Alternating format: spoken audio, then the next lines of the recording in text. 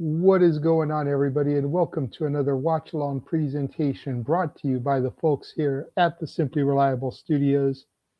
It is I, the Renegade of Wrestling, JJ Williams, joined by our resident Canadian, Nick, the man who can walk down the street and see the Stanley Cup, but he's got no reason to celebrate it because his team hasn't won it in 60 years.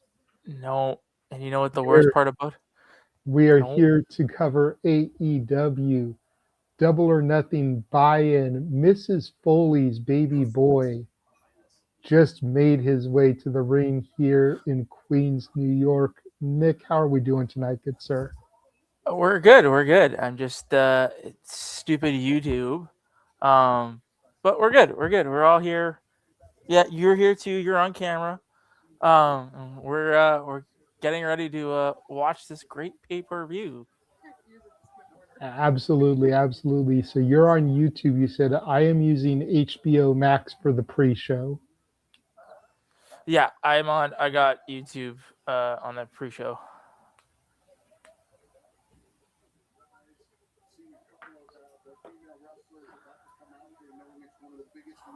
Wow, look at all those empty seats. No, I'm kidding. I'm not going to be that guy. No. I'm not going to be that guy because it is the pre-show. We haven't hit the main card yet.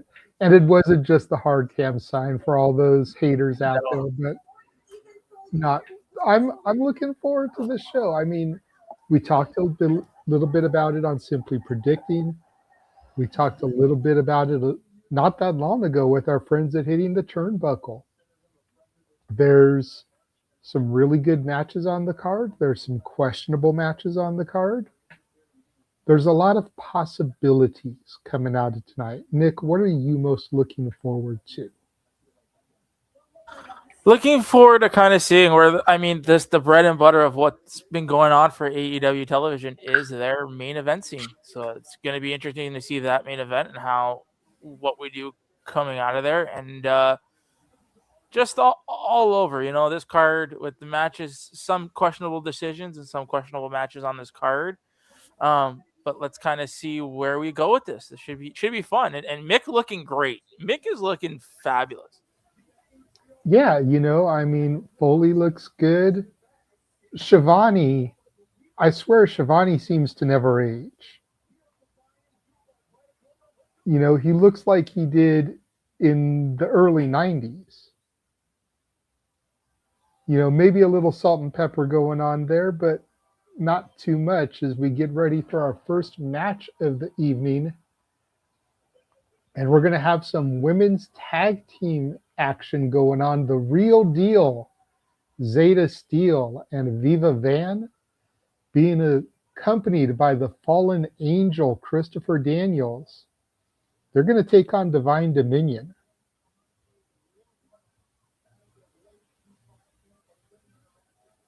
Interesting. I like the stage setup for this.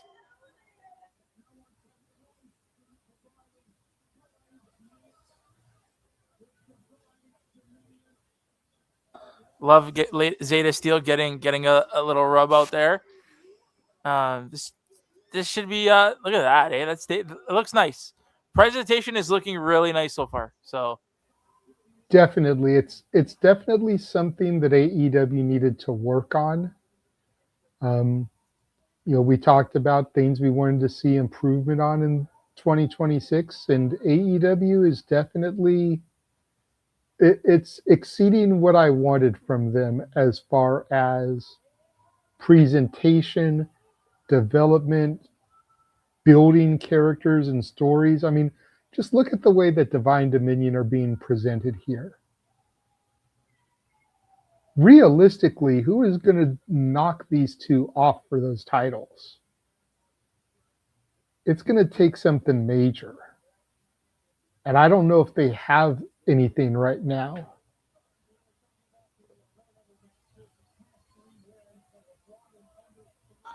yeah, I mean, we saw, if you caught Collision, we did see the reuniting of KJ. So I mean, that would be if they Any team can take down these people. It's just a matter of how AEW presents said team, right? And how said team is built up. Well, on any given night, it takes 3 seconds, right? And I mean, most guys, given any of these women 3 seconds, would probably be longer than any of us would expect. But I mean, just I don't know. Like, I think it's going to take something drastic to knock off Divine Dominion. You're essentially looking at AEW's version of like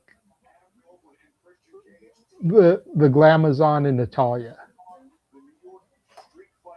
you know, and the Divas of Doom, I believe was their name, and it's like, what is it going to take to knock off this goddess, this Amazonian in Megan Bain, and the statuesque Lena Cross?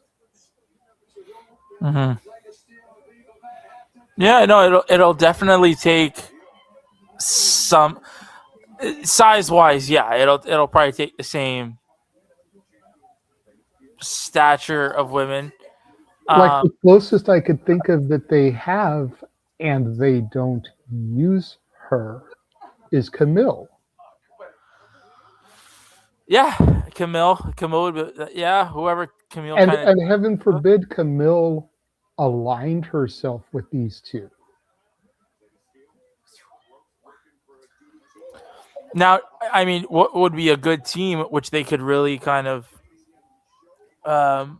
Viva Van with a nice corkscrew kick there off the top rope, going for a roll up, finally gets it with Megan Bain.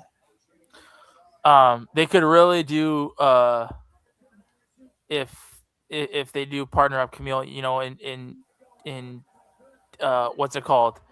An NWA or no CMLL, you know, Camille, Jordan Grace, and Deonna Purrazzo weren't they Team USA for something? Possibly, but you've already got to figure Jordan Grace is out of that equation, being WWE. You're right, but you could do Deanna. Camille Deanna.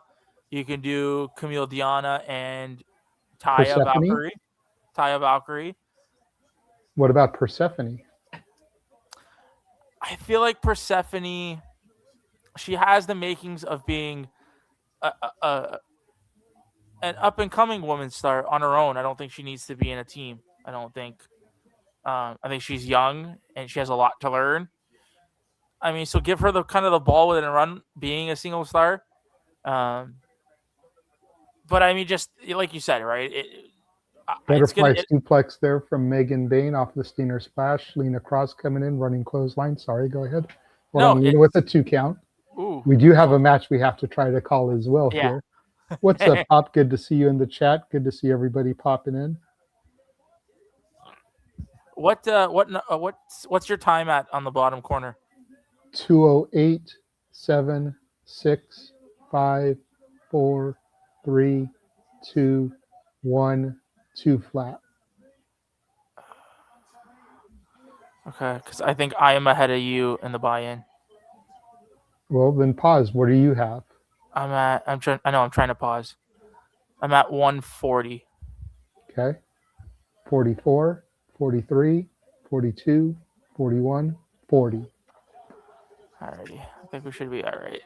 Zeta Steel reaching for the tag from Viva Van. I got to admit, these two have lasted longer than I thought they would against Divine Dominion, but they did spend a good 45 seconds to a minute the early going stalling.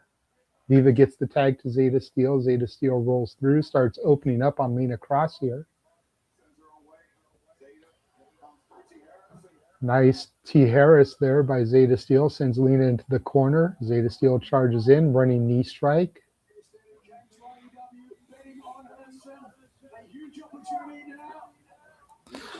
Oh.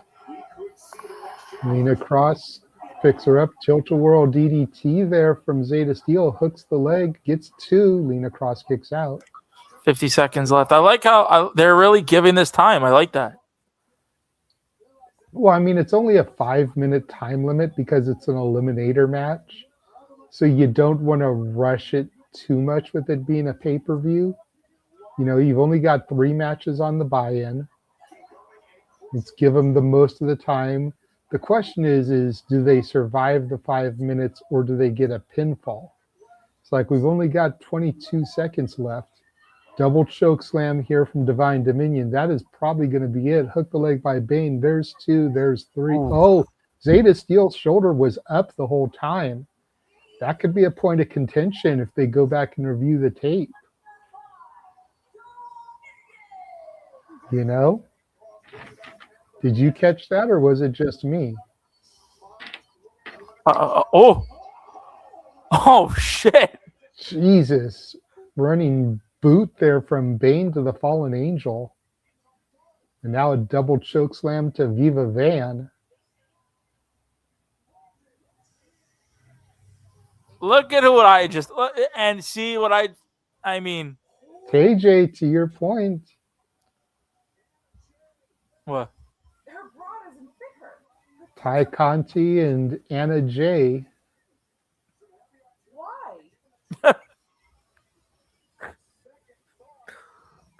And both women knowing better than to come out there alone, so to speak, each one with a weapon in hand, knowing it's going to take more than just themselves to take out Divine Dominion. Yeah.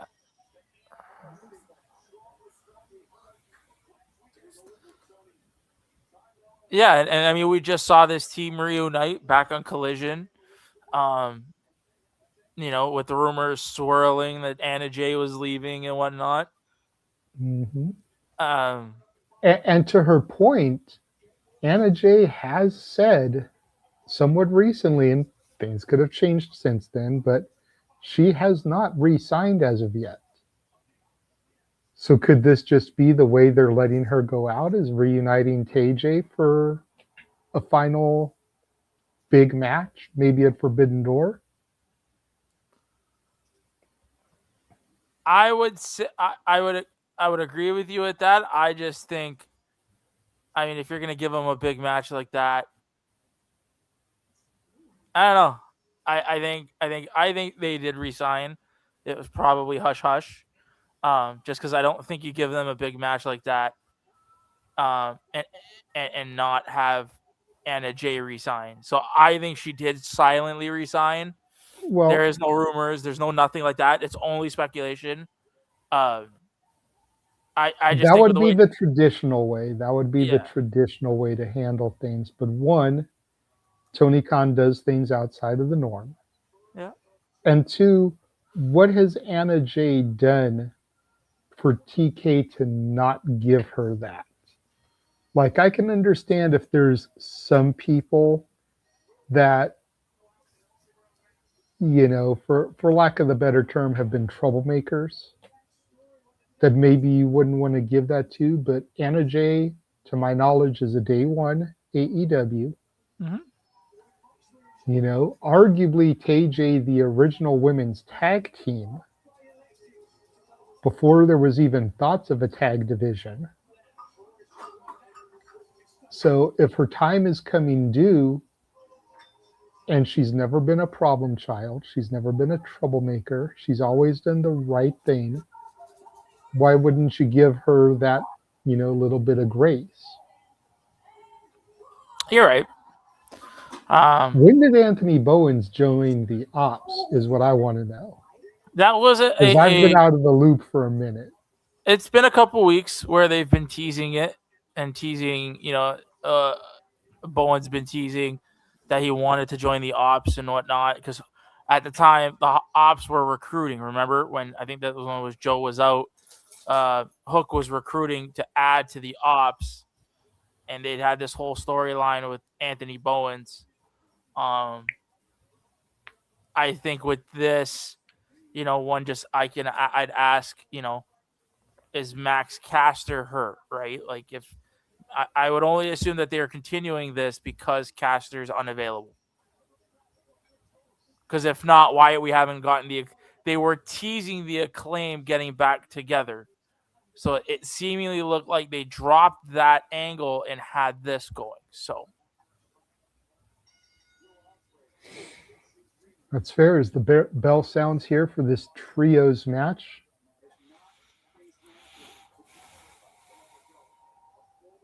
Looks like Wheeler Yuta and Anthony Bowen's going to start things off here for the respective sides.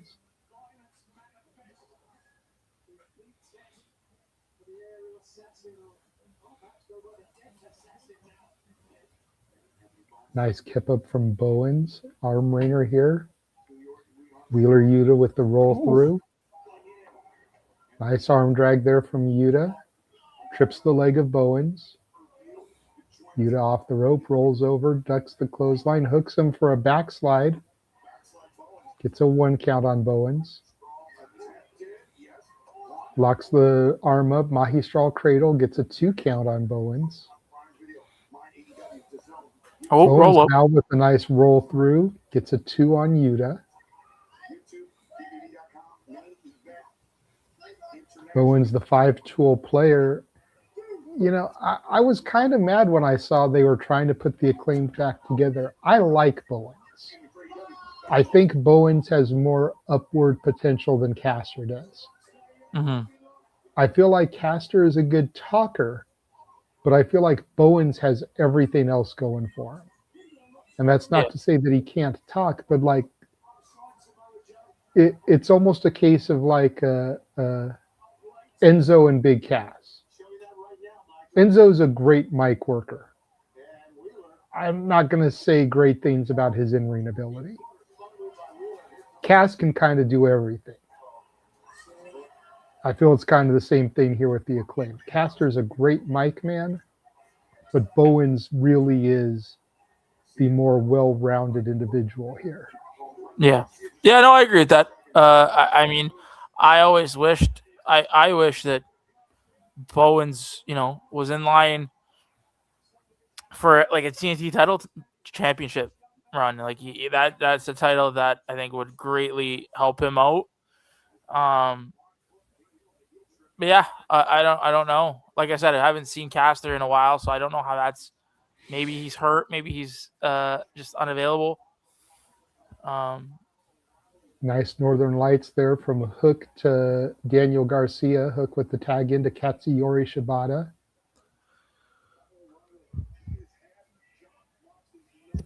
Excuse me. Forearm shiver by Garcia doesn't even phase Shibata. Shibata's pointing to the corner. He wants Claudio. He wants the Swiss Superman.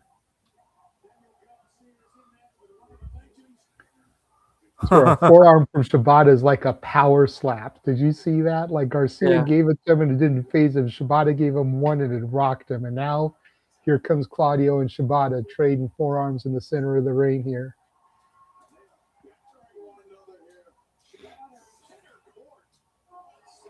And a European uppercut to ice the cake there from Claudio Castagnoli, and another, and another, and another. Shibata rocked in the corner here. Shibata charges in with a running boot there. Catches Castagnoli in the opposite corner. Shafir jumping up and down. Shibata from one corner to the other. Jumping, driving drop kick to the face of Castagnoli. And a butterfly suplex there from Shibata. Goes for the pin attempt. Gets a 2 on Claudio. And a tag into Hook. Hook, who's going to be making his GCW debut in June when they come to Cincinnati. Ooh. Looking forward to that. But there's been a lot of talk about Moxley coming back to GCW. And, dude, if I think there was ever a time, it would be that Cincinnati show. Well, didn't he just get back to Revolver? I think so, yeah. Garcia mounting the turnbuckle here, driving the punches into the forehead of Hook.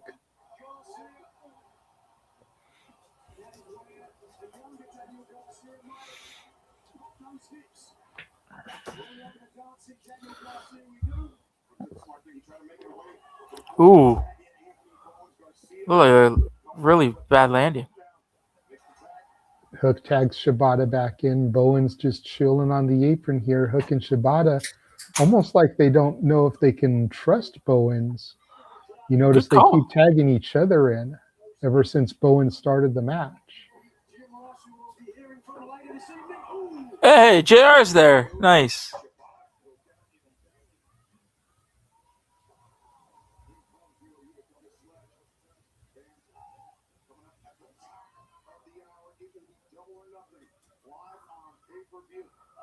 Live on pay-per-view. Shibata opening up now on Wheeler Yuta. Don't forget, later on tonight, we got the title versus hair match, Darby Allin versus MJF.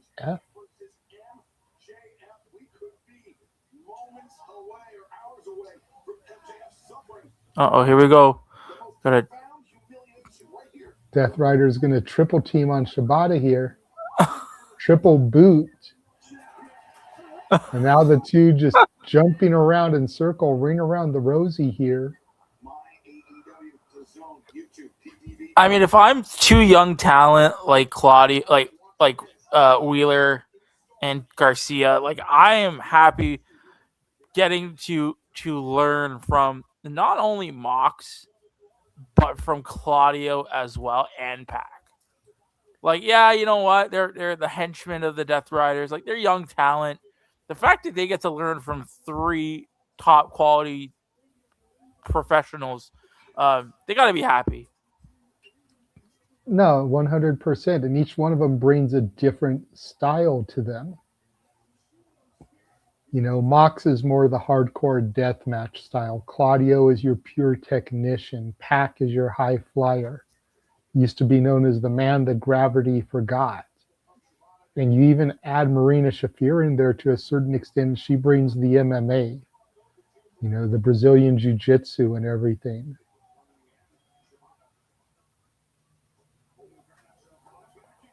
Seems like the fans are really popping for Shibata. Oh, hell yeah, dude. Out of all the guys in this match, he's probably my favorite or my second favorite.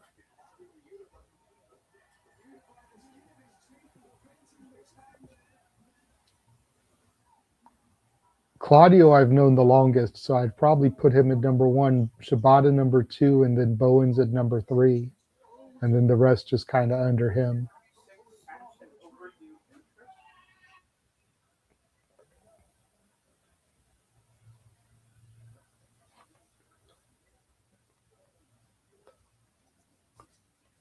Probably Garcia, Hook, and Yuta to round out the six.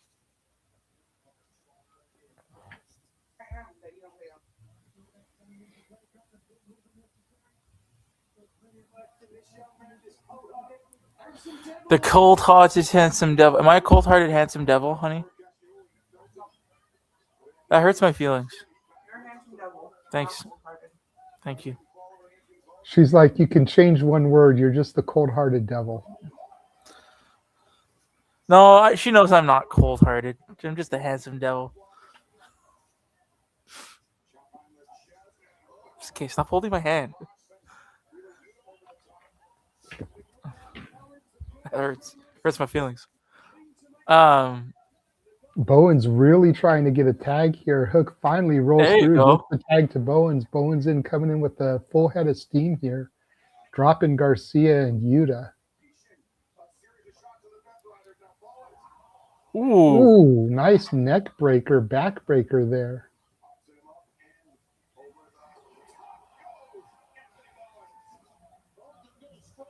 High rent Fame-Master, super kick drops Claudio.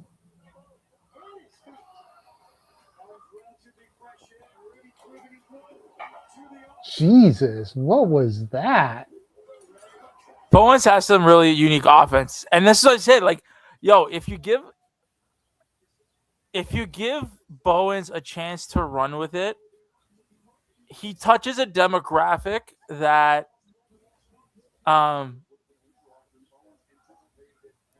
that I feel would love it, right? Definitely. You know, he has the looks, he has the moves, like he has what it takes. Right? He's been on red carpets. He's been at LGBTQ community initiatives. He's really out there in the community. So putting like the TNT title on him, I feel like it'd be a really nice touch. But you don't want to just put the title on him for the sake of putting the title on him. Yes. Nice flapjack there from Claudio to Bowens, and then Yuta and Garcia just like a pack of wolves on the injured prey. Jesus. That European uppercut from Claudio hooks the leg, gets two. There is three, and the Death Riders get the victory over the Ops with Bowens eating the pinfall. Interesting.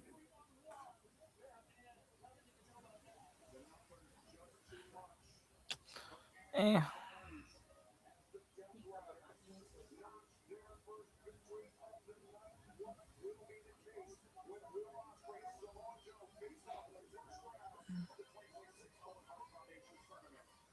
no.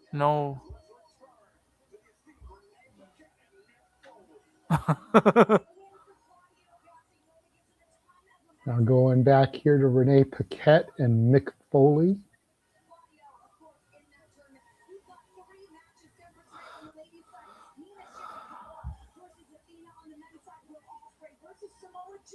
As well as Swerve taking on Bandido. Talk to me about this tournament. We've got the winner of these tournaments going on to challenge for the respective world titles at All In. But what did Owen mean to you? The world lost Owen Hart 27 years ago. He was one of my Turn your volume down a little bit, bro. Yeah, okay. Amazing as he was inside there as a wrestler, he was even better. I'm also gonna.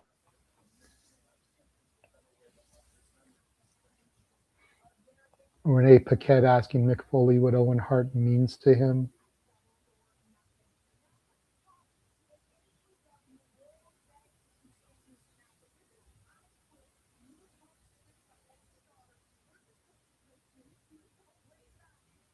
Gee, wonder who Foley's going for there. Talking about FTR versus Cage and Cope, and he's got Cage and Cope written on the inside of his fingers.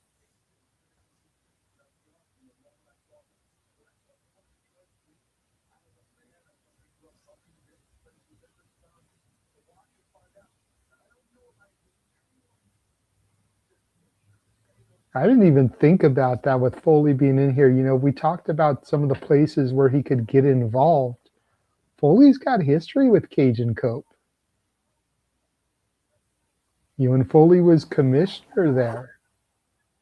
Really? Mm-hmm. And when it was Team Eck and then Rec, Edge Christian and Kurt, and Rhino Edge Christian and Kurt, Foley was the commissioner at that time, and there was some history there. Not always good either, because Foley was always trying to get Edge and Christian to defend their titles when Edge and Christian were trying to, you know, be devious and get out of defenses. But at this point in their careers, like, I could see Foley being on their side, you know. And then, of course, let's not forget WrestleMania and the Edge and Foley hardcore match there. I think that was 22, Mania 22. Yeah. So there's definitely some history there between ENC, Cage and Cope now, and Foley.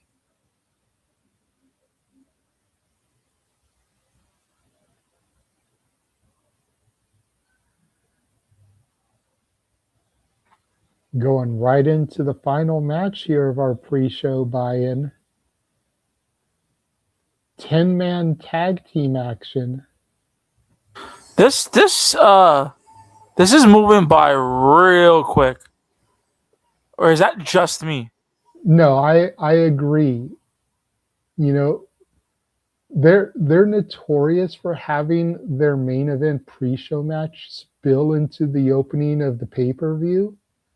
But with 30 minutes left, like, I don't see how that's going to happen here. This match is not going for 30 minutes. So almost makes me wonder if there's going to be something else, you know? An announcement and a return?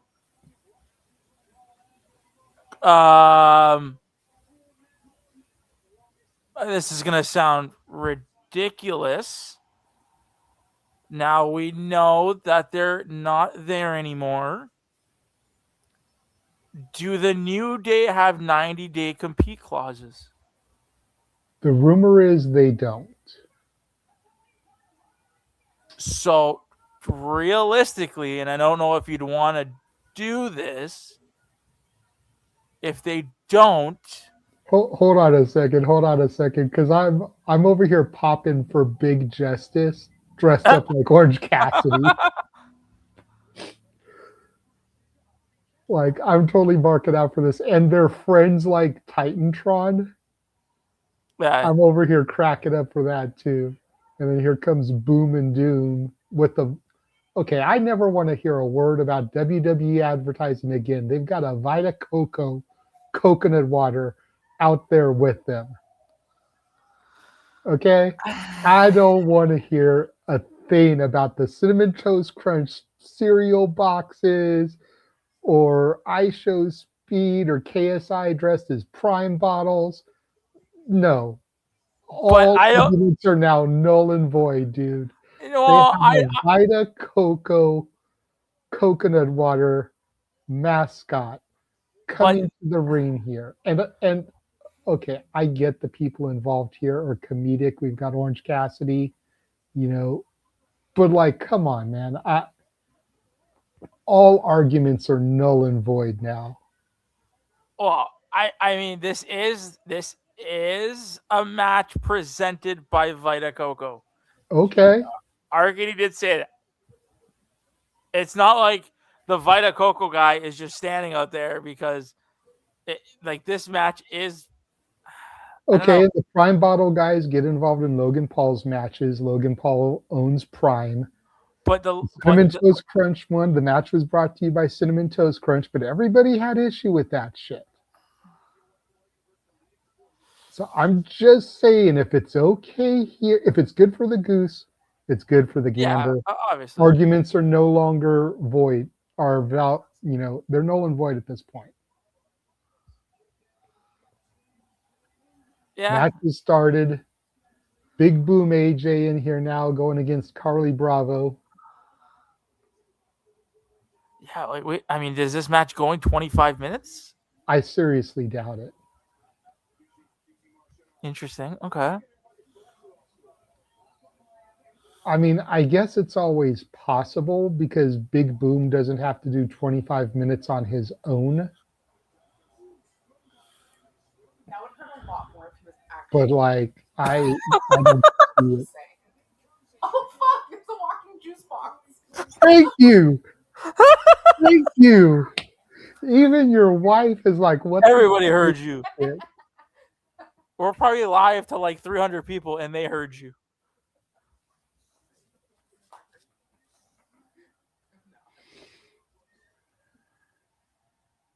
Okay, I'm gonna do something. I'm gonna do something. Kick me out. What are you gonna do? No. Wear the headset. Wear it. No, I have nothing kind to say. Get on here. That's even better. Come on, it's the last match. You can come on the headset. I have nothing kind to say. That's even better. All of those That's okay. It's okay. JJ, and I like JJ. It's fine. Negativity brings ratings. Come on, hop on, please. I'm fixing my nails. This is all you're gonna hear. That's fine. It's okay. I tried. You know what? We appreciate you trying, Nick. Look, it's the pre-show. Yes, she got hug and kiss on her tits. Yes. Who is that? That is Charlie Bravo's girl, I guess, or somebody. Like, she's part of their crew. That much I figured because she's out here with them, but like I don't know who she is. Like obviously it's not Layla Gray. Layla Gray would have filled that top out more. Yes. And that's putting it politely. Christy obviously something. we got Harley Cameron on the other side for the conglomeration. Orange Cassidy has his hands in his pockets as Shane Taylor starts swinging wildly.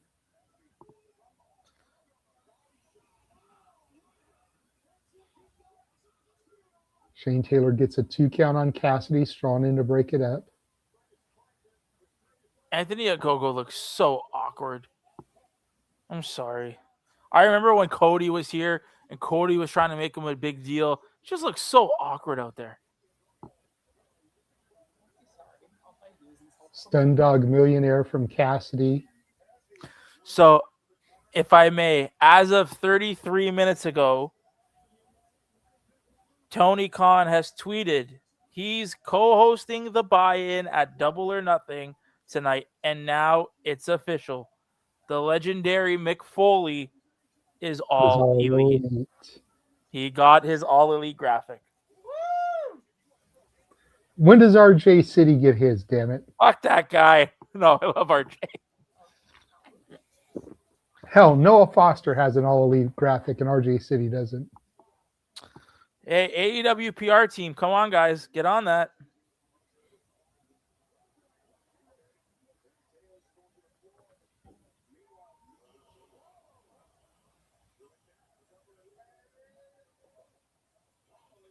Where is... I mean, you know what?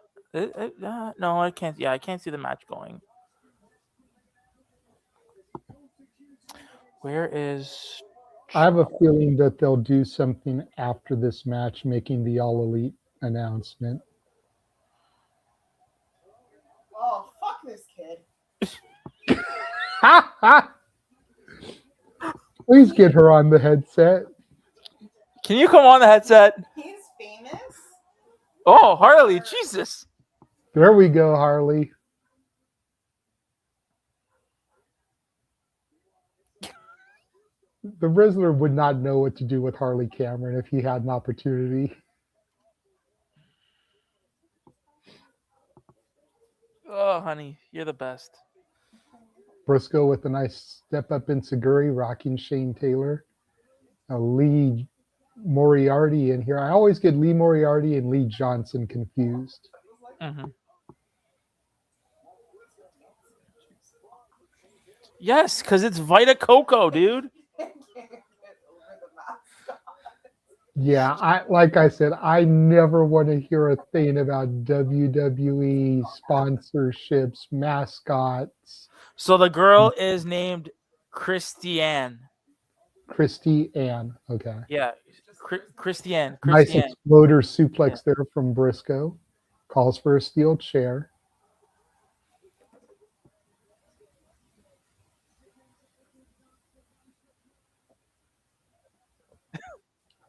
What?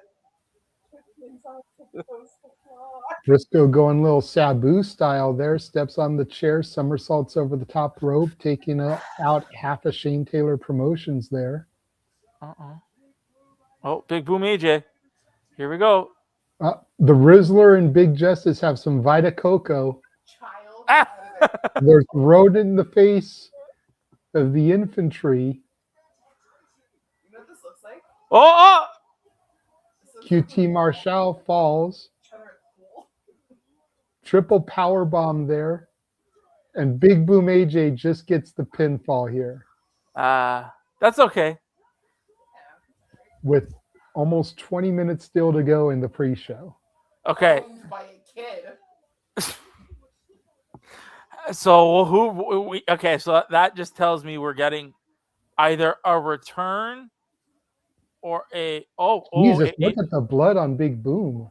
I think maybe they cut it short. They might have ran an audible.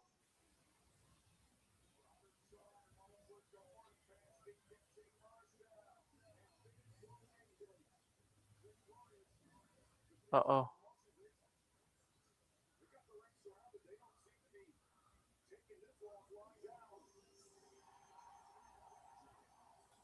Eddie and Ortiz? Okay. Okay. I mean, he's from Yonkers. Eddie's from Yonkers.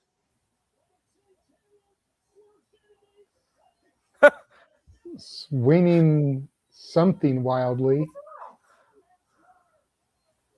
Is this wrestling's version of Streaker? No. Mance is there too, apparently.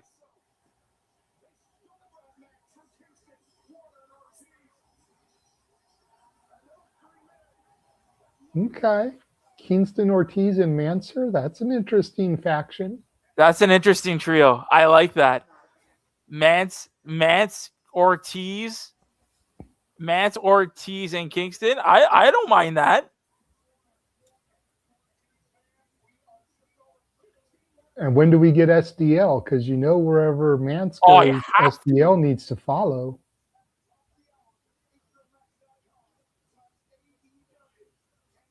I like that. I like that team.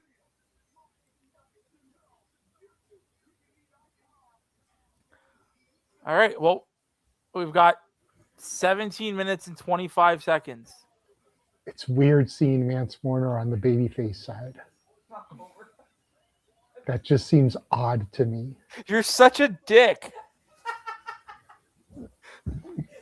Nigel McGuinness over here doing the Riz. He's doing the Riz. Fuck.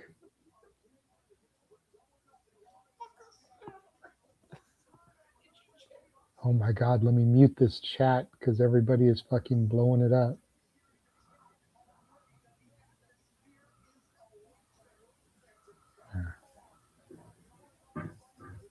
Uh-oh.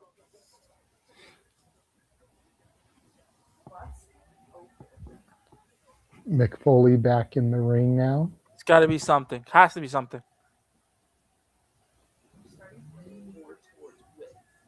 Like I said, I think it's probably going to be the announcement.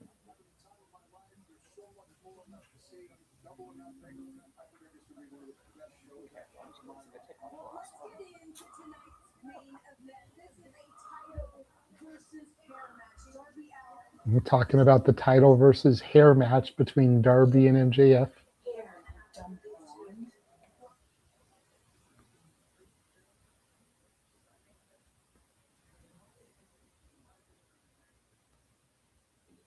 You're playing to win, not playing not to lose.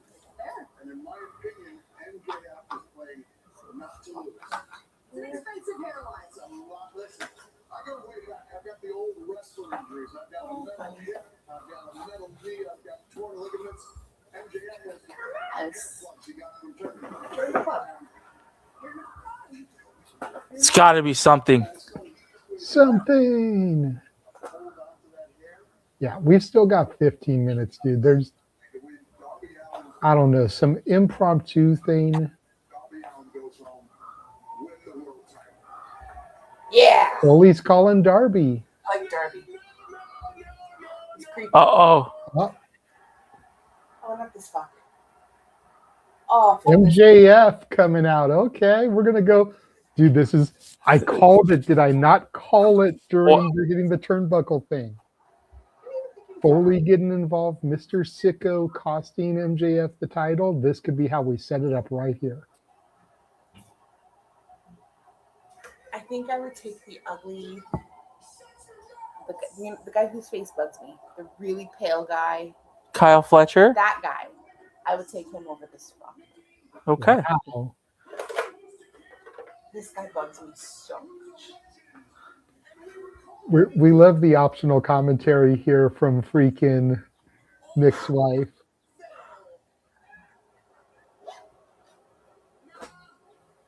Yeah, I definitely watch the other guy.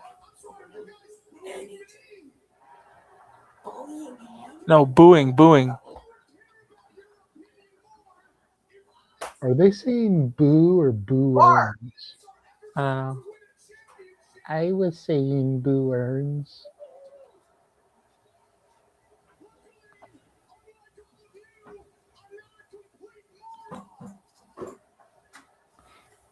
Ask the New Yorkers out there, is this a legitimate stereotype? No, he's from Jersey, right?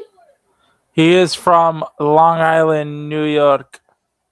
You should ask the Long Islanders out there. This is an accurate stereotype. Because he's all over me. Tell her he's a good Jewish boy from New York. He's a good Jewish boy from New York.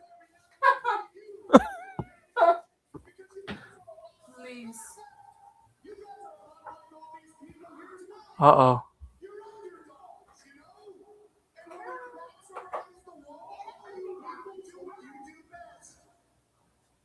Look at the look on Foley's face. He's getting intense. I'm sure. Just for a moment, let me take this in. Because I never thought I'd have a feeling like this again in my life. So, just Uh-oh. I never thought I'd have a feeling like this again in my life. So he's already getting that itch. going to give you a little bit of his advice, a little piece of history, which is, yes, Jeremy.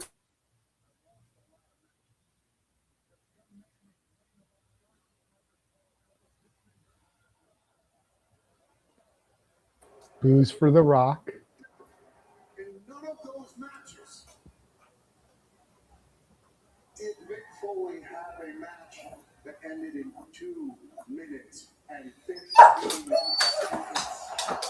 That's not a loss. That's a disgrace. See, this is what I mean, and this is why I said Mick Foley on the mic in the middle of the ring, cutting a promo.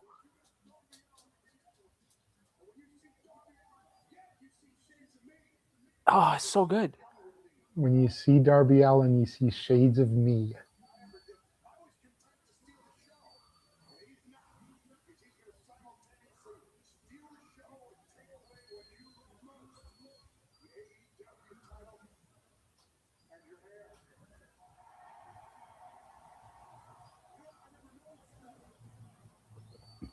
I don't know, man. I've got a feeling.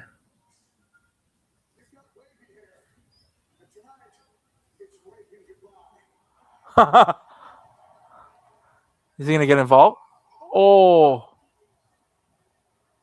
One-way trip to Dick Kick City. Receipt coming later.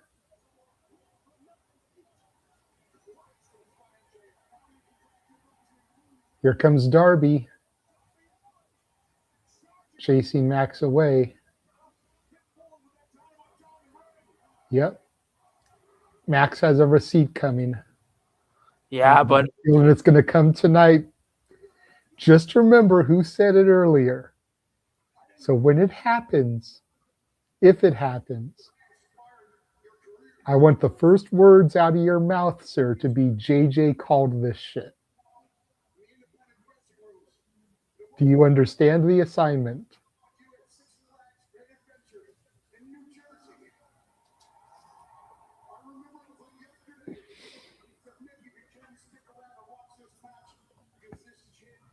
but still at 10 minutes, I can't. There's got to be more.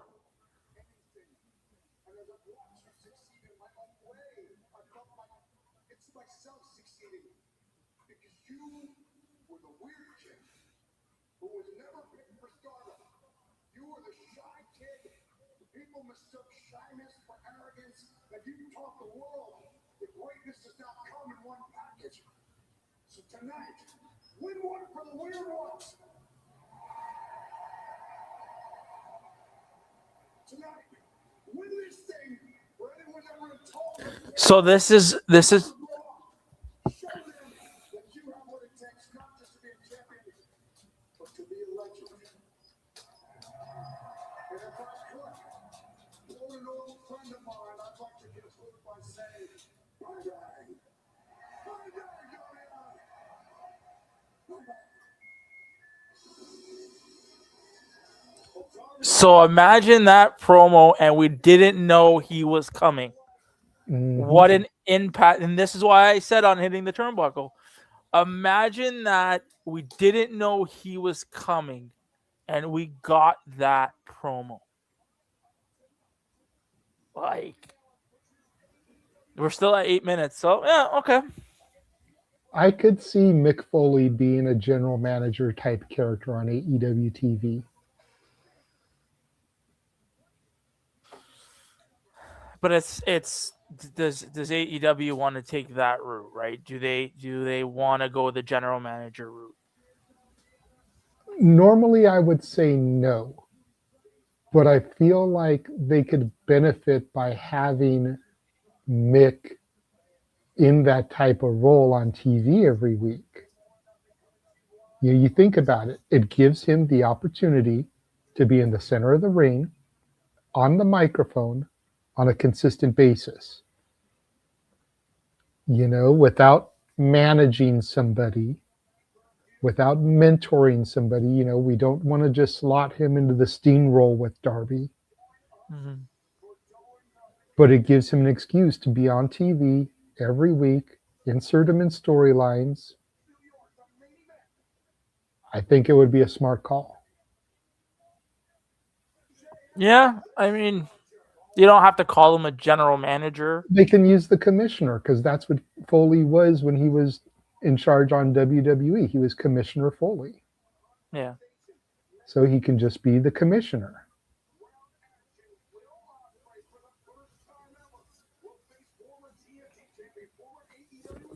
This is going to smack. I mean, I said it on, if you went back and watched the shenanigans, I did have issues with this card, and these Owen Hart matches were one of my issues.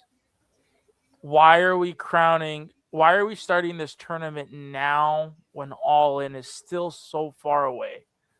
I don't like it. We're starting it because yesterday was the anniversary of Owen's passing. I know. So it makes sense to do it now. It always starts at Double or Nothing because Double or Nothing is always May. And May is both his passing and his birthday. So regardless of which way you want to look at it, May is Owen Hart. And then it always culminates a month later, which was always the King of the Ring tournament, was always June, which Owen was the second King of the Ring winner as far as pay-per-view winners. There were King of the Ring winners prior to pay-per-view, but Brett won in 93, Owen in 94. So you start it around his birthday, anniversary of his passing, and it culminates when the King of the Ring would have been. I don't like, then after that we have that time. But we're going to have that redemption pay-per-view. Yeah. Where assuming that gets announced. Yeah. Where maybe the runner-up could try to challenge the winner. Especially if something screwy happens, and let's say Ospreay doesn't win the tournament. Ospreay's redemption could be defeating whoever wins the tournament, especially if there's some kind of screwy shenanigans for the finish. Yeah, that's true. Yeah, you're right. Yep. So that could be how we bridge that gap. I mean, but speaking of bridging the gap, sir, ladies and gentlemen, here to take over the simple man with the spectacular voice, Noah Foster. Good evening, gentlemen. It's Sunday. You know what that means. We're at the peak of professional wrestling delight for your dollars as AEW brings to us where it all began. Double or Nothing tonight for the Louis Armstrong Stadium. What a wonderful world. And hello again, everybody. Welcome back to the Cinema Studios. Good to see you all here. We are mere minutes away, 4 minutes and 23 seconds to be exact, before we go across the airways live here across the world for AEW tonight. And of course, you still have time. My AEW, Datsun, YouTube Internationally, Preview.com, main event, Amazon Prime, and of course, if you're an HBO Max subscriber, you of course can still purchase this event. We are happy to be that blind conduit if you do not have the chance to afford this show, to engage with you tonight in this form of entertainment, whether for the first time or for the upteenth time. I cannot be more excited and ready to go tonight, especially with Mick Foley's pep talk to Darby on. And I love the underwall construction aesthetics. It's a packed house here at Louis Armstrong Stadium with a jam-packed card of action, and we will see history here in the Big Apple. Oh, we got everybody's in here tonight. Good grief, what the hell? I'm going to deal with a full house here. We're not even in Vegas. Walter Cruz, Nick Ferrante, our Canadian friend Ash. We got the Canadian Connection, and we got regular wrestling JJ Williams, and all of you that continue to make this possible in the chat. Safette, Kate Rare, Rockin' Ropes, Buddy Man, and Sonny. Good to see you all, and of course, good to see everybody also, whether you are actually engaging in the chat or just watching along, maybe for the first time, or just listening along with us. So that being said, as we are literally mere minutes away, who's ready for Double or Nothing tonight? going to be a good show. It's going to be a good show. Like I put in the private chats, everybody, I will just be producer man. I'm not going to be able to watch the show, so I'll just be producing, bringing up the graphics, bringing up the comments. That way you guys can just focus on the action. All right. Sounds So simple yeah. enough. Yeah, nice and easy. You know, maybe I'll pop in between matches if, you know, something piques my interest and I feel I need to say something about it. But otherwise, just I'm going to take the words out of the mouth of the simple man. Enjoy life, enjoy wrestling, enjoy our coverage. And once this is all over and said and done, assuming it's not 1 a.m. for you East Coasters, go to Hidden the Turnbuckle on YouTube and check out the collaboration we did with them earlier today, which is up and live. And I watched it back prior to doing this here this evening. So But the boys there are, that was fun for us doing that for the first time. That was a fun time with a couple of boys and fellas across the pond. Well, I'm glad y'all had fun with that. And I'm looking forward to having fun with everybody here. Again, we have 9 matches on tap tonight. We have the Owen Hart Foundation tournaments kicking off for both the men and the women. We have the AEW World, Continental, International, Tag Team, and Women's World Champions on the line. The biggest stampede ever. It's truly going to be an all-out warfare here at Double or Nothing, and some people here are truly going that route, if not all or nothing. As, of course, we just heard, kicking off the festivities will be the I Quit match for the AEW World Tag Team Championships as FTR defends the gold against Adam Copeland and Christian Cage, where if Cage and Cope lose, they must retire as a tag team. So let's get ready to dive right into this swabbing tonight. Let's have a fucking good time. Oh, this is going to be fun. This is my favorite form to call. This brings out always the most passion out of me. And again, of course, as we flip the feeds, as you all know how this thing goes, we, of course, will be tuning in shortly here to Double or Nothing again. And figure everybody that's tuned in, so please, if you haven't already, like, share, subscribe, comment, and tell a friend. And you want to dictate the conversation, super chat, or PayPal of Passions. It's truly as simple as that. As, of course, I use HBO Max. So let's go ahead and freaking do this. The AEW pay-per-view event is about to start. You know, it's very surreal with that little droplet screen, you know, like a sensory ASMR type of thing, considering it's the month where you think about taking care of your mentality, being Mental Health Awareness Month. So, I mean, I actually like it. I'm glad that they actually kind of do that as a nice way to bring you in. And then after the show itself, to cool down. Thank you for enjoying the event. And again, folks, stay tuned after the night. Me and Papadino will be breaking it down on Predictions League Breakdown tomorrow night, 6 p.m. Eastern Standard Time across the men's brand and the Papa Gio Never. It's got the FBI warning on my screen. Again, do not power this content. If you do, the FBI will find you, and you will be fined $250,000 and possibly up to 5 years in prison. You have been warned. This is a courtesy, of course, of the Sip Level Studios. All right, let's do this. Live from Queens, New York, in the Louis Armstrong Stadium, All Elite Wrestling presents AEW Double or Nothing.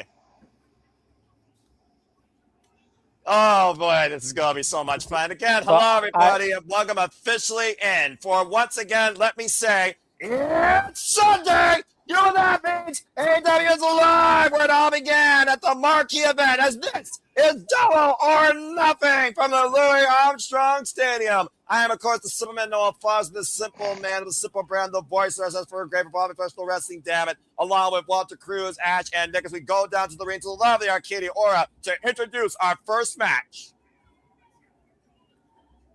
So yeah, are we all looking at Arcady right now? Yep. Oh, Okay. I'm at the Titantron. Okay, so I think I'm a little bit behind you guys. All right, whoever is my freaking analyst, let's make sure that person's in sync, and let's not try and talk all over each other. Let's just have a good time. I am at the entrance of FTR. I'm right now seeing Adam Copeland, so you all better figure your shit out. That's all I meant to say Adam Copeland. Sorry. It's Canadian for us, so I'm looking at Arcadiara. All right. Well, again, Adam Copeland right now coming out to capacity crowd on this return for revenge ever since AEW All Out last year after FTR stuffed Tombstone Pile drove his wife, Beth Copeland.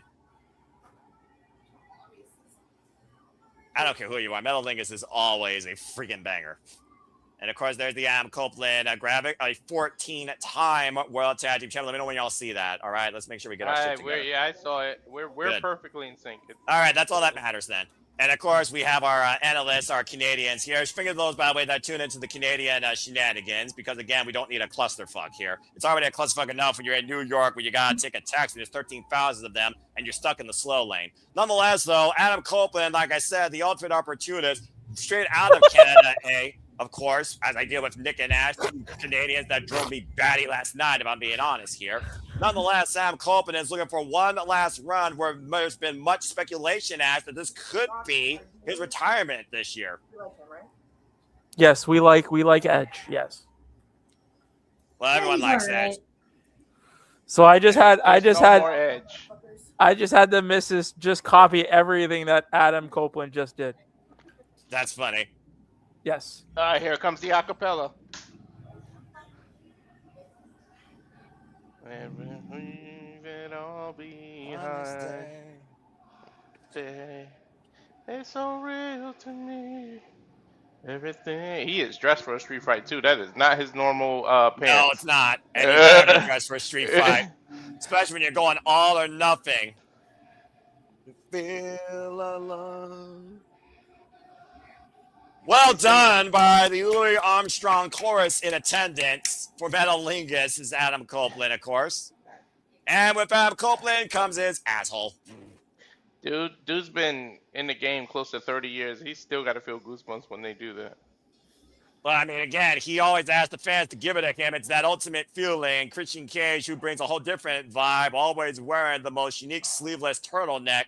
This asshole might literally win one last World Tag Team Championship with his brother in this business tonight. Christian Cage is a former 9-time World Tag Team Champion. And good to see Sandy and Darren and, of course, Christopher Lakier, Ash's #1 fan in the chat. It's one of those things, Ash, that by circumstance, you figure out the journey, the AEW journey in general for Adam Copeland and Christian Cage. What started with a go fuck yourself became a go find yourself. And now we see these two working together, depending on each other for the very livelihood of their careers tonight. You might say they bet on each other, right? They went double or nothing. Exactly. I was about to say two friends who were finding each other again. That's what this all was about. Like two friends reuniting for over a similar cause, whether they wanted to or not. Well, again, the enemy of my enemy is my friend. And, of course, Christian Cage and Adam Copeland, they have shared this business both as rivals and tag team partners. But FTR has been the biggest foil on their side since Revolution last year when Adam Copeland was betrayed. Let's see. Don't forget Christian Cage has like a cast on his arm. So that could be used as a weapon, or he may really be injured in his arm. And, of course, this is the trilogy, as these two teams are 1-1 after FTR was able to successfully beat Adam Copeland and Christian Cage at Dynasty. To your point, prior to that event, exploiting Christian Cage's heavily bandaged left forearm. Not to mention taking his prized Rolex. And go ahead, Walter. They got the X Factor out there, too. It's a street fight. He could legally interfere as much as he wants. Well, again, Adam Copeland was the one that literally put all his chips in. Again, this is all or nothing for this team. This is their last opportunity. This is the end of this trilogy. Adam Copeland literally was willing to put his very livelihood in tag team wrestling just to get his hands on FTR one last time for a finale. You know, if I was Christian and Cage, I would take out Stokey now, like right at the beginning, so he doesn't become a factor later on. Now, that guy's just going to be on a Benny Hill run here probably sooner rather than later. But to your point, Walter, let's keep in mind here, folks, this is not only a street fight, this is an I quit match ready for this contest, Paul Turner. The only way this match ends is when you literally force one of your opponents on the team to say, I quit, whether on their own behalf or their partner's behalf. The first team to get an I quit declared, the other team will leave the AEW Tag Team Champions. But again, if Cage and Cope lose, they must retire as a tag team. The bell rings. We are officially underway again for our first match at Double or Nothing. Red Hat Crown, of course, y'all be part of the conversation. Hashtag AEWDON on the X. We've seen Cope his fair share of I Quit matches as well as Christian. So We even talked about one last night on the Shenanigans when we went over the rivalries top 10 list. Yeah, exactly. And of course, Christian Cage and Adam Cole right now teeing off against FTR immediately. This is Christian Cage's second ever I Quit match after, of course, losing in a singles match to Adam Copeland. When Spike was about to be impaled on his head, he was handcuffed to the corner, allowing Adam Copeland to regain the TNT Championship. I bet it's a safe bet that we're gonna see Adam with the freaking broken piece of the chair in the crossface and choking somebody. Do you think Spike shows up though? Oh yeah. You would think Spike shows up. Oh yeah. 7-time World Tag Team Champions. Of course, FTR, though, 2 of their pedigree have only been a tag team in their entire wrestling history, ever since 2015, coming into the black and gold NXT and winning every set of WWE tag team titles. Former AAA, IWGP, and Ring of Honor World Tag Team Champions, and of course, 3-time AEW Tag Team Champions. Bad body drop by Christian Cage and Dax Harwood. Did you hear that lariat that Christian hit him with? Damn. Well, again, how pissed off is Christian Cage? Not only the fact that he has a damaged left arm, as a kill switch might be engaged, but that bald little gnat stole his Rolex. You know how expensive those things are? Knife edge chop, combination offense by Dax the Axe. And mind you, the clothesline was with the arm that it doesn't have the cast, and it still made that noise. Well, we know that Christian Cage is more dominant as right hand. Meanwhile, Stokely just handed that. Is that barbed wire? I don't know what that is. Sorry, one moment, Yes. Hold on one moment, boy. Tree. Oh! Christian Cage kicking off the forearm, though, wrapped in barbed wire. Now hooking Dax Harwood. Reverse CDT! And Christian Cage, savvy veteran of the game, instant classic, former TNA World Champion, WWE World Heavyweight Champion, and former AEW TNT Champion. I wonder how much you have to fight your instinct of covering somebody because you forget that it's an I Quit match. I'm about to say, you see Christian Cage also hurting his own hands, wrapping that thread of barbed wire against the second rope, and drop toe hold as Dax Harwood goes chest first, exposed into that barbed wire. Oh, now he's adding pressure by stepping on him. And right now, Paul Turner checking on Dax Harwood if he wants to quit, as Dax emphatically says no again, and I Quit can be ready at any time. A big splash by Adam Copeland. I think it takes a lot more to get Dax to quit, man. You know how much this man has been through in his career? Well, you can look at all 4 men and figure out what they've been through. Again, Adam Copeland talked about how Dax Harwood and Cash Wheeler used to live with him, literally learn from him. These two were literally in the running as rated FTR for the AEW Trios Championships. And it was that betrayal again at Revolution after losing to the Death Riders that Adam Copeland clearly has not forgotten and only escalated since AEW out last year. Now just whipping it like a government mule with a leather strap, taking the hide, unleashing that rated R fury against FTR here tonight. He's being fair and whipping both their asses too. He's not just focusing on one. Well, who do you think Adam Coleman's more pissed off of at this point? Dax Harwood or Cash Wheeler? Think about the relationships. And right now, Christian Cage trying to choke out Dax. Oh, wait a minute. With the belt wrapped around his throat, maybe trying to literally hang him or tie him up to the second rope, and Cash coming to the aid of his partner. If I'm being honest, would he be pissed more at Cash? Because Cash seemed like he was mad at Dax and didn't want him to turn on him, and it was all a ruse where they both turned on him. Well, again, you talk about, though, again, the longevity, and, of course, both of these teams know how to go to the deep end. FTR, of course, with 2 out of 3 falls, up to nearly 60 damn minutes against the likes of the Bang Bang Gang on Collision. The bygone rivalry. And you figure about the rivalries of FTR in their career, the legendary trilogies they had against the likes of DIY and the Briscoes. In the end, though, they always were on the losing side of those rivalries, pretty much. And a ladder coming into play. Oh, boy. We just saw a chair. Now there's a ladder. Well, clearly there's a whole different form of TLC that's going to be filled here in New York City. Well, so far we had TLB. It was CLB. Like creepy little bastards. They had barbed wire, they had chairs, and they had ladders. And Dax Harwood comes up on the back end, or bad end, whatever you want to call it, with a suplex into that ladder by Adam Copeland. And who knows how long this match will take. Again, you got to break a man's will. What does it mean to make a man say, I quit versus pin or submit them to your Ash? Oh, there comes the table. It's all about making boy. a statement, getting revenge, breaking his man's will. I think that's why they opened with this, so they could take their sweet ass time. Well, this deserves all the time in the world, right? Like they've been going at it for weeks and months. This deserves to open the show. I don't mind it. And again, this match right here is truly the biggest match here that is all or nothing. I'm a little scared seeing that table, and we saw Mick Foley in the building earlier. What's the last time Copeland and Mick Foley were in the same building and had involved the table? What happened? Oh, that would be WrestleMania 22 when Adam Copeland speared Mick Foley through a flaming table. Meanwhile, that table's not lit on fire. But you see the rage coming out of Dax Harwood. Ash, don't jinx this. That's what I'm saying, Ash. That's exactly what I'm afraid of. You know what Copeland does to Wood. Dude, I don't think we're going to go that far with it. But the fact that they're introducing tables, ladders, and chairs, I mean, you're getting your TLC match right here.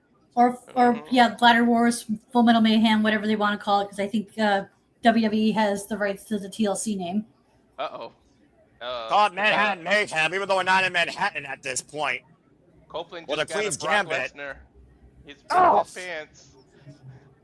Chair across the back of Adam Copeland. Dax Harwood neutralized for now. Cash Wheeler, though, Iceland, the Radar Superstar, now bracing the chair on Adam Copeland's throat and driving Adam Copeland throat first into the Rainbows. Let's not forget, Adam Copeland, Edge in a Bygone Live. We thought he retired from professional wrestling when he was about to be permanently handicapped and had to go into double fusion neck surgery.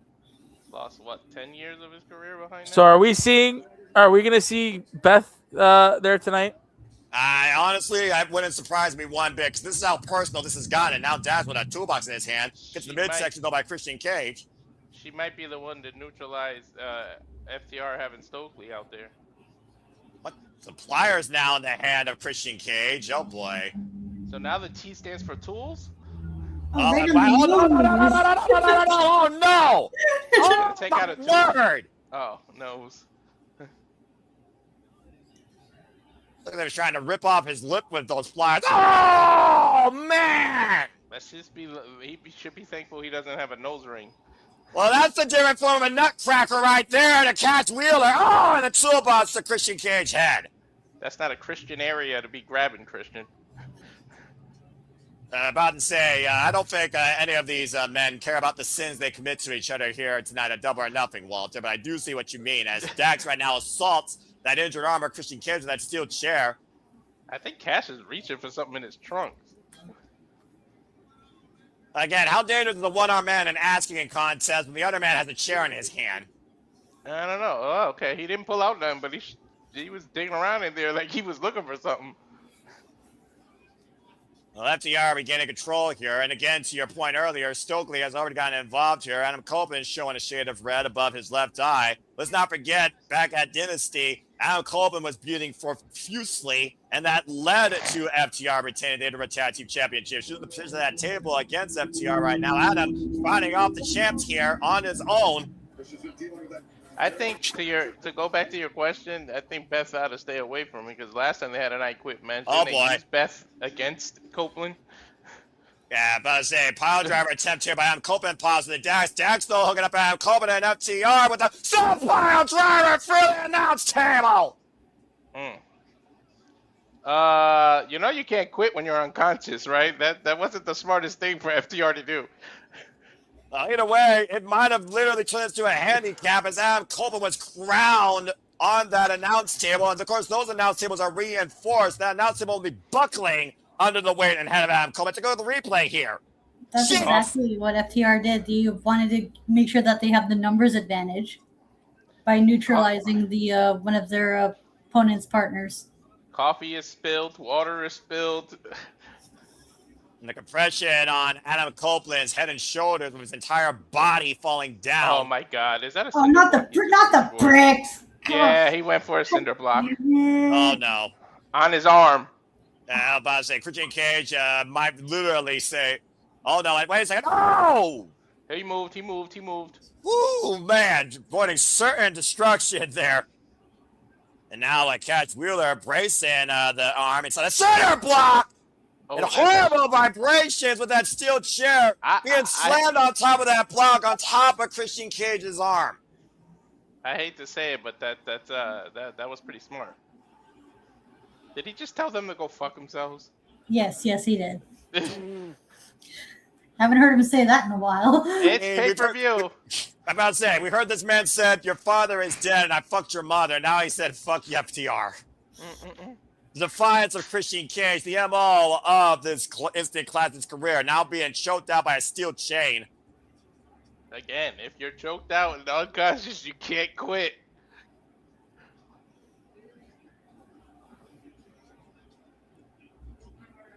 And again, Christian Cage, though, right now, trapped in a handicap match with Adam Copeland neutralized off that stuffed pile driver. FTR can take their sweet time here at this point. Is that the tool that unlocks the turnbuckle? That's exactly what that is. What is the crowd chanting? What did Christian say when his arm was through the cinder block about the mother? Fuck FTR, he said. I think he said, I fucked your mother, and literally the crowd is chanting, oh, who is your father? Yeah, I'm delayed, so sorry, guys. No, you're all right. We'll figure it out. We're then buying the head of FTR, and you're still bringing analysis here, Nick. To your point again, Nick, what would it mean for Christian Cage and Adam Coleman to win one more time as a tag team? One last run of glory is the whole reason Adam Coleman came to AEW in the first place. It's with, and this is with the departure of the New Day in WWE and the release of the Motor City Machine Guns. Count switch. You need a five-team ladder match at All In between all five. You need it. Well, about to say, Ash, to that point, though, what would it mean for FTR to retire Christian Cage and Adam Coleman? What would that mean to their tag team legacy they've already built over the last decade? That could cement them as one of the best tag teams currently by retiring one of the best tag teams of all time. The spirit delivered by Christian Cage now using the ring rope to literally choke the life out of Dax Harwood. Cena versus Omega. Cash, though, coming to the end of his partner. Again, we got to consider the damage done to that left arm. Christian Cage couldn't hold a firm grip or pull back as far as he wants. Now the barbed wire braced across the throat of Christian Cage by Cash. Again, all four of these men, well, three right now, considering who's actually in action, showing their defiance here tonight at Louis Armstrong Stadium. Hoisted up into a Shatter Machine! Oh. But again, you have to quit. If this was a regular match, they might have won right there. Mm-hmm. Well, the ring right now has been disassembled. We got furniture everywhere, and much cash. This big pussy's gonna quit? Is that what he said? That's exactly what he said. He's got a wrench in his hand. Oof. The microphone inside of the jaw, and Cash Wheeler squaring up. Spear! Copa Cash! Where the hell did Cope come from? Out of nowhere! Adrenaline makes a man do crazy damn things, Walter. I totally forgot about Cope for a moment. I can't lie. The ultimate opportunist sticking to his namesake here tonight, coming out of nowhere. Look at the size of that crowd, dude. The beautiful stadium, by the way. Capacity crowd on hand tonight at Louis Armstrong Stadium for our first match of a loaded, action-packed card here. And again, the Radar Superstar unleashing a year and a half worth of visceral and revenge against his former friends. Damn, he can't even bounce off the rope to spare because the ropes are all broken down. That's a good point, actually. Copeland, though, with a chair in hand, but we also know how else he can deliver a death note. You know he's going to break that piece of the chair at the bottom to do that choke he does.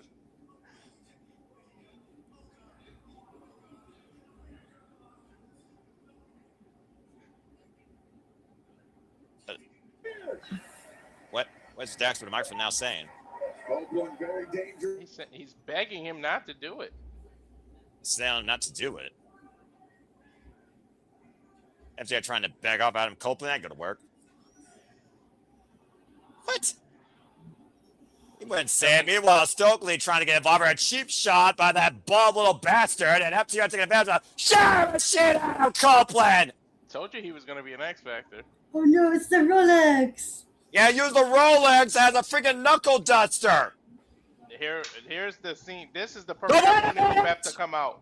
I couldn't even get the words out before. Second name of champion, Beth Copeland's in I the fucking knew it. I couldn't even get the words out before her music hit. The other half of the Grit couple is about to literally freaking slaughter a midget. And Stokely did not forget what Beth Copeland did to AEW All Out. I said this was personal. I said this was a family affair. And Beth Copeland right now kicking Stokely's ass. And don't forget. And Dax driving Beth face first and still ring steps.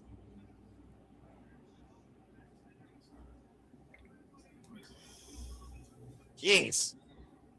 If I say we know that Dax is not. Oh, there's God. We're getting flaming tables. I blamed you. Let's Where's go. the fire marshal?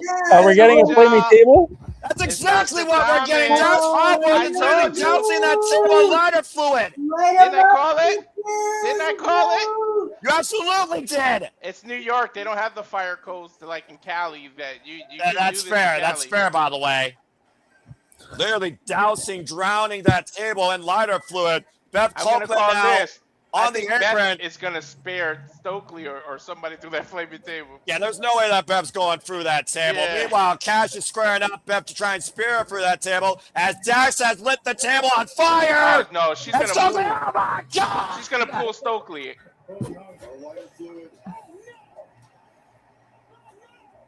And Cat Wheeler at the last second, misdirection by Beth. Stokely crashes and burns literally through that flaming table.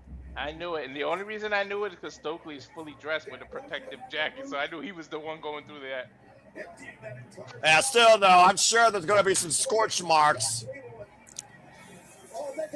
What the hell else are these four yahoos? Well, excuse me, four yahoos and an incredibly powerful woman going to do to each other? Adam Coleman's still laid out in the middle of the ring, by the way. Dax Harwood with the chair now. And uh-oh. I'm telling you, he's gonna break that piece of the bottom chair and do that crawfish thing he does. It's going to be the final death note, as I said earlier. That's not an anime reference for you. That might literally be a concerto. Asking Adam Coleman if he quits. Is he even conscious enough to quit at this point, Noah? FTR Freddy Wow. a livelihood of Adam Coleman as a father seeing his own two daughters tomorrow. Hell, this is the first match involving people. What the hell? Gotta say, Beth Copeland's a low blow to Dax. Long overdue. Christian Cage squaring up Dax for another high kick in the uprights. And Adam Copeland now hooking up Dax Harwood. Pile driver. I thought he was gonna spare him. He kicked him in the, the nuts. Yeah, I love Christian Cage. I love Christian Cage asshole style. And now stepping over as a nod to the best players, the best wrestler will be. Dax Harwood trapped in a sharpshooter. Now come choke him with the broken chair at the same time, Copeland. But considering how much they idolize the Hart Foundation, now double submission with the grit lop out of Copeland. See? That's all you gotta do. Dax still defiantly saying no, though. Because he's gonna roll out and break the chair and do it. Now, wait a minute. He's asking Beth to bring... Oh, there he is. There's Spike. Oh, shit. Oh shit. You better Yeah, I quit thought that. Flaming Table was lethal. We forgot how lethal Spike is. Ask John Moxley about that. Dax better quit before this. And Beth Copeland with the weapon in hand. Oh, my God. Impale in the head of Dax Harwood. Ah! And that's nasty. it. That's it. Dax Harwood quits. To couple the new AEW Tag Team Champions. 10-time champ. That's crazy. I mean, literally was impaling the man in the head with a fucking 2x4 covering tats. I'm still at the Spike part. Ah, fuck. The tag team legacy of Adam Copeland and Christian Cage will continue forward in All Elite Wrestling, now as the brand new AEW World Tag Team Champions. History made already here tonight at Louis Armstrong Stadium. And boy, this match took lethal proportions at times. Beth can't even hide her emotions. I'm about to say, how happy is Beth Copeland putting closure to this chapter in both her and her husband's life? Sharp fucking nails. There'd be a lot more than little dead. Someone told me that Spike had to be involved in the finale here because it only seems fitting with how personal this has gotten, not only with a friend, but with a father. Yeah, you mess with it. You push your father too far. Especially when that father's name is Adam Copeland. A rated R victory tonight for Cage and Cope leads to gold for the 10th time.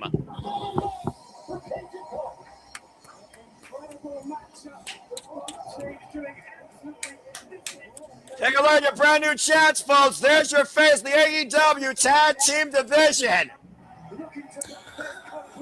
Well, 1-for-1 now. And the first time ever, by the way, in All Elite Wrestling, another career-defining moment. That's the graphic finally. New AEW World Title Champion. A beautiful picture to start off tonight. What? Another way to kick things off here at Double or Nothing. Woo! They're gonna procrastinate a little to get those ropes back. And probably a scoop Stokely halfway off the floor with a sweeper. And just leave him there. New York's known for leaving trash on the side of their streets. Yeah, it's true. I'm only speaking truth here, folks. There's the Copeland talking. Congratulations again to Adam Copeland, Christian Cage, and Beth Copeland for that matter.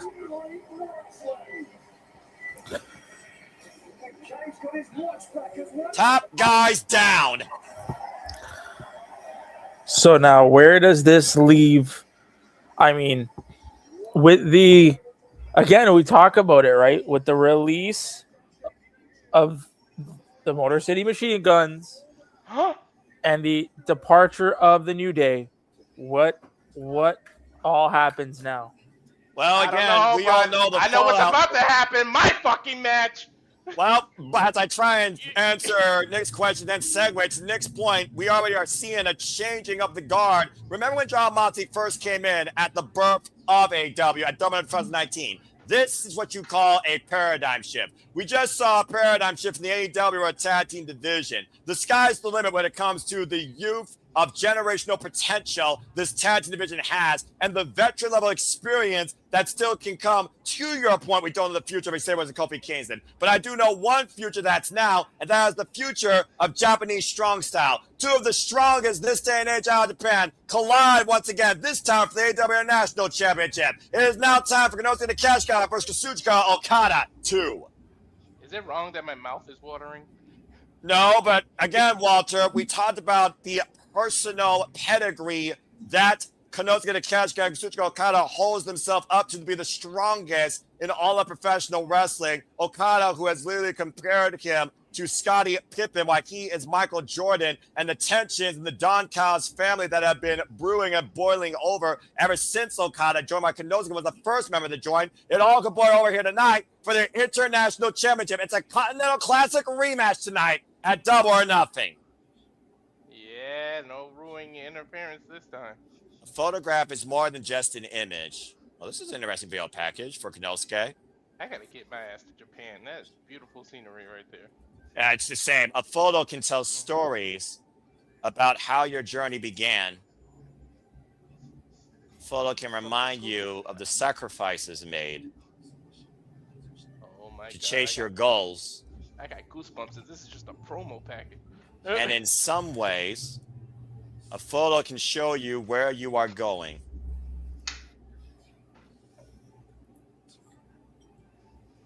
At Double or Nothing, the final image of us will tell the story of me defeating you once and for all.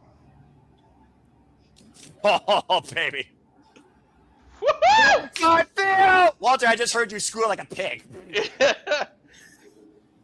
Ash, get ready. It's time for some Japanese strong style. It's Kazuchika Okada versus Konosuke Takeshita. Oh, this is going to be so damn good. Again, congratulations to, for those that are just tuning in right now. Oh, wow, that's already quick. 113 of you. We have brand new double tag team champions. Is that a formula of fate to come tonight? As we could have a brand new AEW National champions. Konosuke Takeshita is the current NWW World Television champion. And of course, Ash, Konosuke Takeshita, Kazuchika Okada, both members of the Don Callis family. Konosuke Takeshita, though, was the inaugural member of the Don Callis family. Kazuchika Okada joined the Don Callis family last year prior to AEW All In to get the better of his former rival, Kenny Omega, a man who has been instrumental in both of these incredible wrestlers' careers. We're going to have Nate Paquette here at ringside here, giving us the sports highlight.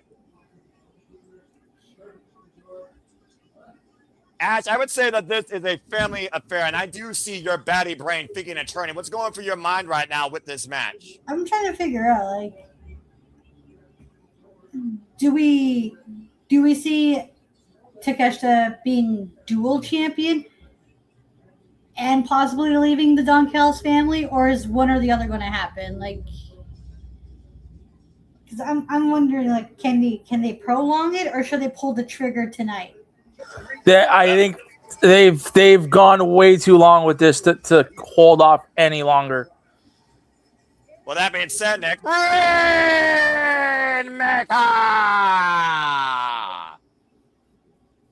And to your point, this match has been boiling and simmering over since December last year, where Okada used a screwdriver to get the better of the Alpha after he couldn't put him down with the Rainmaker. The first man that Okada has faced here in AEW that has survived his Rainmaker led that has carved through baseball bats. As I said before, when we talk about rivalries, Kazuchika Okada, who defined a rivalry against the likes of not only Kenny Omega, but the ace of New Japan, now retired, who retired the ace this year in January, Hiroshi Tanahashi. He has now been the AEW International Champion since AEW All In last year in July. One of the greatest of his generation, of this generation of professional wrestling. Former 7-time IWGP Heavyweight and World Heavyweight Champion, and former AEW World Trios Champion, alongside members of the Don Callis family, including now injured Kyle Fletcher, who has also been very instrumental in both these men's growth as partners in the Don Callis family. Takeshita, of course, was first formed, and Proto Okada followed after. And at the end of the day, Okada has literally made this about envy and also proven that he is better than Konosuke, holding himself up to that pedigree, constantly saying that I am a champion, I am better, I am here. Unlike Takeshita, every chance he could get, he has literally been young boy in the Alpha. As you see right now, the referee for this contest, Rick Knotts, holding up the AEW International Championship here on the line. Again, former champions include Konosuke Takeshita. Bell rings! And we are underway for this match. You could, to Ash's point, you could prolong it, and you can form this into a, Okada looks at Takeshita and says, "You're not ready," and then you can keep doing that until all Forbidden Door or All In. I just think you gotta belt up Takeshita tonight. Well, we'll see who builds up the other and who humbles the other. Here's sure that these men are already training forearms here in the middle of the ring. The crowd is on their feet for this one. Side headlock, of course, by Kazuchika Okada. Disciplined, of course, by Ultimo Dragon down in Mexico, and trained by the likes of Blue Justice, Yuji Nagata. Konosuke Takeshita, of course, coming to us from the DDT Pro promotion, who is still, at this point, triple contracted with DDT, New Japan, and AEW. Drop down. Great agility being shown here by the Alpha. Weight slap, back elbow strike, and these two know each other so damn well. And it really reached a boiling point at Dynasty when Konosuke left Okada high and dry against the Young Bucks, following through, looking for the Rainmaker, ducked underneath, looking for the Snapdragon, turn him around, hoist it up, possibly to the Raging Fire. Both these men look for the kill shot early. Stalemates.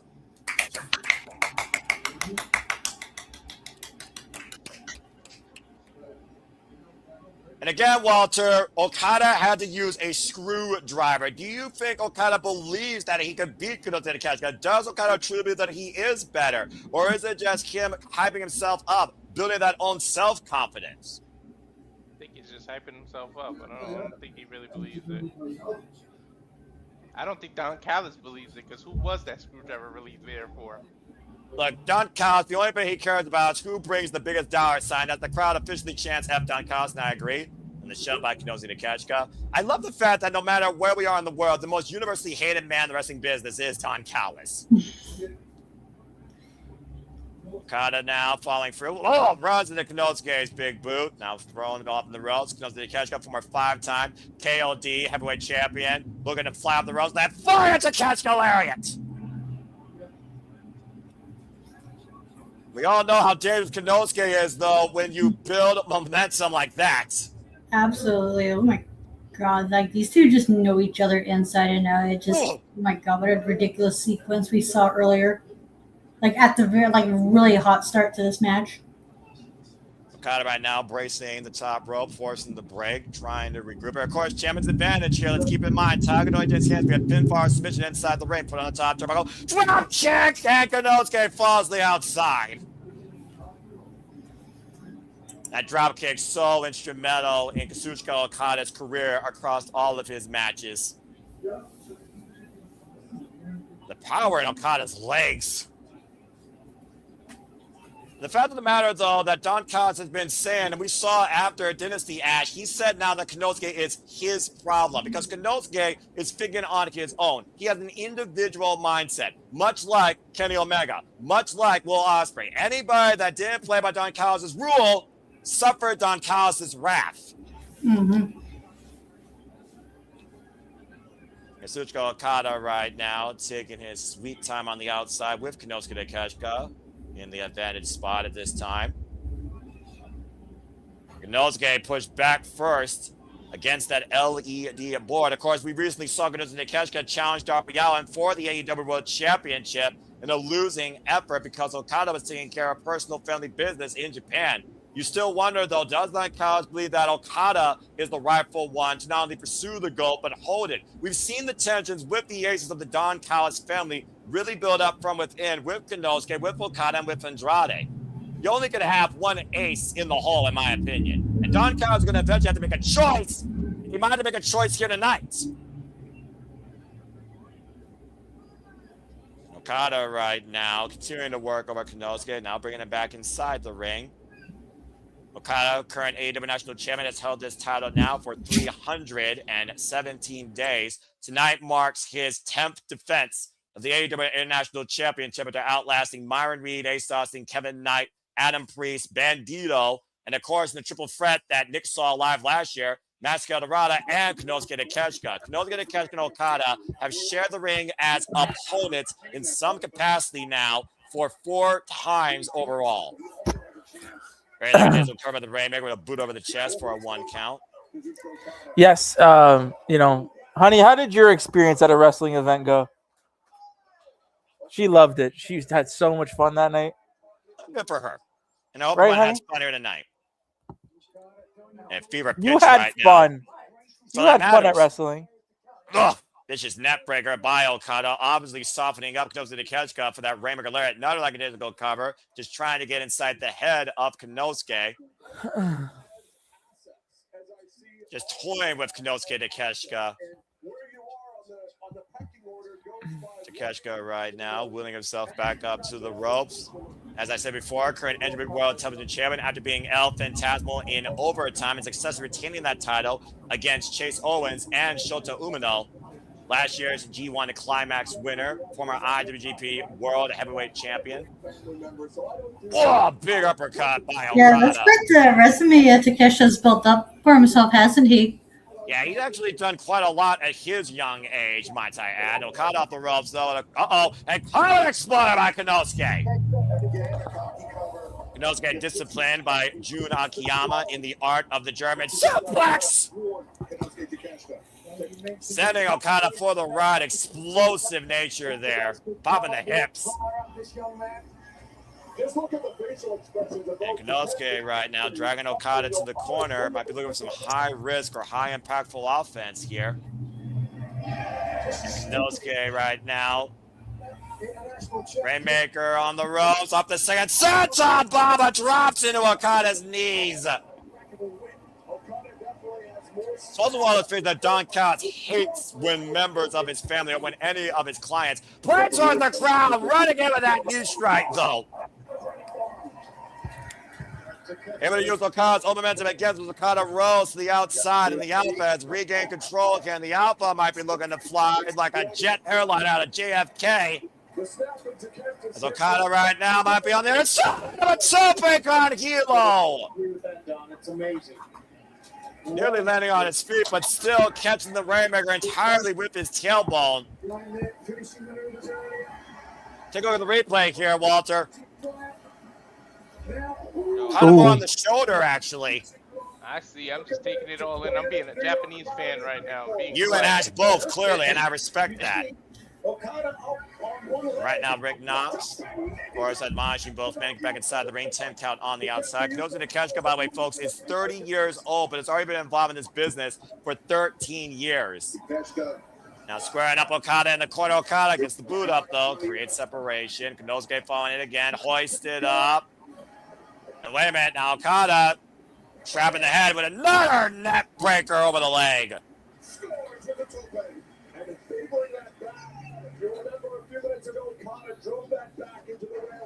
Again, I still wonder if Okada didn't use that screwdriver, would there have been a different outcome entirely in the Continental Classic? We didn't even have Jon Moxley as our winner initially. We had Okada, Konosuke, and Kyle Fletcher in the conversation. So I mentioned the only Now Okada going up to the top rope. Seems like he's going to drop the elbow to the heart of Konosuke. Not just Takeshita and Okada as possible winners, but we had them pegged for the finals. And Okada right now might be looking to give us that washout rip. Fuck you. Shaking bastard! But Tony, we remember it. Takeshita. He has a long middle finger, by the way. I just noticed that, actually. Just rubbing it in Konosuke's face. Beach. Now hoisting up Konosuke. Wrist control. Back elbow strike. Konosuke trying to avoid that Rainmaker lariat. Waistlock applied. A big German suplex. Konosuke lands on his feet, though.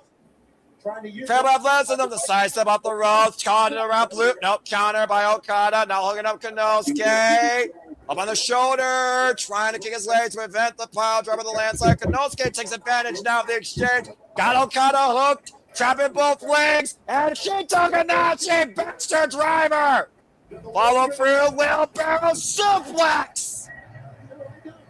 Okada back to his feet, drop kick, explosive, and Konosuke around the back to his feet. Got hooked now, Okada. Rolling Rainmaker wipes out the Alpha. Hey. And the crowd comes to their feet. And both men are down.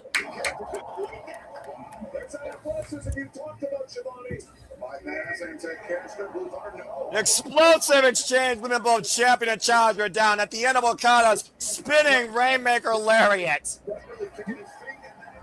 Time and again, we see how far Konosuke and Okada are willing to push one another, and we just saw it there, but Alpha wiped out, inside out with that lariat.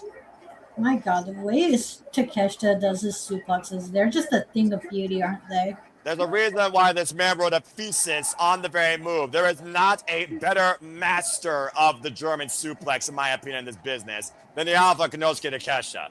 That sequence right now that they just had, that you guys just that was awesome. That was like a woof. Crowd chant, this is awesome, and I agree. This is professional wrestling. This is only our second match of the night, by the way, guys. At Double or Nothing. Buckle up, folks. Now both men squared up on the apron, just trading elbows. And we all know how deep the gassing is on both these men. Konosuke, who lasted 30-plus minutes against Bandido last year for Ring of World Championship. Kazuchika Okada, who has survived 60-hour matches against the likes of Kenny Omega, not once, but twice. Look at that shot, by the way. Capacity crowd here at Louis Armstrong. Standing up, vicious knee strike by the Alpha, dropping Okada to a knee. And now, I think Konosuke might be looking for something big here. Crab to the feet, hoisting up Okada. Ooh, gets back inside the ring. Swing and a miss. Takeshita turned around. Rainmaker on the apron. I think he hit the back of his head on that steel beam, Walter. Yeah, he sure did. Takeshita might literally be hurt here. He's wiped out on the floor. Okada can't pin him out there, though, but I wonder if Okada would take a count out. Take a look at the replay here, Ash. He was able to scout Konosuke's lariat and finally wipe him out with the full Rainmaker. Yeah, that's a nasty tumble. God Here's damn. here's Right on the angle. apron, too. That's a live action Okada on the outside of the floor now with Konosuke. Of course, that's dead weight at this point. 6'2", 230 plus pounds. Front face lock applied though, and Okada DDT!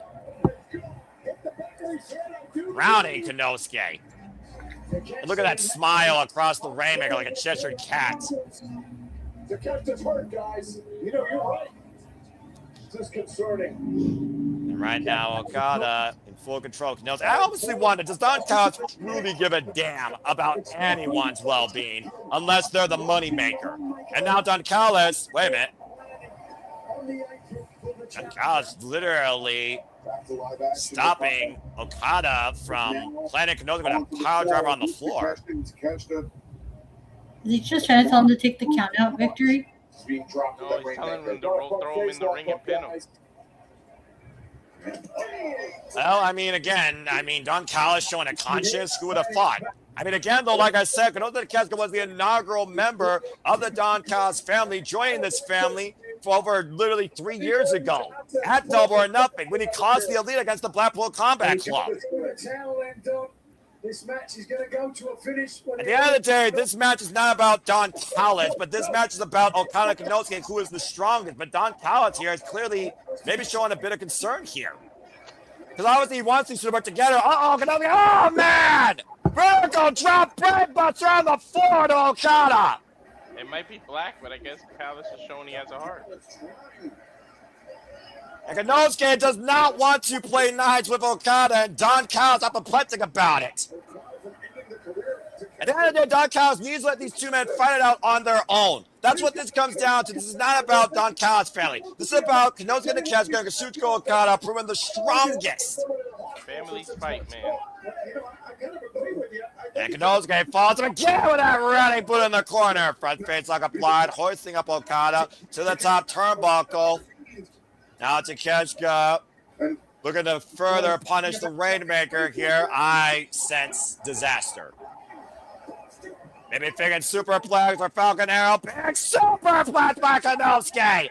Rose through, maintains control of the head, hoisting up Okada. Oh, whoa, Okada able to escape. Wrist control. Rain, block the Rainmaker with a boot. What a big elbow.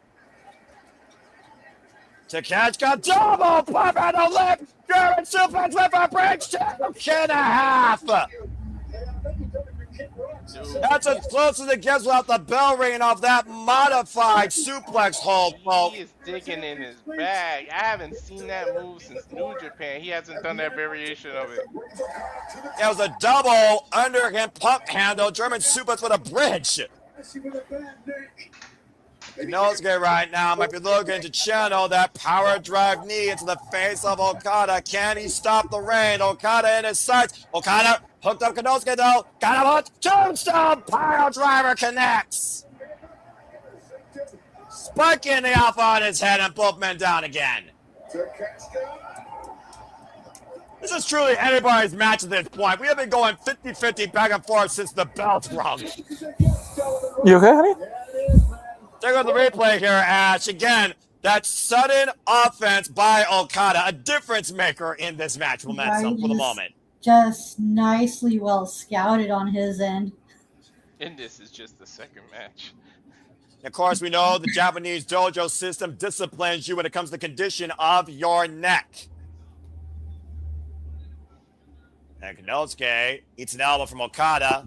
Gives Okada one in time as both these men go back to the strikes again. Which man wavers first? Which will gives? who wants the AEW International Championship more and the glory that comes with it. And both these men right now picking it up again, center of the ring, trading elbow strikes here. It's spread right now, guys. Okada still cheeky as ever with the double bird. Konosuke right now literally gritting his teeth and bracing his jaw and firing himself up. The elbow strike and the Alpha now testing his own mental against Okada, who's testing his mental against the likes of Shinsuke Nakamura tonight. Oh man, what an elbow strike!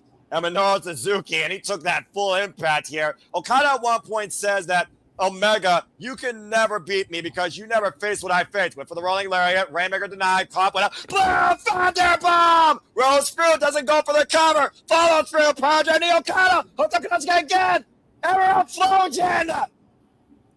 Back and forth we go! But this might be the death note here, wrist control, Reed Okada. No, now Konosuke follows through, modified cover, hook of the leg, kick out at 2 9/10. That was really close, and that was like a nice follow through roll up counter Takeshita just did. Power drive knee on target, blocked by the Rainmaker after skimming that tight modified package, suplex, backslide, roll through. Rainmaker maintains wrist control though, holds the wrist in hand. Oh, Konosuke might be out here. It just might be a matter of time. It might be a matter of how many of these Rainmakers it takes. Swing and a miss. Konosuke on the ropes again. Drop kick by Okada. Get to Konosuke on the run end. Here it comes again. Konosuke and punch the Rainmaker. The cat's got one of his own.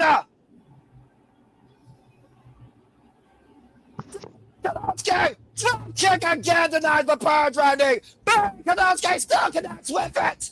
And falls the cover. Okada kicks out at 1. And 1. What the hell are these two made of? I've never seen this intensity of Okada or Konosuke in AEW. Takeshita, though, smiling here, loves this Japanese strong style. It might be it. Ground clash, elbow connects. That might be the knockout that Konosuke needs. Hoisting up Okada. Raging fire! Cover!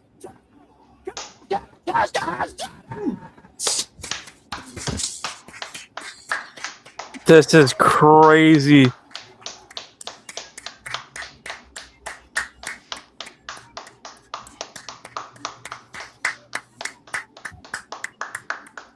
The Alpha has stopped the rain and is once again the AEW International Champion. He wins a Double or Nothing.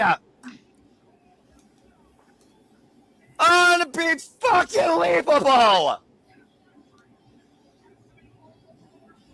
Oh, how sweet victory must feel for Konosuke Takeshita tonight. Holy fucking shit.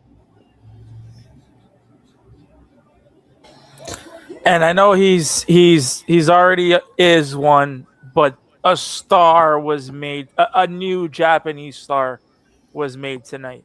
A new AEW ranked caliber world champion competitor was crowned tonight. Kazuchika Okada has fallen. Konosuke did it. And that is the first pinfall loss for Kazuchika Okada this calendar year in singles action.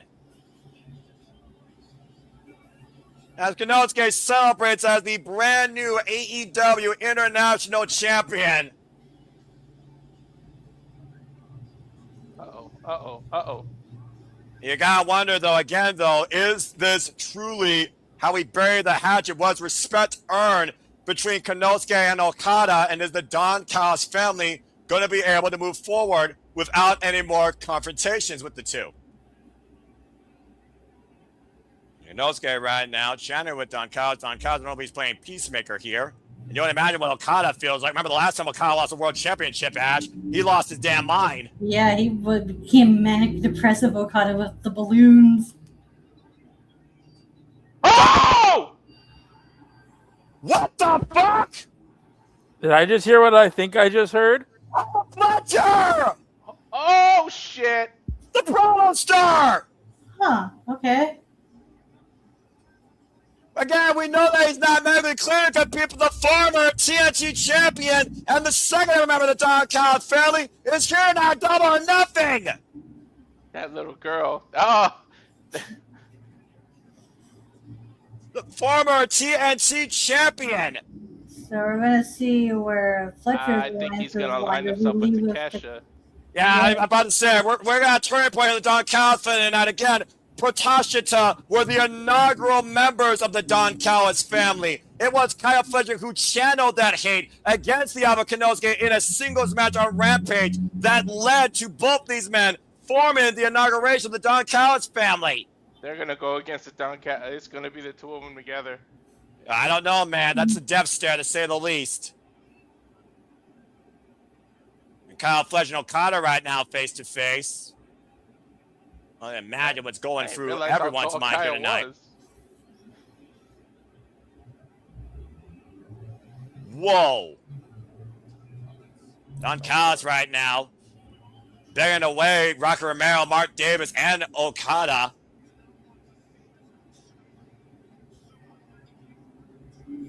I mean, we talked about before how we might see the leave of one member of the family. We may have just saw two. But what an incredible fucking match, by the way. Yeah, I was about to say, does God think of the people out there watch as Konosuke and Kyle Fletcher embrace. I was about to say, are we gonna have one leave or or they both leave? They're probably both gonna leave. Well, what's deeper, a brotherhood or a family by a dictator?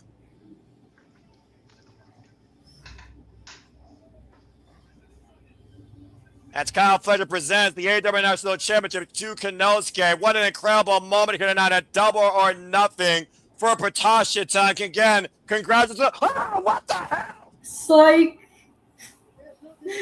Oh, they just kicked him out of the family. Yep, Kyle Fletcher just touched Konosuke. Konosuke is a man all on his own. Well, I guess we now know what the next international title feud is. I think you got a point there, Ash.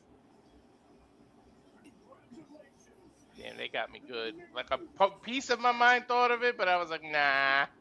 Well, yeah. With how much Don Callis has been instrumental in influencing Kyle Fletcher's young career, goes to show how much that hate and viscera has really affected the protostar. As a chance winning out here as Konosuke is left laid out in the middle of the ring, now without a family. Well, that's one way for Fletcher to regain his heat back after the unfortunate injury he sustained, causing him to relinquish the TNT. Do you guys hear these boos? Yeah. Oh yeah, this is the moment here tonight. Now this the first is of many I think we're in store for. Now this oh is no. deep. Yeah, Ash, it's some bullshit. And again, just the same way he took out little Ospreay. Vertigo drop brainbuster! When he betrayed his own brother that raised him in the United Empire. This was the asshole. But this is. But this is. Oh, no, guys, I'll hold that thought. Oh, okay, maybe. Okada and Kyle Fletcher both with their hands on Konosuke's new AEW National Championship. Okada, though, right now, giving it to Kyle for the time being. Are we planting seeds for a possible three-way match? I mean, it's not the first time for this title, as I said, Ash, but right now, only thing I'm seeing is an excommunication for the Alpha from all members of Don Callis. Title in hand by Kyle Fletcher, and whacked out across the head! So now I guess this means with the bump that Kyle just took, he's cleared. I think that's a fair assumption, Nick, and one thing's for certain. Tonight we lost a member of the family. Don't ever fuck with the family. Don't ever fuck with Don Callis. And Konosuke learned that the hard way. The aftermath of this glory leads to Konosuke's own portrayed tragedy at the hands of Don Callis and his family. And Kyle Fletcher is back. Interesting turn of events we had from this for like the last 2 weeks, because Takeshita joined one family and then he got ousted by another. Well, betrayal runs deep, and I'm sure that Konosuke is going to come back with a vengeance. Regardless, we do have a brand new AEW International Champion. And again, fuck you, Don Callis. Give me Takeshita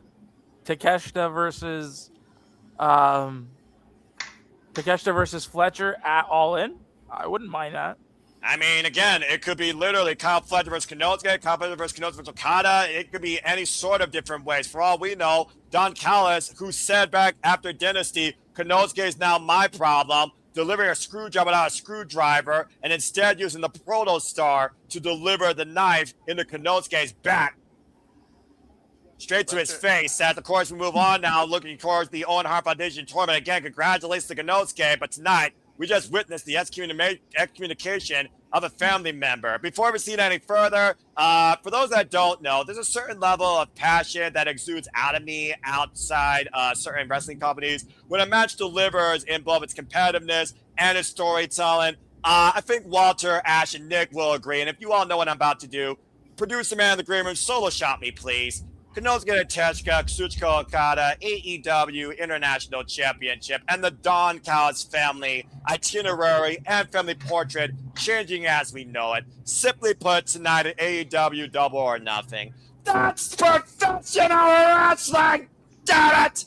All right. Now, with that being said, as we got to regroup and continue moving forward here, take me off solo feed. Let's go ahead and look towards the Owen Hart Foundation tournament as the women kick off those tournament festivities here. It's time for Athena versus Mina Shirakawa. They've only made each other one at a time in their respective careers. Last year at Double for Dishonor, inside the 2300 arena, 25-minute belter, but Mina Shirakawa did fall, as many have during a Roman Reigns' long career of the fallen goddess Athena when it came to the Ring of Honor Women's World Championship. Athena, who was involved in this last year, lost in the opening rounds to Mercedes Monet, the CEO, who became the inevitable winner. As Athena said, she is not looking past anybody here this year in the Owen Hart Foundation tournament. Mercedes doesn't even get a chance to defend it. Well, we don't know that. There is a wild card, but nonetheless, let's see if we hit wild tonight. And for those few that pick Mina, good luck to you. It's Mina Shirakawa's chance tonight to go double or nothing against Athena. You know, going back to the Kyle thing, I said that he was going to be champ by the end of 2026, sorry. Yeah. I think Don Callis is going to manipulate whoever wins the Owen is going to end up putting that on the line against Kyle. He wins that, and you're going to see him win the title by the end of this year. Well, considering he is also a guy that literally has his career defined in Rev Pro, it would be very poetic to see a G1 Climax winner swerve like that prior to All In Wembley Stadium. But again, we have to get there first. For those that don't know, this year's Owen Hart Foundation tournaments will culminate at Forbidden Door, where the winners will be crowned there, and the winners will challenge for the AEW Men's and Women's World Championships respectfully at AEW All in London at Wembley Stadium, August 3rd, 2026. This year marks the opening rounds of both tournaments versus the finales at Double or Nothing. And Mina Shirakawa, this is our first time involved in the Owen. I just feel that way because I feel like Kyle, if he never got hurt, would have been etched as the winner of this tournament. Well, I mean, literally, at one point, you thought he was going to be a winner of this tournament. Nonetheless, if you want to talk about winners, there's not been a bigger winner across the women's professional wrestling for one company than the Fallen Goddess, approaching Roman Reigns' status with 60-plus combined defenses and proving ground matches, unblemished, including surviving the first ever women's survival of the fittest six-way, just literally offering up our Supercard of Honor, pinning her best student, Maya World, referee Aubrey Edwards, for this contest. Athena reigns. But does Athena fall? Ash, you and I have talked about Athena when it comes to outside Ring of Honor. It is her kryptonite. Whether it's AEW or New Japan, we have seen a cheek in Athena's armor. She lost earlier this year against Suri for the IWGP Women's Championship, and she lost against Thomas Toy Storm last year at Forbidden Door for the AEW Women's World Championship, and she lost last year's Owen Hart Foundation tournament on her way against Mercedes Monet. There you see, of course, the name of the winners etched on that trophy, going all the way back to Bigger DMD, Willow Nightingale, the glamour of Mariah May, and last year's winner, Mercedes Monet. Yeah, will history repeat itself? And hopefully, not for Athena's sake, it does not. Kind of a tie-up here in the corner. Of course, we saw a preview of this match and other matches to come here in the Women's Owen Hart Competition Tournament in an 8-woman tag on AEW Dynamite, where Athena and Team won, with Fekla pinning Thunder Rosa thanks to Julia Hart's Black Mist. And we've also seen a new aggressive side out of Mina ever since Timeless Toni Storm was mysteriously assaulted, and she still doesn't know who did that. And I do wonder, is that still on Mina's mind right here? And could that play to her detriment? Nice kick out of the corner. Yeah, chain wrestling. She almost tied her knee up trying to come out of there, but Athena avoided it. Everyone wants Mina. Athena does not want Mina, except on the losing side of this bracket. Nicely Brown Andrade takeover by the former Wonder Stardom champion. Mina Shirakawa does, of course, have tournament experience with her career in Stardom, involved in multiple 5-star Grand Prix. And right now, Athena may be favoring the knee. I do wonder again, all that damage done possibly during Ring of Our Supercard of Honor. She's fully recovered from it. Out of the corner, though. Oh, man! Running kick, wiping Mina out on the apron. Now Athena hooking up Mina on the apron again. And slamming her down on that steel beamer, wood meets steel. Lining up Mina against the steel ring steps. And again, and ooh! Driving her left knee against the steel. And of course, Mina loves to exploit a glamorous figure 4 leg lock, but we also know how dangerous and aggressive Athena is on the outside of the ring. Athena right now commanding the environment, sending Mina up against the LED barricade, looking for that running shotgun drop kick. Yeesh. Knocking out the lights in the process. Athena, who wants to turn AEW into Athena Elite Wrestling. Take a look at the replay here. They took out the LED board. What LED board? It's short-circuited on impact. Uh-huh. Now bringing Mina Shirakawa back inside the ring again, folks. As you saw in the tournament bracket, there is a wild card. It's a cover by Athena, hooking in their leg. It's a 2 count. As Will Nightingale, due to a shoulder injury, not only had to vacate the TBS Championship, but had to vacate her spot in this year's Women's Owen Hart Foundation Tournament. Still many matches to come. Persephone versus Suzuki, Saray versus Sky Blue, and Alex Windsor awaits a new mystery opponent. I really want to know who that's going to be. Well, the sky's the limit, and the world's the limit, honestly. Sidestep, Mina Shirakawa off the running drop kick. Now hooking up Athena, looking possibly to bridge over into the pinning. Able to break free, now trapping the legs. Manipulating Athena's lower base. What is Mina looking for here? Maybe trying to trap her. Oof! Again, already working over that left leg that was pushed into those steel ring steps. As the crowd right now is still pretty much on the back end of what we just saw with the father of Konosuke Takeshita and Kyle Fletcher and the Don Callis family. And Mina again working over that left leg, applying more pressure to that knee. Athena, by the way, who's been the Ring of Honor Women's World Champion now since Final Battle 2023. After beating Mercedes Martinez, who was on her own retirement tour. And now bracing Athena's leg up against that second rope, and oh, vicious stomp. You know, I do wonder, though, this new aggressive nature we've seen out of Mina since the murder of her forever timeless lover. I wonder if it actually has played better in her favor. We've already seen her challenge Fekla for the AEW Women's World Championship, and we also seen her get her first singles win in her AEW career against Marina Shafir, but Athena catching Mina Shirakawa out of the corner. Showing her power. Vicious weight slash out of the way. Barrett cover now. Hook the near leg with a back press. Gets a 2 count. This makes you wonder. Do you think Mina's the one who murdered Tony so that way she can get out of her shadow and become the star? Well, it's not the first time that Thomas Toy Storm had someone betrayed her. Unless we forget, the Glamour Mariah May literally stabbed her in the head with a shoe, and it led to a bloody fatale that went all the way from AEW in to Revolution.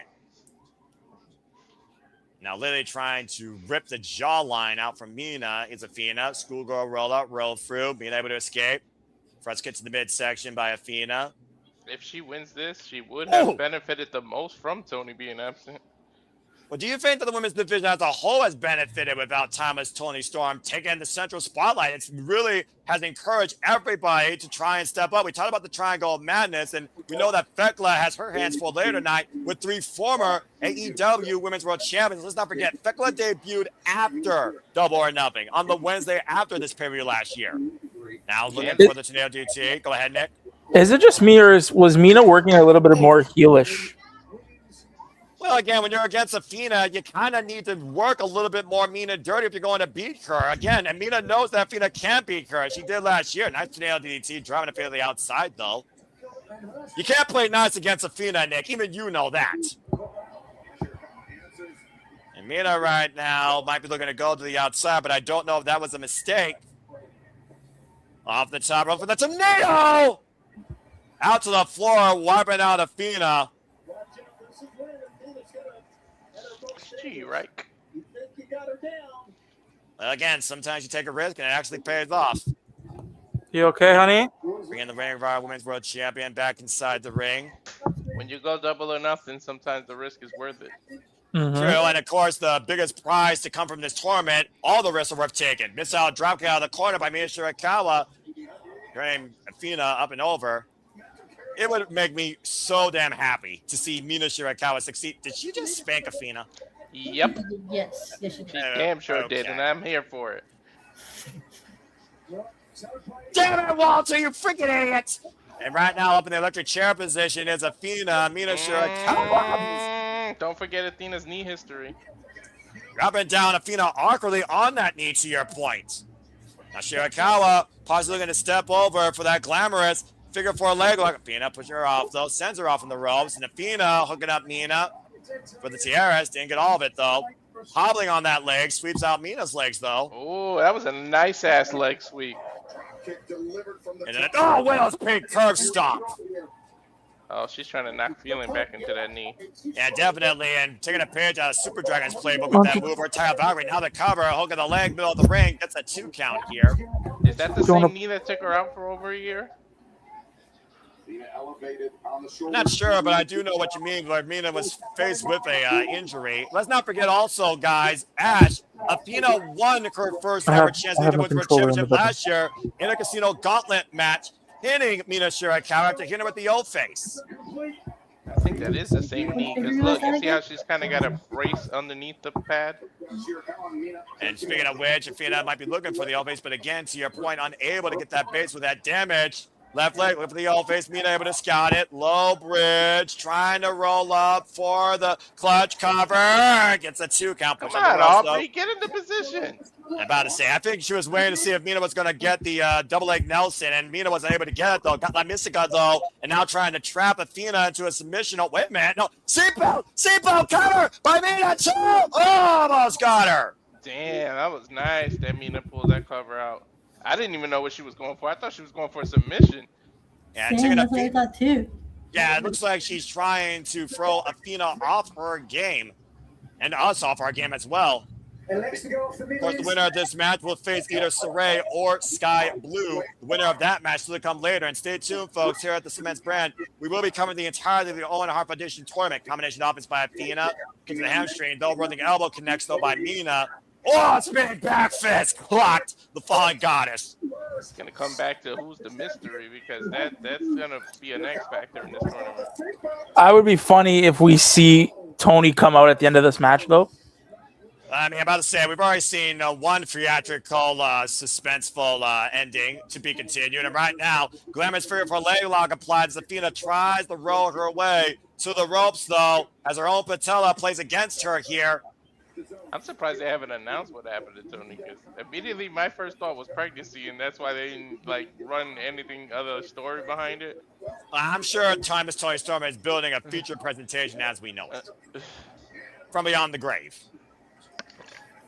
Right now, Athena able to escape that figure 4 leg lock. Well, I think it's good that they didn't say, because you know what, you can turn it into anything you want. Absolutely, yeah. Right? Exactly. Like she can come and back. A sense of surprise. Oh, another spinning bat fist connects. And now Mina possibly looking for the glamorous Mina and Athena able to escape, hooking up Mina now. Rising knee strikes to the head though. Pump handle, underhook by Athena. And now Sorry, Nick. Athena. What were you trying to say? They don't give us a chance to talk because they just keep going one move after another. Go ahead after that shoulder breaker. No, it's. I rather them not say it because then this is weeks of television that they can build on, right? Well, again, as we know, Forbidden Door is literally next month in June in San Jose, California. And stay tuned, folks. We'll be covering that here. So you definitely got a few weeks to work out what that wild card is. And Athena with the Face connects. Matchbook cover. Athena advances. Nice. Match I got wrong tonight. I think I picked Mina. History remains the same as Athena goes double and nothing against the Fallen Gods. Athena advances to the semifinals. Well, you know, she can win outside of ROH. And who's in her side of the bracket? Sky Blue or the Sun God Saray from Stardom. So her versus Saray, because you're not going to do heel versus heel. And you don't know that, man. Like I said, and Sky Blue's been very vocal this year about being somebody to lead AEW. And we just saw the return of her husband, Kyle Fletcher. Don't count out anybody in this year's tournament because we very well could be in for an upset. Tournaments are iffy like that. You can get faces versus face, heels versus heel. Exactly. And they kind of throw that dynamic out of the window when it comes to tournaments like this. One step closer, heading to Wembley Stadium, where Athena could possibly become Athena 2 belt and turn this place to Athena Elite Wrestling. And nobody has ever been able to defend it, man. Both the woman is out this year. She's not in the tournament unless she's the X Factor. She can't defend it. And the man can't defend it because he can't have a title shot ever in his career because of what he agreed with. Well, coming up next, as we look towards, again, what the statement Double or Nothing means, it's now time for John Moxley versus Kyle O'Reilly, this time for the AEW Continental Championship, and there's no time limit. The one man that has been a thorn in John Moxley's comments since he lost the AEW World Championship last year at All In has been Kyle Fletcher, who has tapped out the Death Rider not once, but twice. Coming back from severe physical and mental strain and injury, we saw Kyle O'Reilly take John Moxley to the 20-minute time limit just a week ago on Dynamite, which has led to this FOB encounter where time will not be a factor. You just answered I was going to say, wasn't the last time he tapped to Kyle? And this is why we is why we said, me and Noah said, well, no, Ash was there too, when we were kind of talking about this. This doesn't. This is one of the matches where it's like, I hope to God we see Jay White come back, because if Jay White does not come back at this fucking pay-per-view, you could have cut this match out. We didn't need this here. The fact that this feud stopped, and again for outside reasons. I mean, anybody check on Jay White? Has he tweeted it all yet? You know I don't follow social media. I only follow the violent artists and professional wrestling in the ring and as it happens. And right now it's time to see if Kyle O'Reilly can win some more gold for the conglomeration. Here we freaking go. I forgot Kyle could be double champ. Exactly. He's 1/3 of the AEW Trios champions alongside Fresh Squeeze Orange Cassidy and Roderick Strong. And again, there is no timer. For those that don't know, Continental Classic Championship matches usually have a 20-minute time limit, and all outside parties are banned from ringside or they're fired. These matches are truly one-on-one affairs that test a wrestler's mental. And John Moxley has been testing that day by day, opponent through opponent, since winning the Continental Classic in conclusion with the Continental title. As we are joined by good old JR Jim Ross. My biggest inspiration in the voice of professional wrestling, damn it.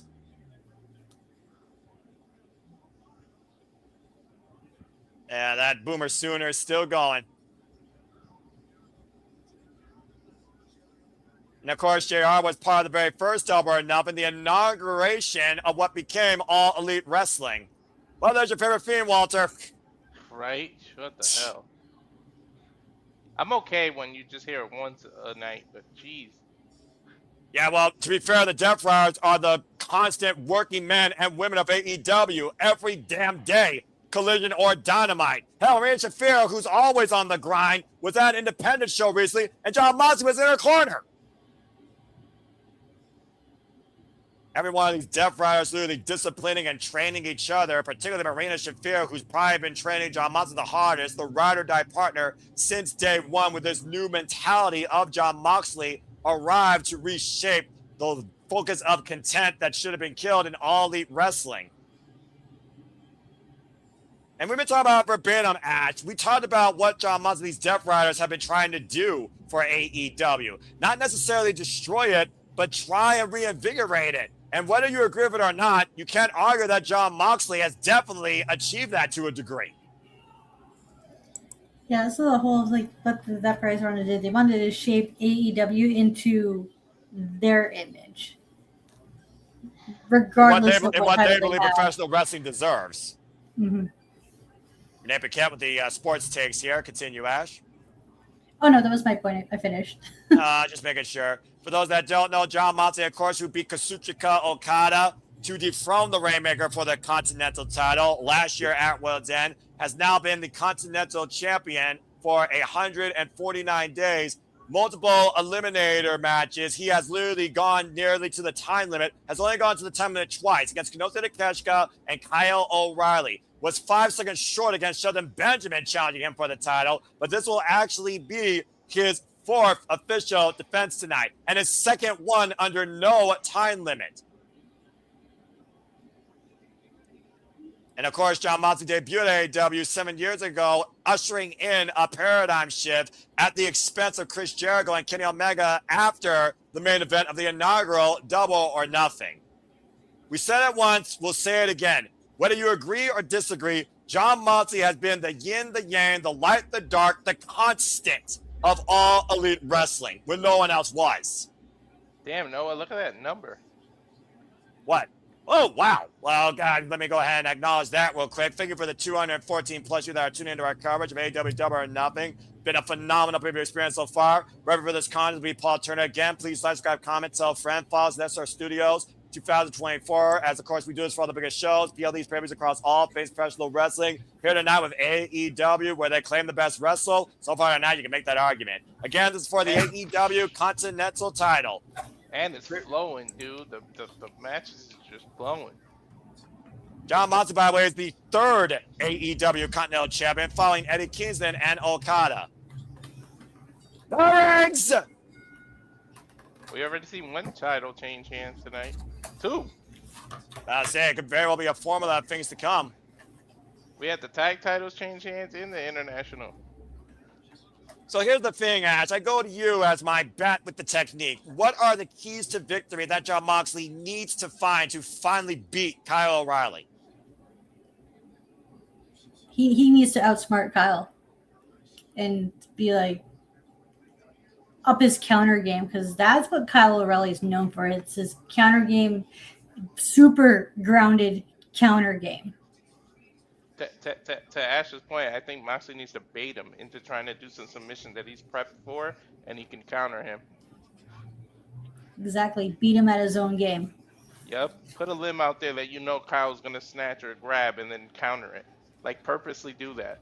This crowd fired up for this match here tonight. Dueling chants for Kyle O'Reilly and Jon Moxley have only sharpened each other since their first encounter at Blood and Guts, where Kyle O'Reilly forced Jon Moxley to tap out. And in a follow-up encounter last year at AEW Full Gear, Kyle O'Reilly succeeded again, but at what price? And again, what price is Kyle O'Reilly and Jon Moxley willing to pay for what Jon Moxley seeks probably more than the Violent Artist to finally overcome Kyle O'Reilly here? What is Max's end game here? I feel like he just wants to toughen everybody up and get the best out of everybody. I really don't think he cares about win or losses. What do you think, Noah?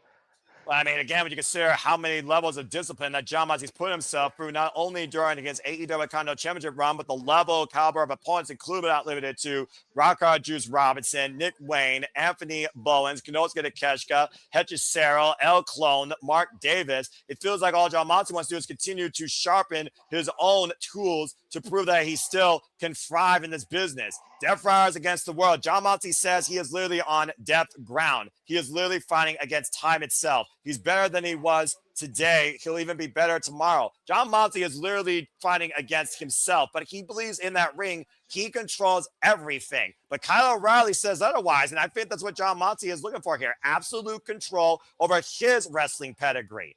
And he's not going to stop until somebody literally proves him otherwise. Every time we think John Moxley has been taken down, he's found a way to come back. Again, he finally beat Konosuke. He very well could do the same against Kyle O'Reilly tonight. Greco-Roman knuckle lock. Here, maybe a test of strength applied. If I'm being honest, I think that's why he didn't take the time off.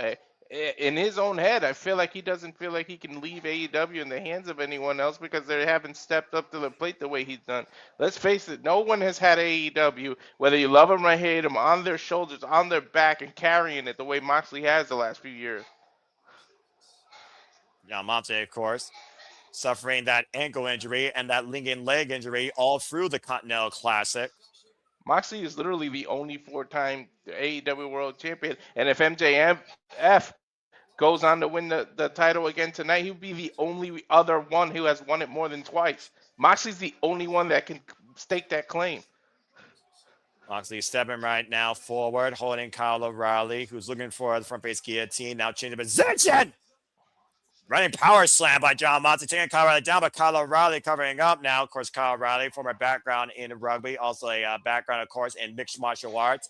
And John Moxley attacking the liver, which was instrumental in their last singles encounter on Dynamite, debilitating Kyle O'Reilly's offense.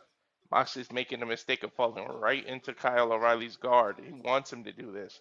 And Kazuchika applied to your point, cross arm breaker. But again, John Moxley's position, though, now rolling through. See? And again, it goes back to how well these two know each other. Now going for his own ankle lock, though. And Kyle able to roll through. And John Moxley sends to the outside. If I honestly, one of your, to kind of go back to what you asked, I would stay the hell off the ground. Stay on your feet. Do not. You're playing right into Kyle O'Reilly's strength when you mat wrestle, when you roll around with him. Because you make one mistake, whether it's a finger, a nail, a limb, you leave something out, Kyle can grab it and turn it into some crazy move. Former PWG World Champion, former Ring of Honor World Champion, John Moxley, former WWE Champion, ZCW Champion, IWGP World Heavyweight and United States Champion. And very few men have literally held a continual win-loss record in the win column against John Moxley. Kyle O'Reilly and Switchblade Jay White, the only two right now I can think of in that conversation. You can't John Moxley really right now on the floor. Kyle. It's also one of those things that Kyle O'Reilly's kind of been looking forward to this opportunity, but I think John Moxley has also been looking forward to it in the same manner. Defiance of the Death Rider. You think Kyle even cares about winning the title, or he just wants to punish Moxley?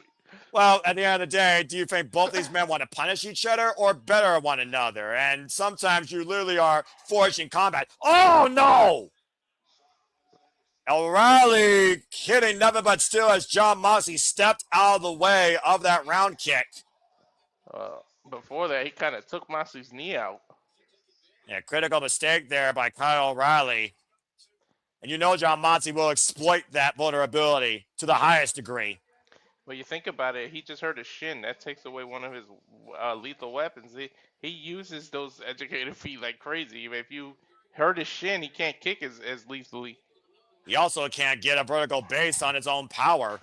Now this shot right now, and John Moxley literally assaulting Kyle O'Reilly as he's braced up against the barrier. Take a look at the replay here, by the way, and watch the impact. Yeah, that was right to the shin bone. And Moxley at the very last second, ensuring that Kyle O'Reilly would make full contact with the ring post. And of course, you don't have a firm base. You also can't drive forward with those strikes, to your point. And that reflex, of course, kicking with the damaged right leg. And now Kyle looking up to John Moxley, and that is a dangerous position to be in. Again, no effect right now against John Moxley, who we thought has had a lingering, still to this day, left leg injury since the Continental Classic. And he still might, for all we know. We've also seen Kyle O'Reilly fight from underneath his whole entire career, whether it was against Ash's boy, Adam Cole, baby.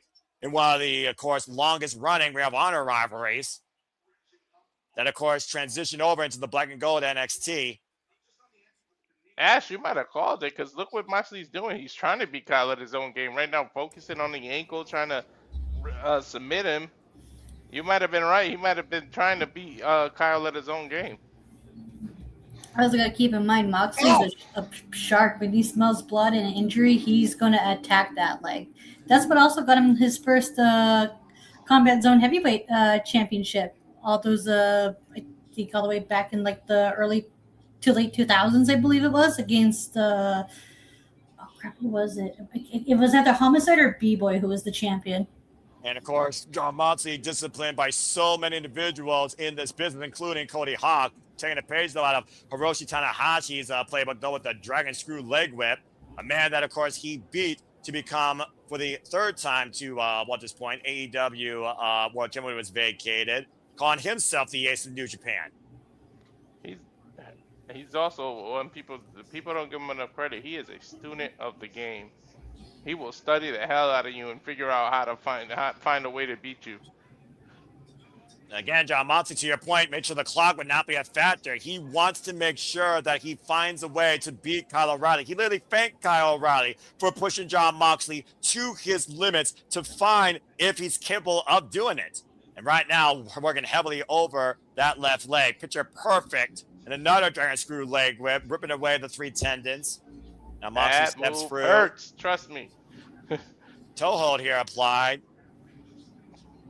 And again, all of his attack is focusing on that leg. Nice. He laid down and got away because he was leaving his neck exposed. Kyle could have did a sit-up and grabbed his neck.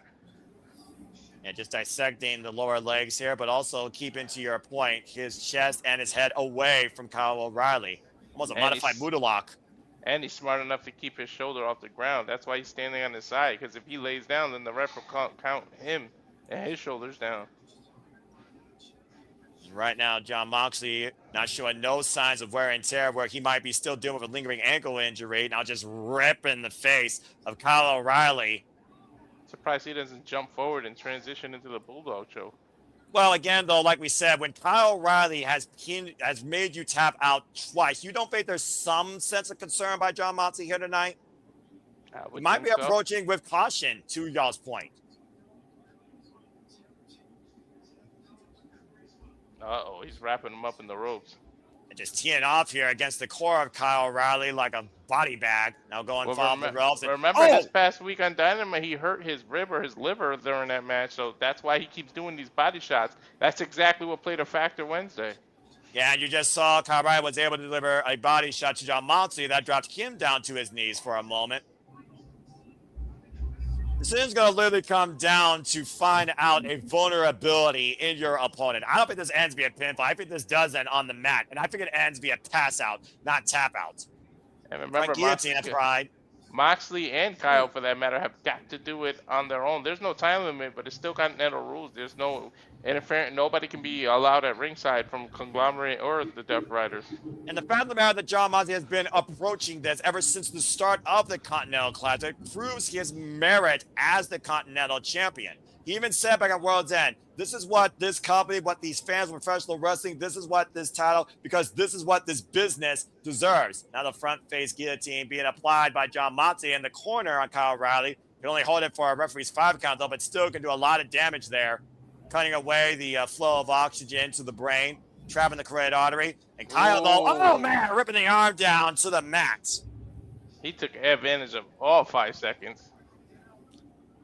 Quick way to separate someone's shoulder there. Walter! I think he landed on his nose, too. And flying out of the corner with that knee. Gingerly, Kyle O'Reilly approaches John Moxley. Now goes into crossbody cover. It's the 2 count, though, but John Moxley presents his arm, and Kyle might be looking for the cross arm breaker. Jujikatami, but you see the wrist being locked by John Moxley. And Kyle trying to break the hold. Fingertips away. Actually grabbing his own fingers, trying to stop Kyle from pulling. And again, let's not forget Kyle O'Reilly's background in jiu-jitsu. That's why Kyle O'Reilly goes so heavily to the arm. And of course, Walter, you just called MVP MMA, and you saw multiple disciplines of martial arts in play here. Oh, what a transition by Moxley. into a single Step over, leg Moxley. crab. You gotta step over. But again, look at the way he captured the left leg. Again, not the damaged right leg. He doesn't believe that Kyle O'Reilly can rope through this due to the damage on that right leg. You have to switch the leg to your right arm and step over. Up. Never mind. He laid back and twerked it. And again, applying all the pressure to the knee, pushing his boot forward. And Kyle, again, hobbling his way, though, with the free leg over to the rope to force the break. I love pure wrestling. I love technical wrestling. You and me both, brother. This is my style of fighting. Ash, though, is just a steady bat here right now. Her silence speaks volumes. I can imagine right now which technique she has approved Holy of. shit! Dragon Screw Blast into the cross-arm breaker! He stopped the Dragon Screw. He went to the well one too many times. And trapping the left leg, now transitioning into a toe hold. This is the move that made him tap. And the lock applied. John Moxley rolling through, though, on his body. Kyle O'Reilly, though, rolling John Moxley back, though, on his body. Still maintaining hold of the ankle. Noah, where are they, too? Look where they're at. In the center of the ring. But John Moxley is not on the mat, Walter. He has leverage, but now being grounded down with Kyle O'Reilly's leg. All the pressure being applied. John Moxley literally biting his fingers. This is the same position John Moxley was in Wednesday night on Dynamite. He only outlasted this for a minute as the clock expired. He can't rely on time here. He has to find a way to escape. There is no clock to expire. And by the way, but a body might. A will might give. 266 people watching, so thank you. Yeah, thank you to every one of you, by the way. As of course, we love doing this for all of you as you continue to allow the passion to persist and pursue and propel us forward here and bring you coverage for all things wrestling. And a vicious stop to that already damaged ankle of John Moxley and follow through with the knee strike. Hard kick. He might be his own undoing by releasing that hold, though. Crowd appreciating what both of these men are demonstrating here in the name of the Continental Championship. Do not literally sharpening their own techniques in the process. He's giving Moxley time to rest. Do not do that. Well, you know that John Moxley is a prideful man. He is not. Remember, we talked about how much his confidence was stirred last year. If John Moxley doesn't beat Kyle O'Reilly tonight, there's no telling where John Moxley's going to go from here. Look at John. He's absolutely apoplectic on the outside. Look at his knuckle. He literally bit to it, his own knuckle till it bled to stop himself from tapping out. Curb stop by Kyle to John Moxley, taking a pair of the Death Riders playbook. But Moxley's on his feet. No, the Edge Crusher! But he can't capitalize. Desperation move versus defensive one. To your point, Walter, as we are at ground zero once again, a reset point. If neither man can answer the referee standing 10 count, this will be considered a draw, and John Moxley will retain the Continental Championship.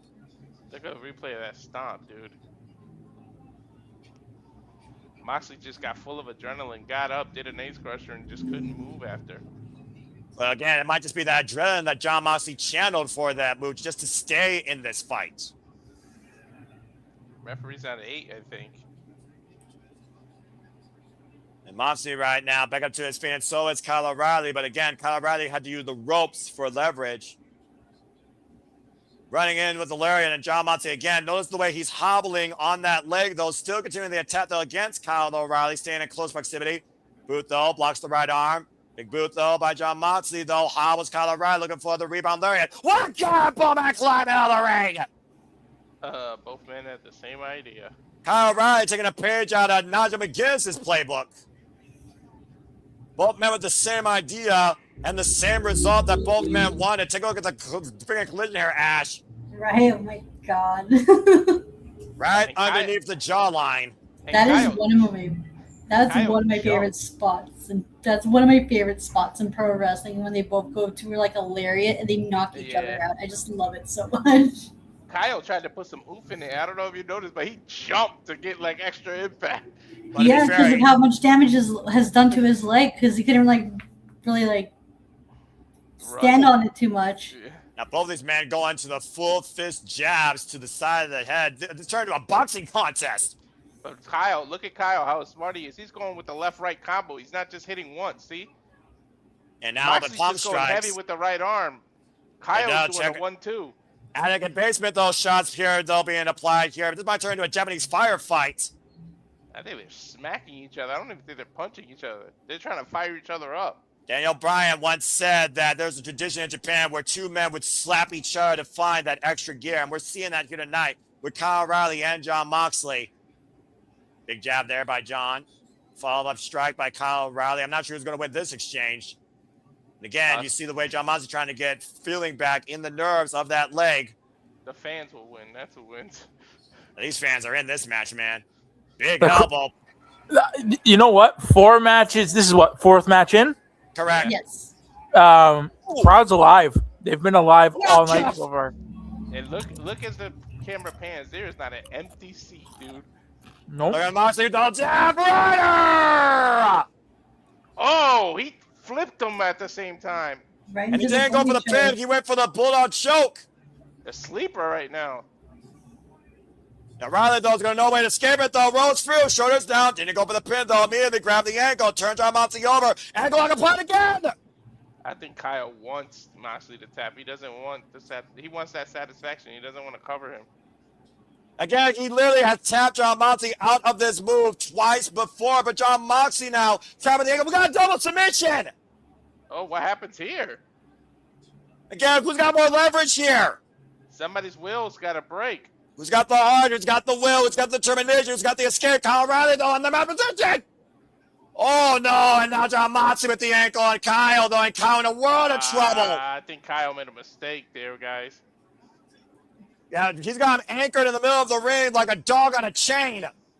That's Bro. most of these submission wrestlers undoing. They want that submission win, and it usually ends up costing them. Well, Kyle tap out here again, just coming back from injury. He's bleeding himself. He's begging himself not to do it. And Kyle O'Reilly has been submitted. Jon Moxley did it. It's the grapevine, dude. Wow. He grapevined it and added more pressure. Yeah, that grapevine, to your point, Walter, anchored Kyle O'Reilly down to the center. There was no escape. With no time being a factor, it was inevitable that he had to tap or that ankle was going to snap. Jon Moxley finally finds a way to beat Kyle O'Reilly and is still AEW Continental Champion. What a Wow, match, but at what cost? Look at his own ankle. He's grabbed it immediately. Dev Rise versus the world, Walter. It's not about the cost. It's about the result. It's about what you believe in professional wrestling. And Jon Moxley's mentality was stronger tonight against Kyle O'Reilly. Mox was able to do it. He beat Kyle O'Reilly at his own ground game. The definition of a technical affair to the highest degree, presented tonight by the Violent Artist and the Death Rider. And Kyle's got no shame, no reason to hang his head low either. No kidding. But nonetheless, the result remains the same. Jon Moxley prevails once again. The guy was literally on his last legs, and he still gave it his all. It was his own undoing releasing that submission, though. Are they gonna shake hands? I mean, I would after that. Like, seriously, how much of these two men only sharpen each other? This was Jon Moxley's most taxing technical contest to date. Moxley and Kyle O'Reilly exchanging words. There you go. Yeah, but at this point, man, we said it when he was champ. Who the hell's gonna stop Moxley here? You're gonna have to kill that man to take that title from him. Jon Moxley literally is defining what it means to be the Continental Champion. Wrestling on your own merit and winning and prevailing through it. Every time you count that man out, he just finds a way to step up. And even when you defeat him, he finds a way to make a comeback. Again, folks, Jon Moxley tapped out Kyle O'Reilly. Wow. Can you But now imagine the momentum Go ahead, Death Walter. Riders will have if Claudio can pull out the win at the Owen Hart tournament? Well, that being said, while Claudio Castagnoli is probably one of the most tournament proficient men in the wrestling business, coming up next is a guy that was in the finals of the inaugural Hart Foundation tournament. Will Ospreay said this year he's not fighting for just himself. He's fighting for a country. It's Will Ospreay versus Samoa Joe in our quarterfinals. The men's Owen Hart Foundation tournament begins. No, that's right. If Will wins, he gets a title shot in his own home country. That's right. He will main event the Cathedral of Professional Wrestling in his own home country, Wembley Stadium, at AEW's greatest stage. And to think, the man that he wanted to take revenge against, the man that almost took the livelihood from him, has given him this second chance and is maybe literally crafting him to succeed in it. Definition of irony. The man who took the opportunity away from you gave you the life, a second chance at another life. That's crazy. And of course, Samoa Joe says, you have made an enemy out of me, and while I may be a dream opponent for you, I might literally be your worst nightmare you never wake up from. Again, Samoa Joe was in the finals of the inaugural Owen Hart Foundation tournament against Adam Cole. And Will Ospreay was in the finals of last year's Owen Hart Foundation tournament before losing against him and Adam Page, where last year he was looking for ascension. In more ways than one, though, this year could be Will Ospreay's redemption. Uh-oh, I got goosebumps again. Let's have this shit! Look at that capacity crowd on hand. This is making me... I gotta somehow get my ass to the... it's on my birthday, too. I gotta get my ass to San Diego. Nobody does pay-per-view like AEW live or on your screen, damn it. And of course, Will Ospreay, as we now know, has his own submission hold.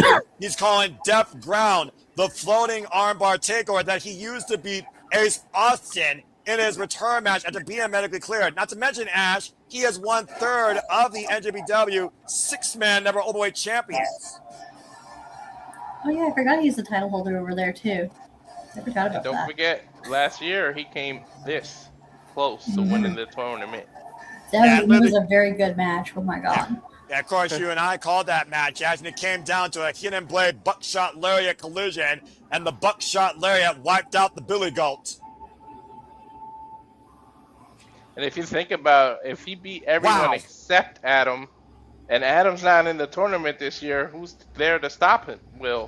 Let's keep in mind, him and Adam Page is removed from the AEW World Championship picture, according to his own word, after losing to MJF in that Texas Death match at Revolution for the rest of his career. And since AEW Revolution, we have not seen him and Adam Page, as John Moxley, of course, wills Will Ospreay on. The Death Riders supporting Will Ospreay in this second chance journey that they've been training him in. Will Ospreay even said, sometimes you gotta do things that you shouldn't do, but it's only for the better of you. That's the reason he took John Moxley up on this offer versus given the chance for revenge after the fact that John Moxley beat him. Did you hear what you just said? Did you ever think those words would come out of your mouth? That Absolutely Moxley not. But supported that's Will what Ospreay? AEW does. They keep on surprising me. Oh boy. But as the saying goes, usually Joe is going to kill you. Let's see what happens tonight. One of the baddest men to ever grace the squared circle, former NXT, TNA, PWG, ROH World Championship, and AEW World Champion, the Samoan Submission Machine, Samoa Joe. And this, by the way, is Will Ospreay and Samoa Joe's first ever one-on-one encounter. The last time these two men shared a ring together was AEW Dynamite Grand Slam Mexico in a freaking 12-man tag team match. Joe been hitting that gym. He looked like he's at his TNA weight. Well, considering Samoa Joe's also, let's keep in mind, he came back recently from an injury, of course, that happened during training to once again lead the ops. Oh, what the hell? Oscar out of nowhere! Right out of the gate by Will Ospreay! Immediately on the attack! This match almost ended before it even began. Well, I mean, again, the sense of urgency by Will Ospreay here. He knows what threat Samoa Joe imposes, but he also knows what the Death Riders impose. Oh, man, and Joe just walked him out with that elbow. Holy shit, we just got up to 300 people. And thank you, by the way, to all 300 that are tuning into our coverage of AEW Double or Nothing. This show has been fucking incredible from the get-go. And we're not even halfway through this night, folks. Still to come tonight, Stand Stampede, AEW Women's World Championship, Swerve, Strickland vs. Bandido, and of course the AEW World Championship. Knife Edge chops now by Samoa Joe to Will Ospreay. Now Joe off the ropes. Ospreay, though, showing that agility that brought the Arrow Assassins to the dance in the first place with the single leg lariat. In fine form is Will Ospreay tonight, guys. Mm-hmm. Doesn't look like he's lost a single step. Right now, Will Ospreay looking to go up to over at the plunge on the outside. Of course, Will Ospreay coming back from double fusion neck surgery after suffering multiple Death Riders at the expense of John Moxley. That lights out steel cage match. Springboard 450 cover. 2 count only. And then he goes out to the end. Look for the cross arm breaker. Looking for the death ground. Excellent attempt there as Samoa Joe was able to find his way to the ropes immediately. The fact that Will Ospreay went for a submission this early, you would never think that would have happened previously in Ospreay's career. No, not at Hell all. no. I love the fact that Ash and Walter literally said it at the same time. Now Ospreay looking to go up and over with the Sasuke. Ooh, uh-oh. Joe's out of the way. Coquina clutch applied. Joe Coquina clutch applied now, and Ospreay immediately trying to break the grip of Samoa Joe, pushing him back first in the LED barricade, and Joe still maintaining it. Oh, man! The back of his head, Ospreay ripped, lashed into the LED barricade.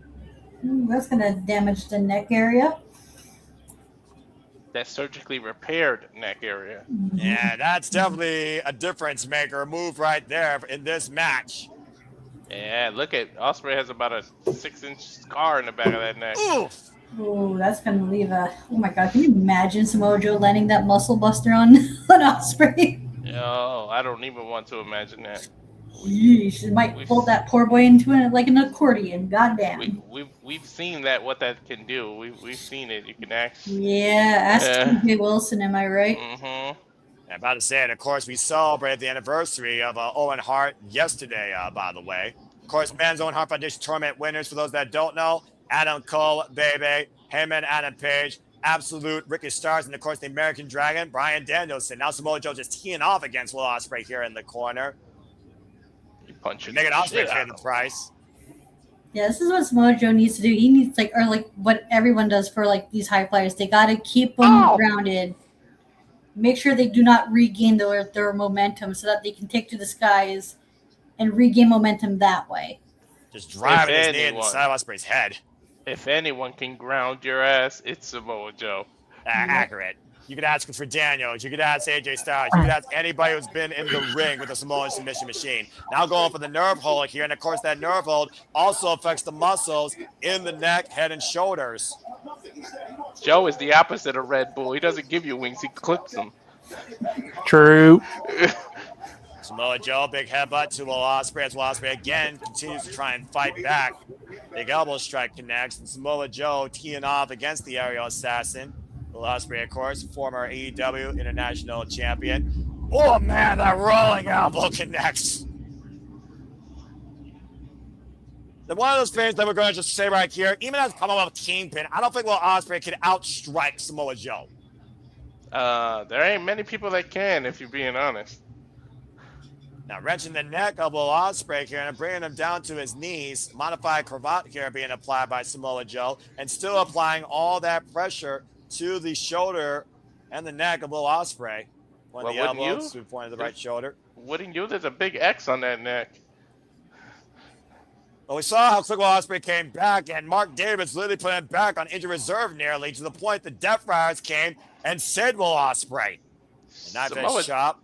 Samoa Joe is dangerous when you're 100%. So imagine if you covered it off a neck recovery. And going for those Kawada kicks, those rising knee strikes to Will Ospreay. Knife edge chop takes Ospreay down. And again, think about what awaits either of these men if they win here tonight. Considering the rest of the field, Swerve, Bandido, Claudio Castagnoli, freaking Brody King, and of course, Senton drop Mark Davis and Jungle Jack Perry. Of course, the winner of this match will face either Dunkzilla Mark Davis or Jungle Jack Perry in the semifinals. And there's always some dark horse in these tournaments, dude. Somebody that you just didn't see winning that advances. Knife edge chop, but Samoa Joe takes Ospreay to the corner, comes the bang! The fact that Samoa Joe can still hit that overhead Pele like that is ridiculous. And again, Samoa Joe offered Will Ospreay a spot in the ops. Let's also keep that in mind. There you go, Ash. I think he was going for the muscle buster right there. Gracie by Will Ospreay, springing out the second row, and immediately going after that arm. I think Will sensed disaster. Was like, nope. Yeah, and he's working that arm so that way if he does need to, he can apply that submission hold of his. And let's keep in mind that left arm is still heavily bandaged. Jumping kick, though, rocks Samoa Joe, and Samoa Joe staggers and finally taken down here for the moment. What was his injury? His shoulder that he just recently came off of? Correct. Ospreay fighting back here, but for this contest, jumping Bryce Rensburg. Again, capacity crowd here tonight. Louis Armstrong stand for AEW Nothing. Capacity viewership on hand by all of you. All 311 plus of you. Again, please subscribe, comment, tell a friend. I hope that you continue to join us on these watch-alongs for all the biggest shows, PLEs, pay-per-views across all things wrestling. Now, ringing in the arm and hyperextending it over the shoulder. A knife-edge chop, trying to wear down Samoa Joe while still adding extension to the left arm. Going for the Irish whip, reversal, and spring. Oh, corkscrew kick. Down goes Joe. Now Ospreay in the cover. Hook of the far leg. Kicks out at Right two. to the arm too as well. Yeah, he got him right in the jawline. Picture perfect. Take a look at the replay here. To your point, watch the way that Will Ospreay's corkscrew kick lands. Much to your point, Ash, right on the shoulder and the side of the head. Ospreay right now going for those Kawada kicks, clocking Samoa Joe in the forehead, bringing him down to his knees, teeing off with the buzzsaw. Could be looking for another Oscar here off the second rope. Nope. Nope. Oh, and a senton fall by Joe. Cover hook of the inside leg. Kick out at two by Ospreay. There's always one in a match with that nope. Power bomb by Samoa Joe. High stat two. Ospreay kicks out though. Joe though transitions in the full crab. That's a unique way to do the crab, to use your shoulder as the anchor. Now step over STF. Step over toe hold face lock. Samoa Joe wrenching back right now and again applying all that pressure to the head and neck with the S grip braced across the bridge of the nose of Ospreay. Now across the forehead. Now he transitions to a crossface. Trying to get to that rope is Ospreay though, but Samoa Joe trapping the inside arm of Ospreay. Ospreay though with two legs free still. You cannot mess with Joe, dude. That was two transitions in that same hold. Say you figure about how quick he transitioned. Ash, shades of freaking Billy Robinson. There are Zack Sabre Jr. almost less than every 6 seconds. Right. I mean, I would love to see Joe versus Zack Sabre Jr. That'd be a fucking banger ass match. I don't think you can handle it. So far, Ash is handling herself quite well, might I add, as well as Nick for that matter. I know Nick's been very vocal about this men's Owen Hart Foundation tournament where the women might be a little bit more unpredictable, but not up to a status quo. I think Nick could see a foregone conclusion that Ospreay could beat Samoa Joe, but could he beat him via submission or will he survive and be a pinfall? Roundhouse PKs right now on Ospreay by Joe. Well, yeah, we said it. We said it on hitting the turnbuckle as well, right? This is Ospreay's tournament to lose, right? I don't. It's too. It has to be Ospreay's year. It just has to. Oh!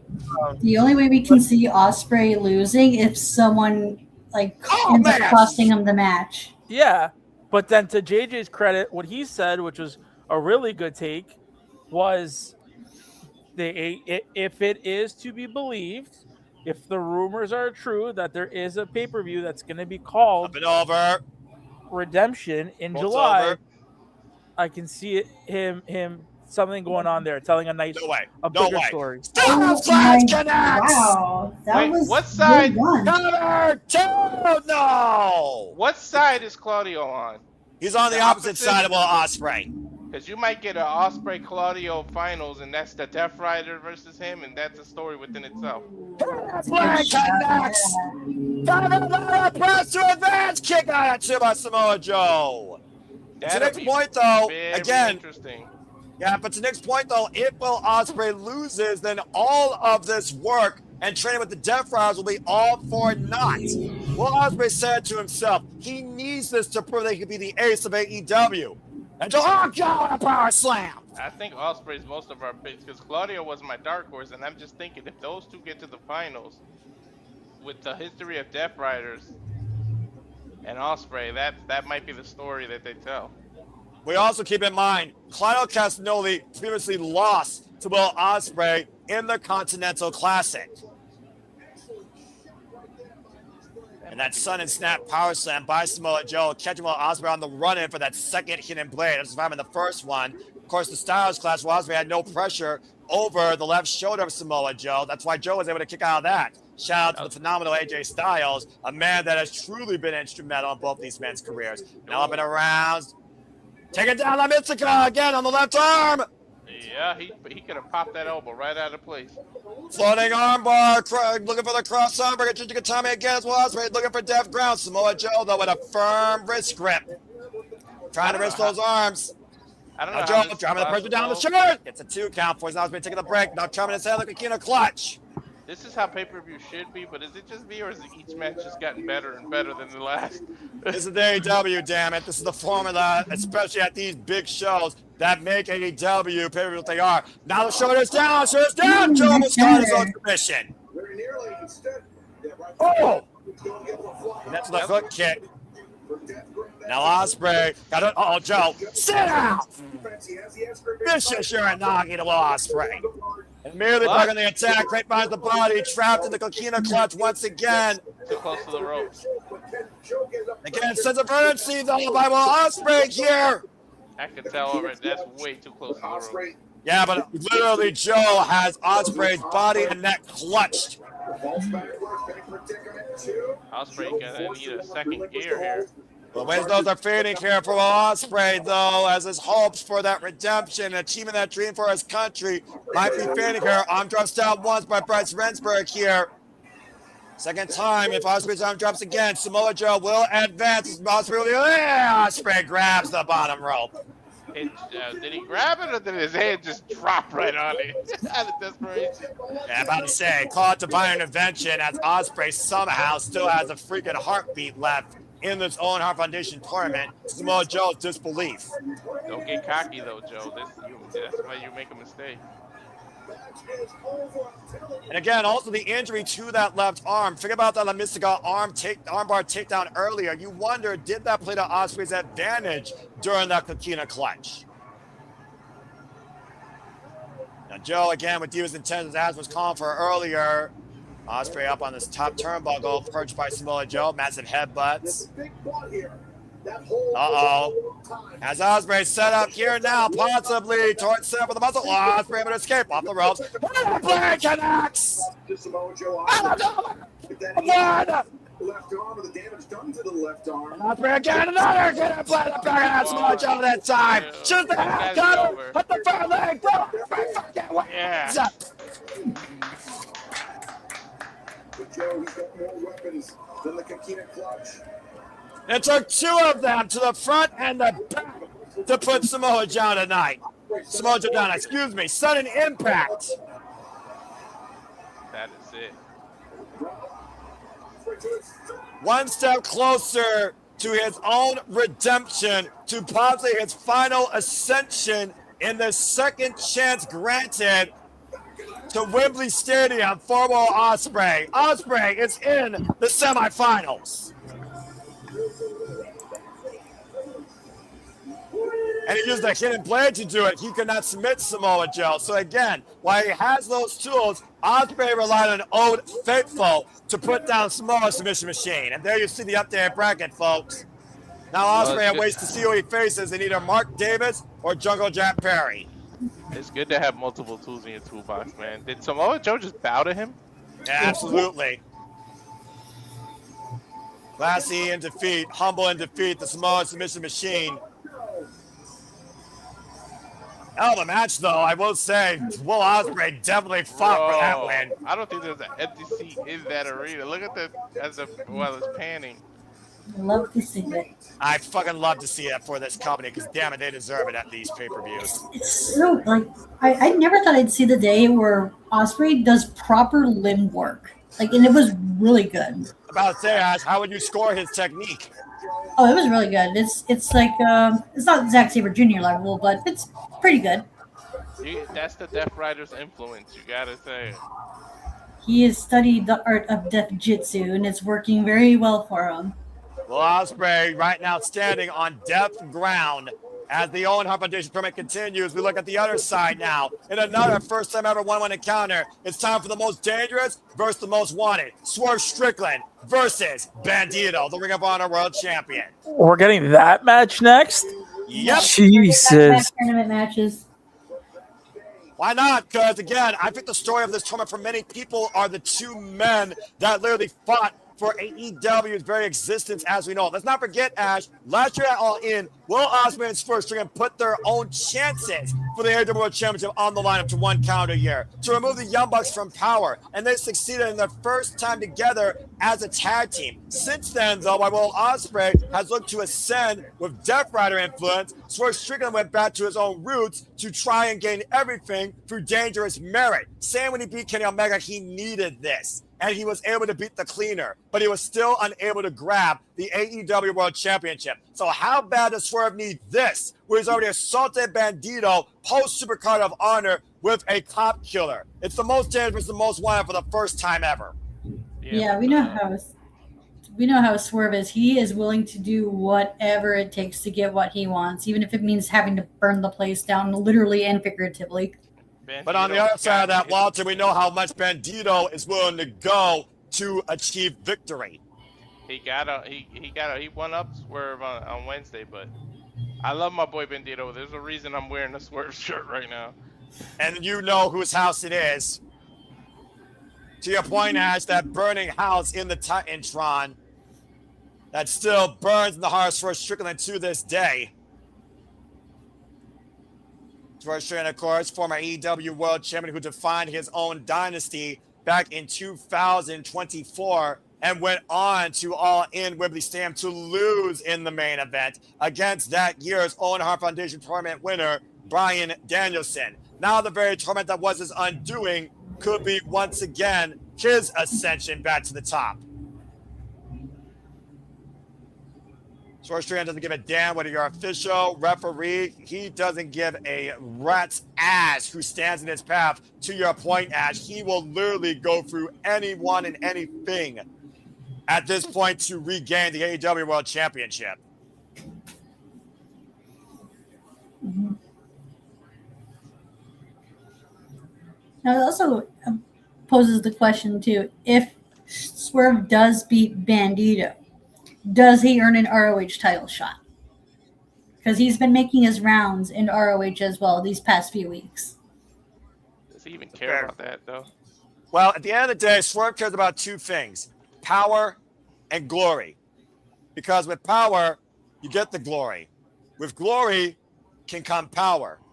And how do you gain those things? With championship gold around your waist. And there's no greater prize in AEW than the AEW World Championship. Swerve into business last year for AEW's future. Now he goes into business this year for himself. And referee for this contest, Aubrey Edwards.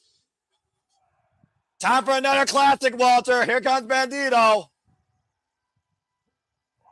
This dude could wrestle a broom and have a classic. Hechicero, Mascara Dorada, Konosuke Takeshita, Andrade Idolo, MJF, just to name a few of the very men that Bandido have survived and walked through hell through. Of course, previously challenged MJF earlier this year for the AEW World Championship. Bandido, who is still, by the way, the Ring of Honor World Champion, has now held that title for over 1 calendar year since last year's Dynasty, after beating Blake Christian just 2 weeks ago at Ring of Honor Supercard of Honor, and then Swerve Strickland invaded his house and hit him with a cop killer. A shout out to another former Ring of Honor World Champion. And as I said before, there is no prior in-ring history of these two men. Bandido got a little taste of revenge, though, last Wednesday on Dynamite. Swerve was not expecting that. It's very rare you catch Swerve off guard. Wait, was that Dynamite or Collision? They did all in Dynamite. one, so yeah, okay. They did it all in 3 hours, so I kind of forget which segment it was. I want to give a shout out, by the way, to the scaffolding set, as it's properly called here, New York scaffolding aesthetic that they have created here in the Louis Armstrong Stadium, bringing the city vibes in for AEW Double or Nothing tonight. By the way, either way, get ready for a fight here, guys, and I mean that. And notice the heavy kinesio tape on the back and shoulder blades of Bandido, still feeling the effects of that cop killer. By the way, we're up to 350 now. And again, folks, if you haven't already, use the hashtag AEWDLN to be part of the conversation. And please, like, subscribe, comment, tell a friend, share this feed, and let people know what All Elite Wrestling is about. Bandido immediately going on the attack. It's from Bandido throwing down here like it's a shootout at noon. Right hands in the side headlock being applied by Swerve Strickland, former Defied champion, AEW World Champion, of course. Sign on the dotted line back at Revolution back in 2022. Bandido came out of that corner like a bat out of hell. Again, Swerve Strickland talking a lot of trash here about the Most Wanted. And the damage done, of course, by Swerve in Bandido's own house. Up and over. Bandido right now going off the ropes. Ooh, nice kick out of the leg. Swerve came back a man on a mission. Came back more dangerous, more muscular, more everything. Telling he's the most dangerous man in AEW, and he's trying to prove it. Yeah, about to say, I think Swerve feels insulted with that combination offense by Bandido on the early going here. But so far, Bandido outpacing Swerve Strickland, taking over the Tiaras. Oh, man, runs through with hilarious. That Tiaras wasn't sharp enough because it didn't cut because Swerve got right up. And again, we saw Ash, of course, how far Bandido is willing to fight for what he believes in when it comes to that Ring of Honor World Championship on numerous occasions. But this is a whole different endeavor against this former AEW World Champion. What a neck breaker, man. He's focusing on that heavy kinesio tape area. And of course, as we know, Nick, on the other side of this bracket, on the same side, is Bandido's partner in Brodido, Brody King. If Brody King gets through Claudio Castagnoli and Bandido somehow finds a way to surpass for Strickland, we will have a Brodido semifinal. And that'd be pretty cool. But I think I like Walter's kind of logic on it with Claudio being there. I feel like that's kind of, I didn't think of it till Walter said it. So I kind of like the Bandido, the Claudio Will thing. Tony for Strickland hoisted up overhead military Holy press. shit! Bandido is with one hand. one-handed. And Swerve set up and over the outside. Damn, we talk about Swerve strength. We need to talk about Bandido strength. Right? Like, Bandido is deceptively strong. And Bandido right now scouting for Strickland from the apron on the outside. Looking to follow up with a drop kick. And a hell of a man to meet in person. The dude was so nice to me. I'm about to say you met him in Las Vegas. Mm-hmm. I met both of them in Las Vegas, actually. Oh yeah, that's right. You showed us pictures of that. It was really cool. Yeah, Swerve Strickland, of course, who has defied the independent wrestling scene for the workers ever since Defy Wrestling and Lucha Underground, of course. Irish whip hard into the barricade on the opposite side goes the former AEW World Champion. They are really trying to put the lighting people to work because first Athena took out the freaking the LED board. Now it's this. Those LED boards have gotten their work in tonight. I will say that. Right? From the opposite side. Go ahead, Nick. Can we just say it? Bandido is unequivocally the best luchador in professional wrestling right now. That's a very high take. I don't. Name me a better luchador.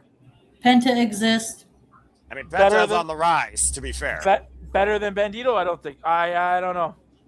I'm just saying that could be in the running. Yeah, I agree with Ash, but at that point, oh man, what a super kick. Dragon Lee, former IWGP Junior Heavyweight Champion. There's been great, of course, luchadors across the entire history of Mexico. And of course, Bandido works out of the oldest promotion, CMLL, literally one of the oldest promotions in the world of pro wrestling, been around since 1932. You know what? I lied. Bandido sucks. The best luchador in the world today is my wife. And right now, Bandido up on the apron. Dominic Mysterio. Bullshit. And Bandido with a freaking flying cannonball to a seated Swerve. Have a seat, Swerve. El Grande Americano. That's a Starbucks drink. And right now, Bandido take control of Swerve Strickland as I avoid the kiddie pool posse for luchadors that are under the age of 18. Right now, Bandido off the apron with that flying cannonball, wiping out Swerve Strickland in a seated position. Ari Evers trying to bring both men back inside the ring. And the winner of this match will face either Brody King or Claudio Castagnoli in the semifinals. Grogu. Right That's Mandalorian's best friend. Oh my God. Now, Bandido back inside. Damn sure good. Shoulder block right now. I love this man. Again, They're going to draw the corner. Oh, man, flying into the second turnbuckle. Well, there goes the shoulder. I love that he's not afraid of anyone. He put that title up against some of the best, man, and just came out on He top. also survived the first ever Ring of Honor Survivor of the Fittest for the Ring of Honor World Championship, to your point, outlasting 5 other men. Oh my god, that match was bananas. Like, holy shit. Like, And we look at were this. not. We were. High angle German suplex the top turnbuckle. You hear that shit? Damn. Right on the neck and shoulder area. Oh god, Bandido. Damn. That poor guy must have got fucking concussed or whiplash. And take a look at the replay here to your point, Ash. Watch again if you can, folks. Oh my god, that was fucking nasty. Ouch. That whiplash effect. As you were saying, Ash, prior to that, as first ring assaults the shoulder blades in the spine of Bandido. You know, this goes back to what we were talking about during that Survival of the Fittest. We weren't sure, like, how Bandido was able to escape, and that man was willing to survive anything. But can he survive Swerve Strickland, though? That's a good question. Well, I'm about to say, Swerve will survive if he lets you at this point. Might as well be a member of Team Taz with a freaking Taz mentality that goes back to ECW. As long as the ROH title ain't on the line. We gotta consider this, though, guys. Bandido is right now coming off a previous AEW pay-per-view in defeat after losing to Andrade El Idolo at AEW Revolution. And that was his idol. Here he's facing a very formidable foe for the first time ever. Andre's been on fire lately. He's another luchador. Current IWGP Global Heavyweight Champion. And, of course, he's been also very vocal about, how do you know, when it comes to who should be the AEW World Champion on behalf of the Don Callis family. And again, oh, man! One shot to the back of the head. Right to the shoulder and the neck. And again, that shot, Bandido couldn't even scout as his own momentum rebounded him off the ropes, torso first, and swerve him in the back of the head blindly. Swerve, stay on, Bandido. Stop worrying about shutting the crowd up. And right now, Swerve driving his knees in the side of the head and neck of Bandido. And again, to your point, Swerve is focusing his attack on the head and shoulders. Yeah. Dude, like, to the point Bandido's almost convulsing on the ground. As he can't even really defend himself. And at this point, it comes down to the referee's own discretion. If the competitor can't defend themselves, that would be considered a forfeit. You know how many nerves are right there, dude? One miscue, dude. Your arm won't work. This won't work. Like, that's the center of your body. And again, looking for another blind shot. Oh, Swerve scouted this time by Bandido. Caught with a hook kick. And again, Swerve, though, has literally dictated most of this match, though. Combination offense, though, with Bandido springing up to the top rope. Beautiful tornado out of the corner. Springboard corkscrew splash. Getting him to compose himself, flies up with the forearm, and now Bandido looking him out of combat again, clogging Swerve in the jaw, and continuing his attack against the most dangerous here in AEW, self-proclaimed. Irish whip, reversal. The air almost sucked out of the building, to your point, by Swerve Strickland. Hoisted up. Oh! Inverted, coming a kick, and turned to a German suplex. What a freaking combo. Woof. Swerve had all the momentum. Bandido just turned it around. Bandido now up to the top rope. Do you see how far Swerve is? I'm about to say, Bandido knows how to get some freaking flyer miles. Challenge some Latino. Hit! Split leg frog splash. Cover 2. No. He just earned some points on that flying on those credit cards. And Swerve able to kick out. Take a look at the replay here, by the way, Ash, and watch the landing. Oof. That was a good frog splash. That was a really good frog splash. Guys, the crowd on hand here. AEW Double or Nothing. Louis Armstrong Stampede is, of course, our other match tonight here in the men's Owen Hart Foundation tournament. Again, folks, we'll be coming to tournament in full here at the Cements brand. And right now, looking to roll through. Rolling into the flatliner. Cover up back press. Look at the far lane to advance. Kick out 2.5 by Bandido. Yeah, Swerve saw that coming, and that was a nice counter. Nicely spotted there. Bandido was trying to get to the dealer and do that 21,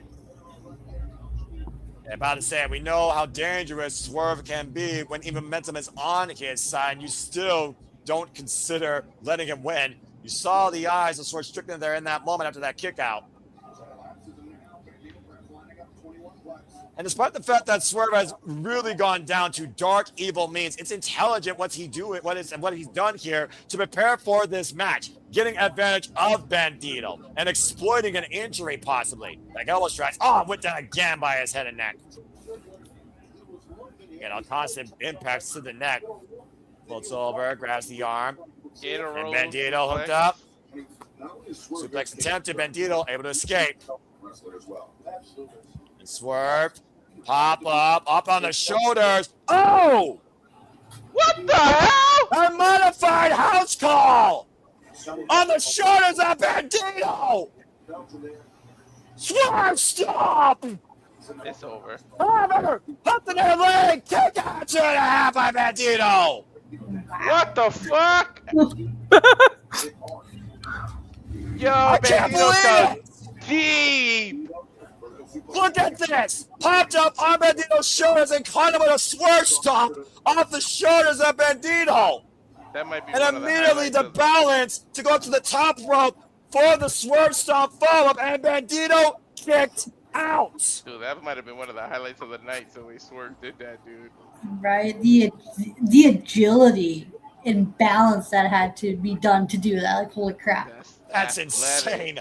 And let's not give Bandido credit because you got to hold him steady to do that. We know how wrestling works, so. Oh, yeah. No doubt about that. The fact that Bandido was able to stand on his own 2 feet, perfectly vertical with all that pressure on his shoulders, that have been heavily exaggerated.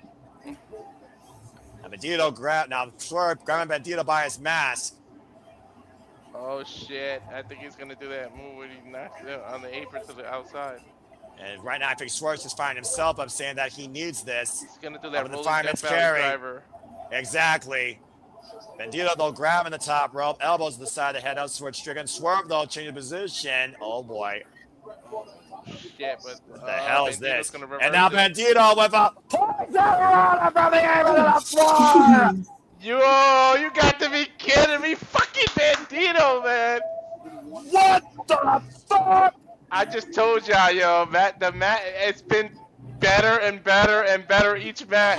This is crazy. Look at this. How much more can you raise the bar tonight? Using Disaster those ropes to has his landed. advantage.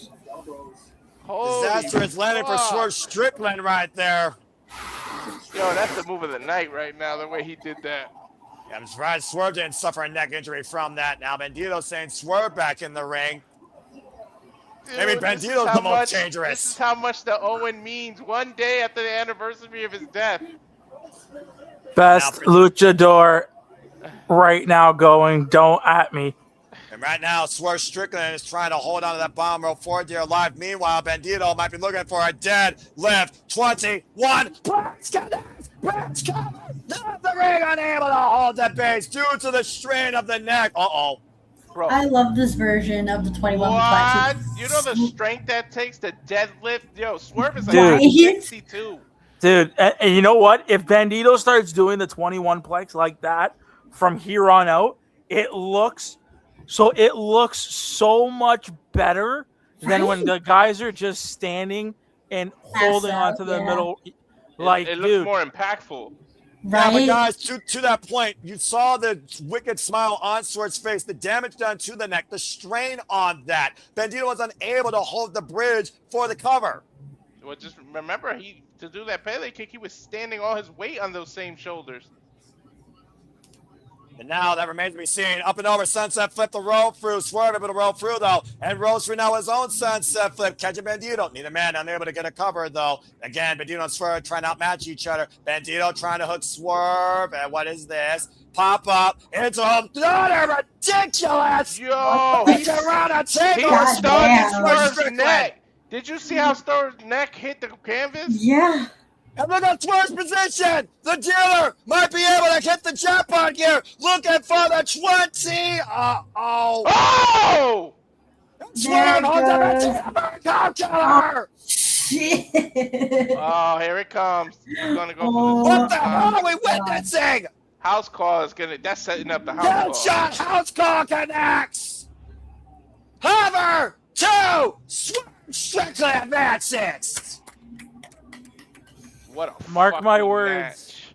2 things. Mark it. Timestamp it. Bandido will be the first luchador to hold the AEW World Heavyweight Championship. And after tonight, Konosuke Takeshita will be the first Japanese World Heavyweight Champion.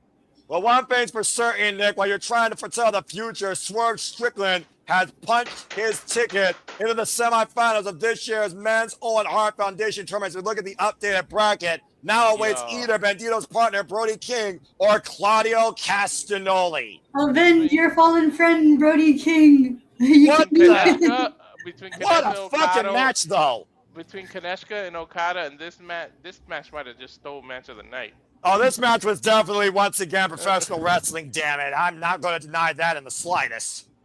This is good, but match of the night for me is still Okada Takeshita. Yeah. This was more deceptive. This was more dissective. This was more dangerous. The other one, though, truly came down to the stronger spirit. Here it was the most wanted versus the most dangerous, and we saw how dangerous Swerve was willing to go. Also enduring the best, if not the best, we have yet to see from Bandido to punch his ticket one step closer to go all in. I'm not going to take anything away from this match. This was a really good match, too. This might be second best match of the night. AEW, baby. Woo! Holy hell. And again, folks, stay tuned. We cover AEW All in London. That will be August 30th, 2026. From Wembley Stadium. Again, the finals of the Own Competition Tournament will take place at Forbidden Door, and the winners will go all in to challenge for the respective World Championships. Speaking of World Championships, coming up next, time for the women to unleash madness, bitches. Thicklin defends the gold against 3 former AEW Women's World Champions, Hikaru Shida, Chris Statler, and Jamie Hayter, in the first ever AEW Women's World Championship Fatal 4-Way Championship glory. They got a lot to live up to after the match that just happened. And again, I talked about before. Women can do it. It's these 4. Well, again, they are literally the standards of AEW Women World Championship pedigree. As I talked about the intersection that ties these 4 women together. It was at Double or Nothing last year. Jamie Hayter was in the finals of Women's Owen Hart Foundation tournament. Lost against Mercedes Moné. And then Thekla weaved a web at the expense of Jamie Hayter, clocking her literally on that Wednesday and made AEW her own. Jamie Hayter, of course, has been previously involved in not 1, but 2, 3 different altercations for the AEW Women's World Championship. And of course, Chris Statlander won the AEW Women's World Championship in Fatal 4-Way action last year at AEW All Out. Hikaru Shida, of course, won this title at Double or Nothing at the expense of Nyla Rose. Chris Statlander won gold when she returned to Double or Nothing, beating that bitch, Jade Cargill. And Jamie Hayter lost the title at this stage due to injury and an Outcast triple assault. Now we have a Fatal 4-Way where Thekla has pinfall wins over 2 of these individuals, but has never been in the ring with Hikaru Shida. And we also know in Fatal 4-Ways, there are no disqualifications, which means the Triangle of Madness can literally run toxic. It's time for our Fatal 4-Way for the AEW Women's World Championship. Good boy. You want to talk about somebody that's really spun a web of her own and unleashed her own venom in this company, Ash. Thekla has literally created her own freaking division underneath this madness that she's willing since being Chris Statlander for the AEW Women's World Championship in a strap match. Interesting how the champ's coming out first. I just want to make note of that. That just shows the confidence of Thekla. As she hangs from the scaffolding, this ridiculous Austrian badass of punk rock and artistry who currently holds AEW Women's Division glory, fired from Stardom after assaulting the president, but pushing the rules to the absolute limits here to earn the AEW Women's World Championship by any means necessary and successfully defend it. We've seen how Julia Hart's miss has come into play and how even a knuckle duster has come into play against the likes of Jamie Hayter, Alex Windsor, and Mina Shirakawa. But again, to your point, the champion does not be involved in the decision tonight. She has a 25% chance of escaping. Well, technically they all do. And of course, we saw what happened, as I said, in that 8-woman preview where Thekla pinned Thunder Rosa, another victim of Thekla's Triangle of Madness, and her run as AEW Women's World Champion. I'm making a prediction. Whoever comes out last is going to win this match. Well, coming out next, I'm a hater. Haters for life. Let's rave with the former Pro Wrestling E Women's Champion and former AEW Women's World Champion, Jamie Hayter, one half of the Brawling Birds. Of course, Jamie Hayter faced Thekla back at Dynasty. And it took, as I said, brass knuckles for Thekla to escape. And a cheap pin with leverage. With Jamie Hayter, what you see is what you get, baby. Whether it's from the 70s or in the 2020s. And she hits hard. One of the hardest hitting women in this entire AEW Women's division. That's saying something. Former, of course, SWA Undisputed Stardom Champion. But stop Women's that, damn it! Starter night!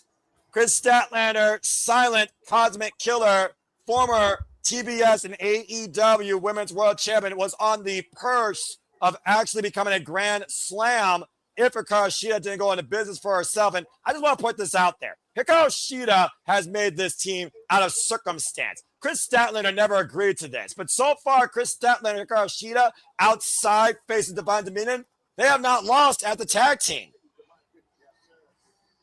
And of course, Chris Statlander just recently got medically cleared to compete, in case you are wondering why she wasn't involved in Dynamite over the last couple of weeks. Current EVE International Champion will be defending that title against Mina Yamashita at Pro Wrestling EVE 150 next month. It is so good to see Hikaru Shida on pay-per-view again. I'm just going to say that for the record. Hikaru Shida, of course, who won the AEW Women's World Championship back at Double or Nothing 2020 against the Native Beast Nyla Rose, held it for 1 calendar year before losing it to Dr. Baker DMD at Double or Nothing 2021. Again, as we pointed out, the next time around pay-per-view will be when the Forbidden Door opens again with CMLL, Stardom, and NJPW and AEW Sunday, June 28th. Stay tuned for our coverage live on that. And thank you to all 405 of you that are tuning in live to our coverage now for AEW Double or Nothing. Ready for this contest to find Smith again and fail four-way. There are no counts, no disqualifications. First pinfall submission inside the ring will leave with the AEW Women's World Championship. And this is the exact same match stipulation that Chris Statlander not only won, guys, she pinned the champion in the process. I gotta get my ass to San Jose. I got Oh, it's gonna be good. Bell rings! Very curious to see how all 4 women approach this match. As I said, familiar history with Chris Statlander and Jamie Hayter fought each other over the AEW Women's World Championship at World's End, and Chris Statlander won that night. Triple kick, though, to Thekla. As I'm sure Thekla's got to be the prime target here, considering she's made this personal of all 3 of these women. Combination offense with the Bulldog, running boot by Jamie Hayter. Chris Statlander fought with the senton, and everyone so far attacking the champion here. I think it's a smart strategy, honestly, if you get the champion out of the ring and just sell it amongst yourselves, Ash, because you guarantee yourself a new champion. Oof! And it also eliminates the biggest threat. Running knee left by Shida, wiping out Thekla for the time being. Meanwhile, Hayter and Statlander. I'm curious to see how much Shida and Statlander work here as a duo. We've seen unique allies form during these type of matches. Combination knee strikes to both sides of Jamie Hayter. I'm curious who's making the call here, Shida or Statlander. Right now, both Jamie Hayter and Thekla need to play defense. Double clothesline by Jamie Hayter. I love this Brit. What do you think the strategy for the 3 of them has to be, Ashley, to the throne test one? Do you isolate the champion ahead of time so that you guarantee a new one? Cover. Look at the near That's leg. what they might have to do, because they have to try to work as a team, especially if the Sisters of Sins get involved as well. Well, we know that Sky Blue and Julia Hart are never too far away when anybody is involved in the Triangle of Madness. And again, think of free roam here. There's no disqualification. Take over Tiaras, though, by Thekla. Thekla formerly part of Julia's faction in Stardom, Donna Del Mundo, before joining Oedo Tai. Of course, a former Gods of Stardom Tag Team Champion. SWA Undisputed Champion. Irish whip, Jamie Hayter thrown in the Thekla, and right now Statlander and Shida working together, isolating the other two. But how long will that last? Exactly. Right And after right now, inverted contact by Hayter, and Shida just ran to Statlander. Told you. Now two of the most powerful women in AEW Women's Division squaring off here once again in the middle of the ring. I can watch these two fight every day of the week. Right? What is it, a requirement to be big for the women in AEW? They're all like at least 5'7" or 12. AEW is where the power lies in the women's division, period. We love big women. We love big dominant women. Damn right I do. What, Ash? You heard Ash what I more than said, us. Nick. Shut up. I didn't hear you. Tall, physically impactful. And right now, we're hearing the meat division come out here. This is where the meat lies, I folks. said we love big, powerful women here. AEW, you get both. AEW, you get No. both. What you saying? Body by Thekla. Caught by Hayter. And stat them. It's out. Drop kick, though. Wipes out all three by Shida. AEW, you get served both cake and meat at the same time. What? But you said it in a cover. You said it in a certain way. Like, Cover. I didn't hear how you said it. Flapjacks. I'm not repeating the way I said it, Nick. We can catch on the replay, you dickhead. And Shida right now with a quick cover. Double covers though by Hayter and Thekla. Gets 2 counts on each. We just saw for a moment there how Shida covered Statlander. Now everyone going for a cover. Schoolgirl by Shida on Thekla. Schoolgirl by Statlander on Shida. High stack. Now Jamie Hayter with the Schoolgirl on Chris Statlander. And 2 counts all around. Speaking of dickhead, don't be a dick and subscribe to Batty for Wrestling. Kick swing and miss. Izaguri by Shida. Rocks Jamie Hayter. Thekla routes on the opposite side of the ring. Clothesline. Hayter to the outside by Statlander. Yo, dude, I think she hit her tailbone on the apron when she was coming down. And of course, Chris Statlander coming back from double knee surgery in her career. Over 600 days on the injury reserve. Caught with a boot to the side of the head. Intercepted by Thekla. We got to give Thekla some credit because she could take it back to be easy and just, kind of play defense to make sure she doesn't lose her title. She's right in the thick of it no matter what. I think it's safe to say that Thekla is a masochist for punishment. She wants to be punished, and I think she welcomes it. She's the one that brought this madness forward. I'm just saying. You guys know how some people are. They when their title in multi-person match like that, they kind of lay back and they kind of play defense. Cross by Thekla, warming out everybody. Crazy woman who can take it just as much as she dishes it out. Definition of insanity. Look up Thekla in the dictionary. She's one of those crazy bitches she talks about. I mean, I did crazy bitches, but I understand what you mean. And Thekla flew up the top rope, wiping out all other competitors. She could just pick and choose when she wants to pin or take over at this point. I just love how scary Thekla is. It's just like, oh my god. I bet you if you meet her in person, she's like the sweetheart. Oh, there's no doubt about that. Get to the midsection, though. I mean, when the bell rings, you got to unleash that intensity. There's a reason why Thekla, in literally less than a year, has already become AEW Women's World Champion. Get to the midsection. Right now, Chris Statlander, open palm strike to Thekla. Of course, Thekla and Chris Statlander have defined each other's careers over the last year about as much as Jamie Hayter and Thekla have. Now stand back inside the ring, and Thekla isolating the former AEW Women's World Champion. As I said, these two have met each other on 2 other occasions, a strap match, and of course, 2 out of 3 falls at Revolution, where Thekla won. We are revisiting history here. Oh, how the history continues to unfold and unravel and be weaved differently. Dude, Thekla is a fighting champion. She is not hanging back. Right now trying to trap Chris Statlander, possibly in submission, wrenching away the jaw of the former AEW Women's World Champion. And there's no DQ, there's no rope break, no nothing. And right now there's nobody to break up this hold. Yeah, the other 2 are taken out.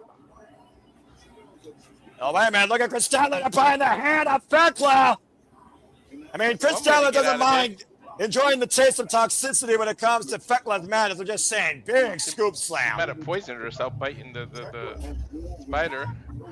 I'm about to say a rare mistake there by Thekla now, and Chris Statlander's power taking over here. Just a full body slam. Good grief.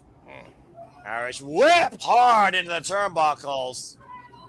Just teeing off right now, and so far this has turned into a one-on-one affair. Best chance here for Chris Statlander to get the AEW Women's World Championship back. It's the knee, though, and Thekla trapping Statlander. And now hanging her in the tarantula. And upside down with the strap of Statlander, pulling her back. Oh! Driving her face first in the top turnbuckle. Stat knew Tesla could have held that as long as she wanted. There's no 5 count in the 4-way. This is Beckla's 6th defense, by the way, of the AEW Women's World Championship. Oh, wow. And her reign has been good. Like it's not like it's been bad. Bro, if you think about it, out of the 6 one, this is like one of the most normal matches she's been involved in. You know, that's a fair point, actually. I didn't consider that, Walter, considering all these women are bottom blankets outside Takeshita, as we just got the spider suplex by that crazy Austrian. The core strength of Thekla is unbelievable. Oh my god, I just love Tekla. Like, holy. Oh man, shoot up from behind. News to the toxic spider. I've said this during her debut match. I can't tell if I want to be with her, or both. Both. The answer is yes, I'm sure. Yeah. Back to your batty. Yeah. I've come to know you, Ash, but I feel like a little bit of you is starting to rub up on me when it comes to the women of AEW. You always been down for crazy bitches, Noah. Don't try Yeah, to that's blame it on fair. her. The bunny. And of course, I did lead. Super Right? flash You my can't blame shit me at for Jamie that. Hayter. You can't blame me for that. Momo Watanabe. I mean, the list goes on and on. She's holding it. Armringer. Big, dangerous Saito suplex by Hito Shida. Rolling lariat by Statlander to Hater. Discus lariat connects. Toxic spear by Thekla and Statlander. Matches. Oh, and a headbutt by Hater to Thekla. The spider spear. And now she then step with the suplex in stereo to Thekla and Hater and all 4 women down. I fucking love this company and this freaking wrestling development. Yo, so far these women are living up to the previous match. Every match has been privileged living up to its own bill in its own way. That's what I'm saying, dude. It's been like a better and better and better and better.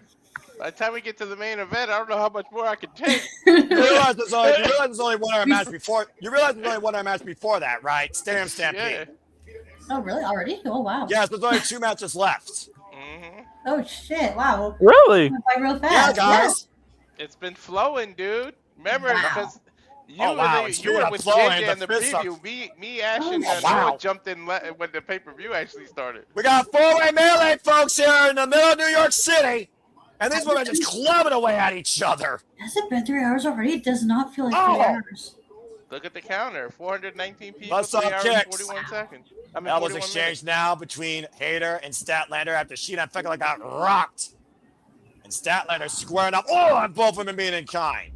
I love the fire out of these two. 4 cock slots bodies, middle of the ring collision. I can't pick. I love all 4 women. I'm greedy. I agree with you, Walter. Since we're backbreaker by Sheeta to Thekla here, any woman's game. And now maybe looking for the brainbuster. Thekla fighting back. Sheeta holding on her Falcon Arrow reversal. Roll through cover on Sheeta. That was a nice reversal. Almost took it. Oh, buzzsaw. That was impressive by Thekla escaping she's the calling Falcon for Arrow. it. She's saying it's over. And it very well might be. Look at the eyes of that crazy toxic spider. Oh, wait, Wait. Push it up! Uh-oh. Pushed up. And now Hater exploded at Statlander. Big boot by Hater wiping out Thekla. How did she get up? It goes back to that drive to become the AEW Women's World Champion tonight at Double or Nothing. And right now, Statlander teeing up against Jamie Hater. Irish whip reversal. Oh, the knee strike! Punch Statlander by Sheeta! Hater's isolated. It's just Thekla and Hater now. Yeah, Sheeta sends to the outside and Hater. Uh-oh. Backbreaker over the knee. Well, Thekla drink some Haterade. I think you're right here. Looking to round up. Whoops, swing and a miss. Thekla off the ropes, though. Up and around. Oh! And Thekla trapping Hater in a submission. It might be over. It might be over. There's no Modified one there iron to break octopus. it up. Again, it's in tight, though, but Hater literally carrying Thekla's weight. My That's God. how you counter. She gets. You stand up straight on your feet. Off! Damn. Got Thekla in a backbreaker. You relieve some of the Swing and pain by miss. standing straight up. Oh, okay. No! on, Shida! Damn What the hell, She had it. Oh my God! She was not kicking Shida. out. The hitter though still fine, but look for the hitter, right? Shida blocks. Oh, a big elbow. Front face lock. Hoisted up. Fucking her hasn't done the deal. Wait, And now- what is she doing? Muffler? Transitions, pausing the stretch muffler. If she can grab the arm. She needs to put her neck under her ankle a little more. And trying to grab the arm. Meanwhile, Uh-oh, you done pissed her off. Oh, this is the moment where Kazuchika knew she officially fucked up. Wait, but keep your eye on Thekla. But I'll say again, it's every woman for themselves. The knee strap to go. Oh! Yes, give me these two. Yes, give me these two all damn night! And Sterling unleashing hell on Shida! Look at Thekla in the corner, though. She's just contemplating. Exactly, the emotions blowing out of the challengers here. Shida doing the still ring steps. Statlander, oh, big boot, wiping out Jamie Hayter. She's going to walk right into Thekla. Absolutely. Yeah, there it is. And we'll see what happens here. The Statlander kind of measure. Whoa, jumps over the spear. Cuts him with a back kick.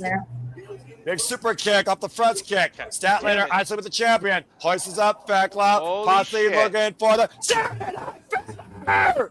Oh, here comes Shida, though. Kendo stick better than with a kendo stick. Well, there's no disqualification. Hey, man, when you want to be the champion, you got to make sacrifices. She hit her right out of the park. And you know how bad Shida wants that top. Now Jamie Hayter grabbing the kendo stick of Shida. Takes the kendo stick and Shida to the outside. Yo, Hayter just saved her. God. If you see what happened, she actually saved her. She could have really got hurt. Yeah, well, either way, Shida and Hayter just took each other out, and we're still isolated in the ring with Chris Statlander and Tekla's Thekla. take advantage. She's going to take advantage. Stop! MIB at the stop, the deep hook of the leg, and Thekla retains. Wow. What a fucking match. Mm-hmm.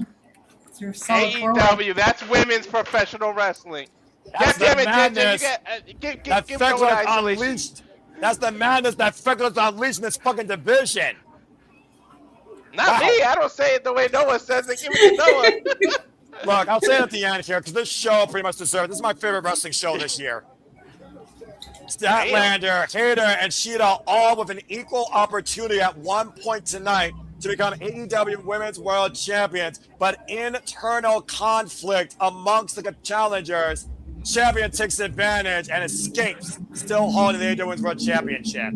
Look, I wholeheartedly was supporting TNA and love their Knockouts division, but god damn it, with AEW, there is no bigger women's division. Especially with Thekla at the forefront right now, where madness continues to ensue, and this division will remain to be toxic. I did have a feeling that we were going to get like some dissension between Shida and Statlander, and that's the one thing to like take out from this match, because not only is Thekla still champion, we got another women's feud that does not revolve around the title. When was the last time that happened in AEW? Thekla and Jamie Hayter, honestly, at Wrestle Dream match. And remember, Jamie Hayter won that night. Regardless, Thekla, in her opinion, just beat three stupid bitches, and they were all former AEW Women's World Champions. Who the hell do you think can beat Thekla now? Did she win or did she survive? I mean, the jury is out.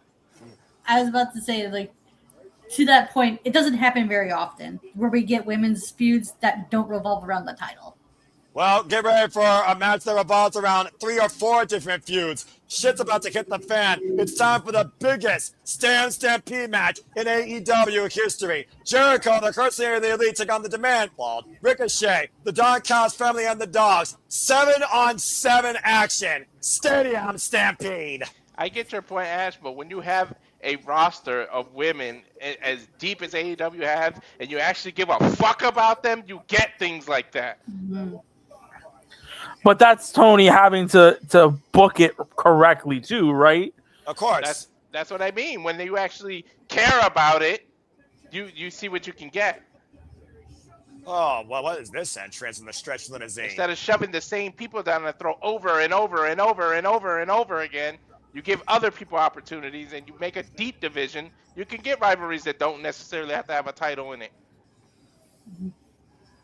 It's amazing what good creative does. Once in a blue moon, it does shine, believe it or not. But on pay-per-view, I still give it to AEW. Whoa, man, everyone's rolling up in the friggin' big rigs tonight. Damn, look at Something that. tells me we're going to start outside the stadium. I'm just guessing based on this. Drop that Ford F-150. Shit. That's like a Ford F-650, driven by the Right. dogs, of course. Well, as we got a moment to breathe here, because let's be honest, this match you could call whether you're drunk or sober. Shout out to the, holy shit, 450 plus of you that are tuning into our coverage tonight of AEW Double or Nothing. Thank you all so much. Again, we are Single Alpha Studios, bringing you coverage for all the biggest shows, papers across all things wrestling, whether it's WWE, TNA, AEW, NXT, ROH, New Japan Pro Wrestling, HOG, GCW, and other independent promotions. Hope you all are enjoying. Please let us guys comment. Tell a friend, this is our semi-main event tonight, Stadium Stampede. And simply put, it started off with one thing, Jericho versus Bald Ricochet. Ever since Jericho came back, maybe calling himself the cornerstone. And Ricochet said the worst thing you could do is sign on the dotted line to be still part of AEW, even taking Jericho's lion salt, calling it the Rico salt, using the kids at his advantage, and beating Jericho at Dynasty. Jericho and Ricochet still are at odds ends with each other, to the point we've seen Jericho go into business with the Hurt Syndicate. The Hurt Syndicate and Jericho lost, though, against the man, thanks to outside of course, interference. And it's only escalated from there with the Dogs and the Don Callis family's rivalry, particularly with Jungle Jack Perry and the Elite. The Dogs lost to the Young Bucks. And, of course, Dougzilla beat Jungle Jack Perry for the AEW National Championship after Ricochet hit a freaking 4 with a 9-iron across Jack Perry's back at Fairway to Hell. Shout out to Andrade for actually wearing his New Japan title. I like that. That's a really good touch. Well, I'm about to say, let's not forget what Yoda Tsuji, of course, told Tanahashi what that title represents. I will defend this against all invaders and outsiders. And unfortunately, Yoda Tsuji, he lost against Andrade Idolo, who calls himself the only real Mexican luchador. I will say this.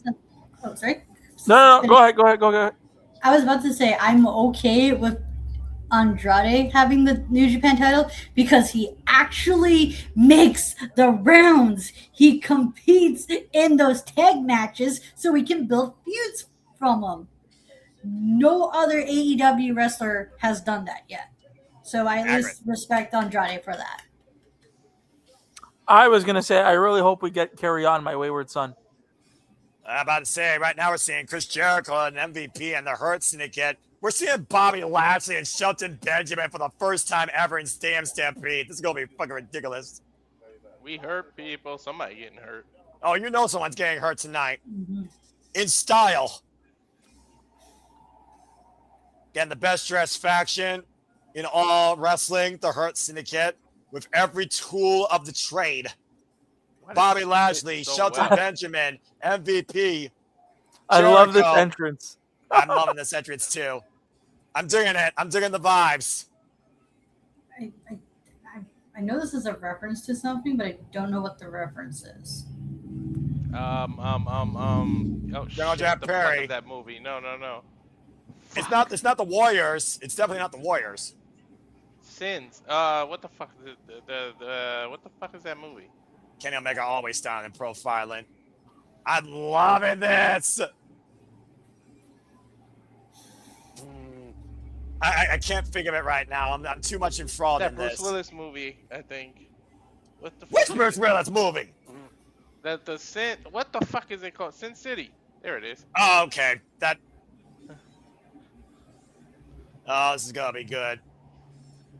This is just gonna be fun. This is just gonna be fucking fun. Put the cigar out on the tennis ball. What the fuck? Hands in. This is Metallica, by the way. Devil's Dance. I love how Kenny was choking on the smoke. And I never considered Kenny Omega a smoker. He probably just did it for that segment. Yeah, you're probably right. Yeah. Sing it! Louis Armstrong Stadium! I love the combination Titantron as we get a Judas sing-along here. Here we go, folks. Kind of wish they used a different song for him, but I know. I mean, again, it's easy marketing. You just put Jericho on an album cover. You know who it is. It's Chris Jericho. And of course, we're in New York City, so you got to style and profile in the Big Easy. Hey, you know, He may be Canadian, but he was born in Manhattan, New York. You know. Yeah, that's accurate. And we also got to put this in consideration. Chris Jericho was the brainchild behind this concept. Back in WWE 2020, it was the Inner Circle led by Chris Jericho versus the Elite. And it was Kenny Omega with an avalanche one-winged angel from a freaking balance that allowed the Elite to win that night. In the following year was the Pinnacle versus the Inner Circle, and Chris Jericho and his crew won. Since then, we've only had anarchy in the arena, with the Elite winning more often than not versus losing. The Elite have won this event now, basically 2-2. They're at an even record because, of course, they lost to the Blackpool Combat Club, and they lost last year to the Contingency led by Swerve Strickland. The only other time we've seen Stadium Stampede was one other time in Wembley Stadium at the first AEW All-In, where, of course, that involved Orange Cassidy and crew against the Blackpool Combat Club at the time. This is the first time we're seeing Stadium Stampede in the States since Double or Nothing 2021. Noah, good luck keeping up with this. There are 14 people involved in this damn match. Good luck. I'm about to say 2022, excuse me. Paul Turner, Bryce Rensburg, Rick Knox, Aubrey Edwards, Mike Posey. You need multiple refs with this. You need every referee. You need all the referees here. Battle lines drawn. Again, anything goes. Pinfall submission inside the ring wins this Stadium Stampede. No tags needed. Here we go! We hurt people. And we got a 14-man melee. About to say, they hurt people. Who's going to get the most hurt in this match? Good luck calling this one. Yeah, good luck calling this shit. I'm going to be quiet. About to say, we talked about, again, the Hurts and, again, their rivalry, of course. Ricochet, particularly against MVP, and the demand, of course, that had a street fight at one point in trios action against the Hurts and again. Of course, the Hurts and again beat the demand that night back in Jacksonville, Florida. As we got a four-way feed here, by the way. This is bloody brilliant. So glad that fucking Bobby got cleared. Yeah, right. Bobby Lashley, of course, who's been out on injury for the longest time. And it looks like once isolated themselves against Ricochet, bald. AEW's looking like us with the 4 feed. Yeah, I'm about to say, and also this is incredible, by the way. I want to give a shout out, by the way, not only to all of you, on there 500 of you, but also the people that made this arena. Tony Khan produced this show, the incredible in-ring work of the men and women of AEW, the commentary, and of course, shout out to the Canadian Connection, Walter Cruz, and shout out to producer man in the green room, as every one of these elements make it possible for us to enjoy this incredible showcase tonight. And right now we got a train of pain against Ricochet here in the middle of the ring. Is this the hurt train? It might as well be. Bobby Lashley, oh my lord. Whoa! Hoisted out to the floor, wiping out the dogs and the demand in the process.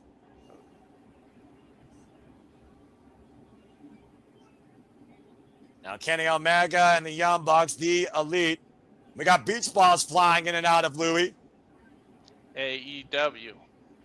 And right now, Kenny Omega and the Young Bucks are going to go 0.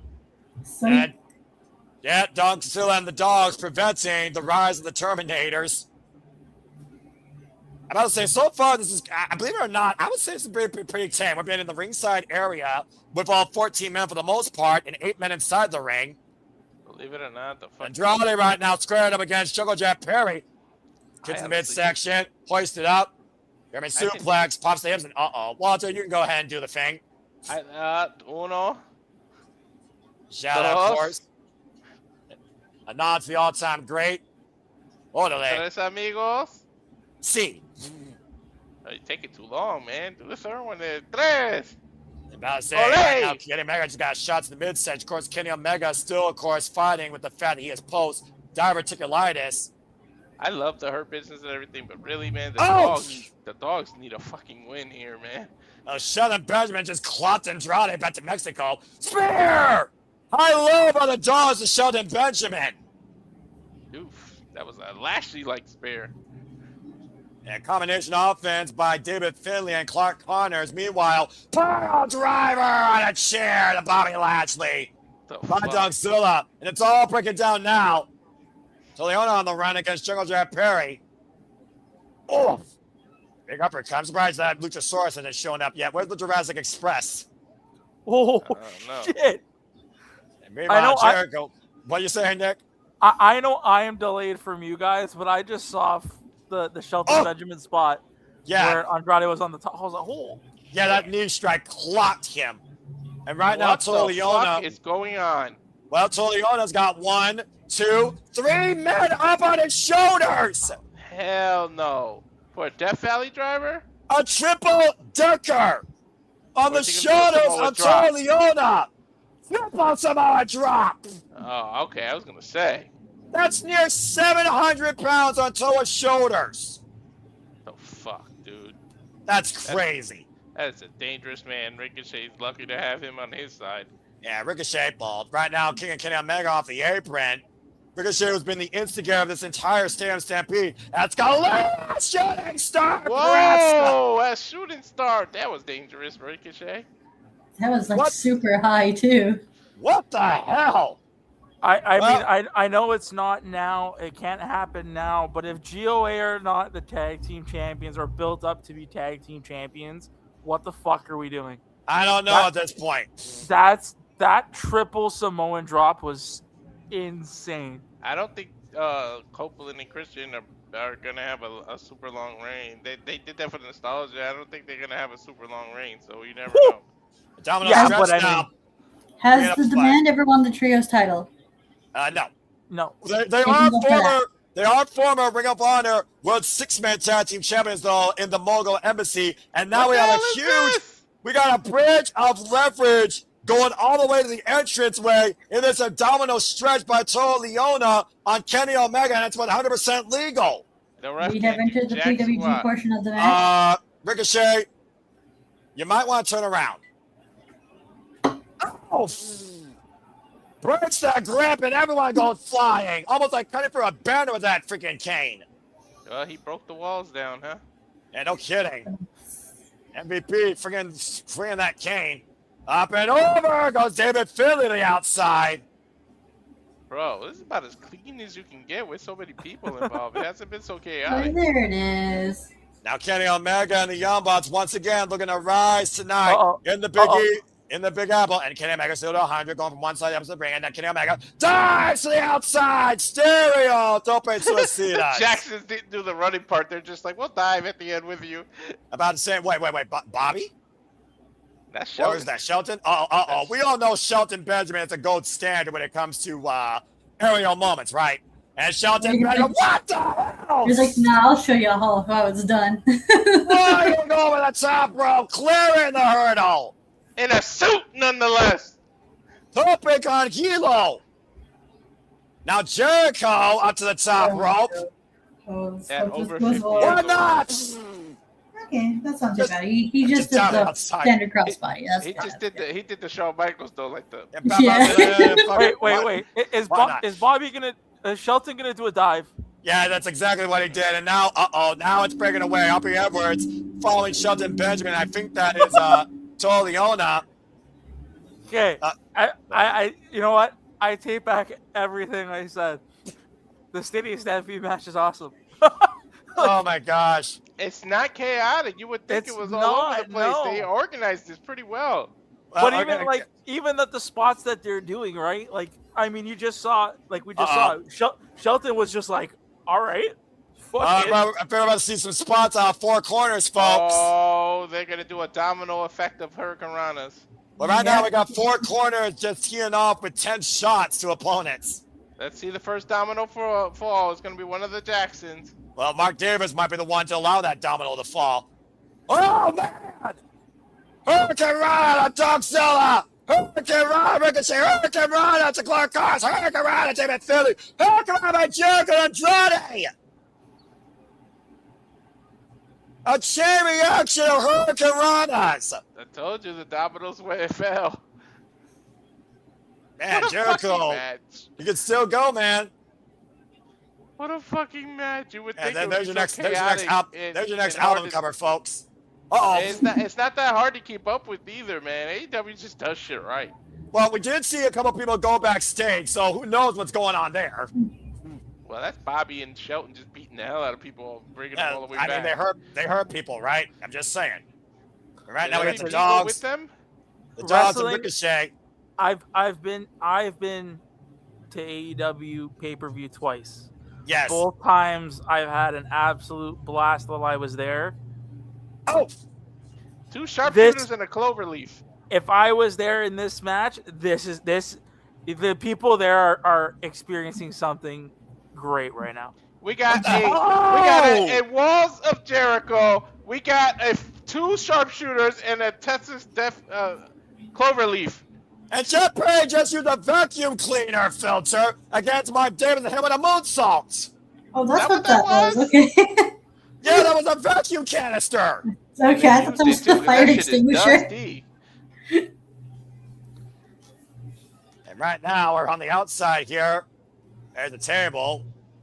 The only other weapon that we've seen so far is I can't believe I just called a vacuum canister being used.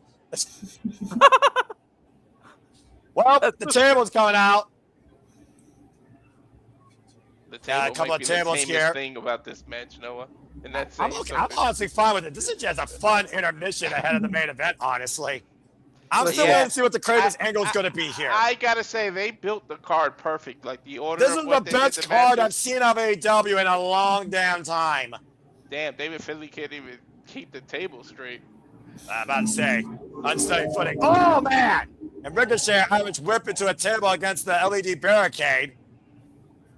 Now, David Finlay and Clark Connors sit out on a couple of tables at ringside by the Young Bucks, and uh-oh. So if you noticed, which this is, I think, genius, I'm glad they put the I Quit match in the beginning and this match now. Yeah. Yes. Because in the Tekla match, there wasn't any plunder. Exactly. So the fact that we've had this break and we haven't had any plunder or blood, it really kind of like...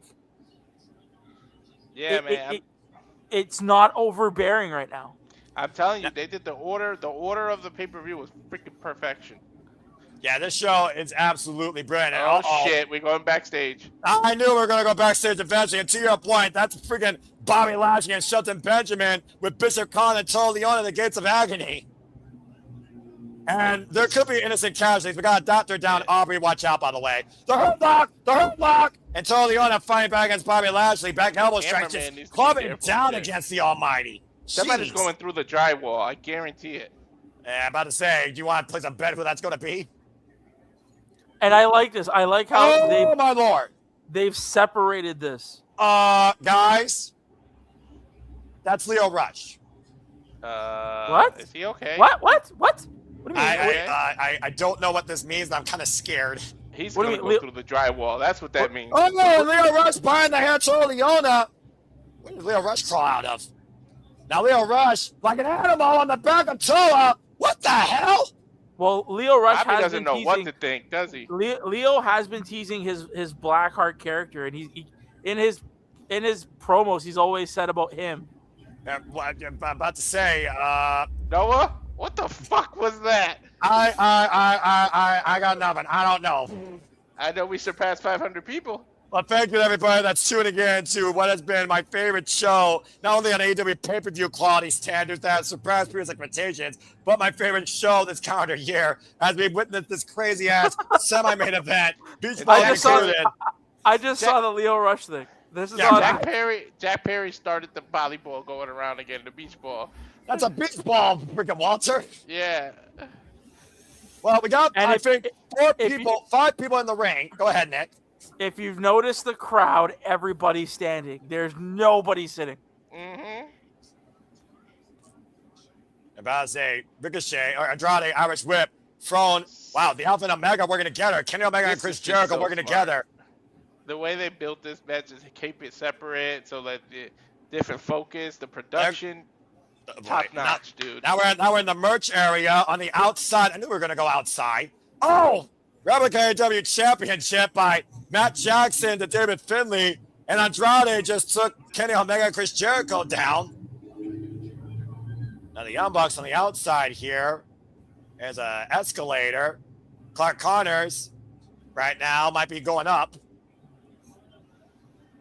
I do not want to go up that stairway to heaven. This is absolutely insane.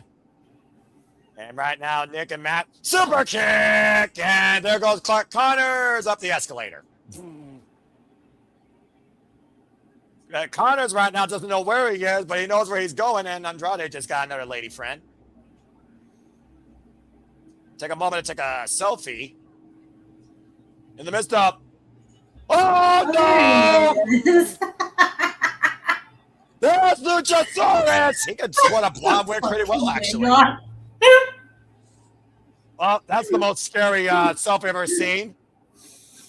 What, now there's an escalator involved? What the fuck? Wait a minute.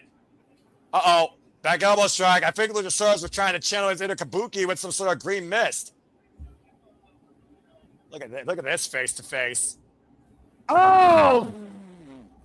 It's like the Jurassic, what's that dinosaur Jurassic Park that spit that stuff at that guy? Yeah, literally. Andrade blinded by whatever Luchasaurus just literally threw in his face. Talk about a close encounter of a different sort. And Chris Jericho isolating Ricochet now, who's been using Chris Jericho's lion salt to add insult to injury. Jericho right now, what is Jericho looking for here? We all know how innovative Jericho can be. Oh no, black bag. Man. What do you pull out the black bag in here at Louis Armstrong Stadium? Thumbtacks or gummy bears? Gummy bears? How about fucking trumpets? Or Legos? Legos would be cool. You're evil, Ash. You're evil. Only dads would understand the Lego part. No, I understand it too. Let's see what's in there. Tennis balls. Well, it is a tennis stadium. Hey. They were throwing tennis balls around in the preview. Oh, they're gonna go bowling with the tennis balls and Ricochet's balls nuts. Someone tells me Chris Jericho's not gonna serve a score of love to Ricochet. Dude, tennis balls hurt. Oh my god. About to say, and Ricochet right now might be going for a ride. Jericho or Ricochet. I'm trying to remain serious here. Oh! Oh shit. First in the tennis balls. Have you ever been pegged in the back with one of those tennis balls? They hurt like a mofo. We grew up playing Suicide. You know what that is? No. That's a hell of a Yeah. game. Yeah. What's that? Jericho is the most unpredictable wrestler in any environment. You gotta touch the wall before everybody else can throw a tennis ball full speed at you. Oh, damn. Staring off the walls of Jericho. Now put Ricochet up. Divine driver to Jericho and the tennis balls. So 15 love. So I guess that's balls to the wall, huh? Now Ricochet in the cover, first cover of this match, gets a 2 count. Meanwhile, Mark Davis back. Is that catering? Is that case tonight? Oh, Jeff Perry now in the backstage area. Is that Kaya? Is that Kai? Call him unfortunate victim as Mark Davis just clocked him with an elbow. Who knew you could actually have fights in catering? Drop Toho face first in that chair by Jeff Perry to Mark Davis. That's pretty good looking catering, by the way. Anything you would usually is a food fight. Drop Toho. I think Mark Davis' eye hit the leg of that chair, by the way. He might be blinded. Yeah. Now Andrade and Kenny Omega in the freaking catering area. Omega going out here. Says, oh, man! And Andrade went back first into, oh. That's a big man. That's Saddam Singh. And Saddam Singh went face first into a cake. Well, That's a pissed off 7-foot giant. Oh, no. Andrade, don't turn around.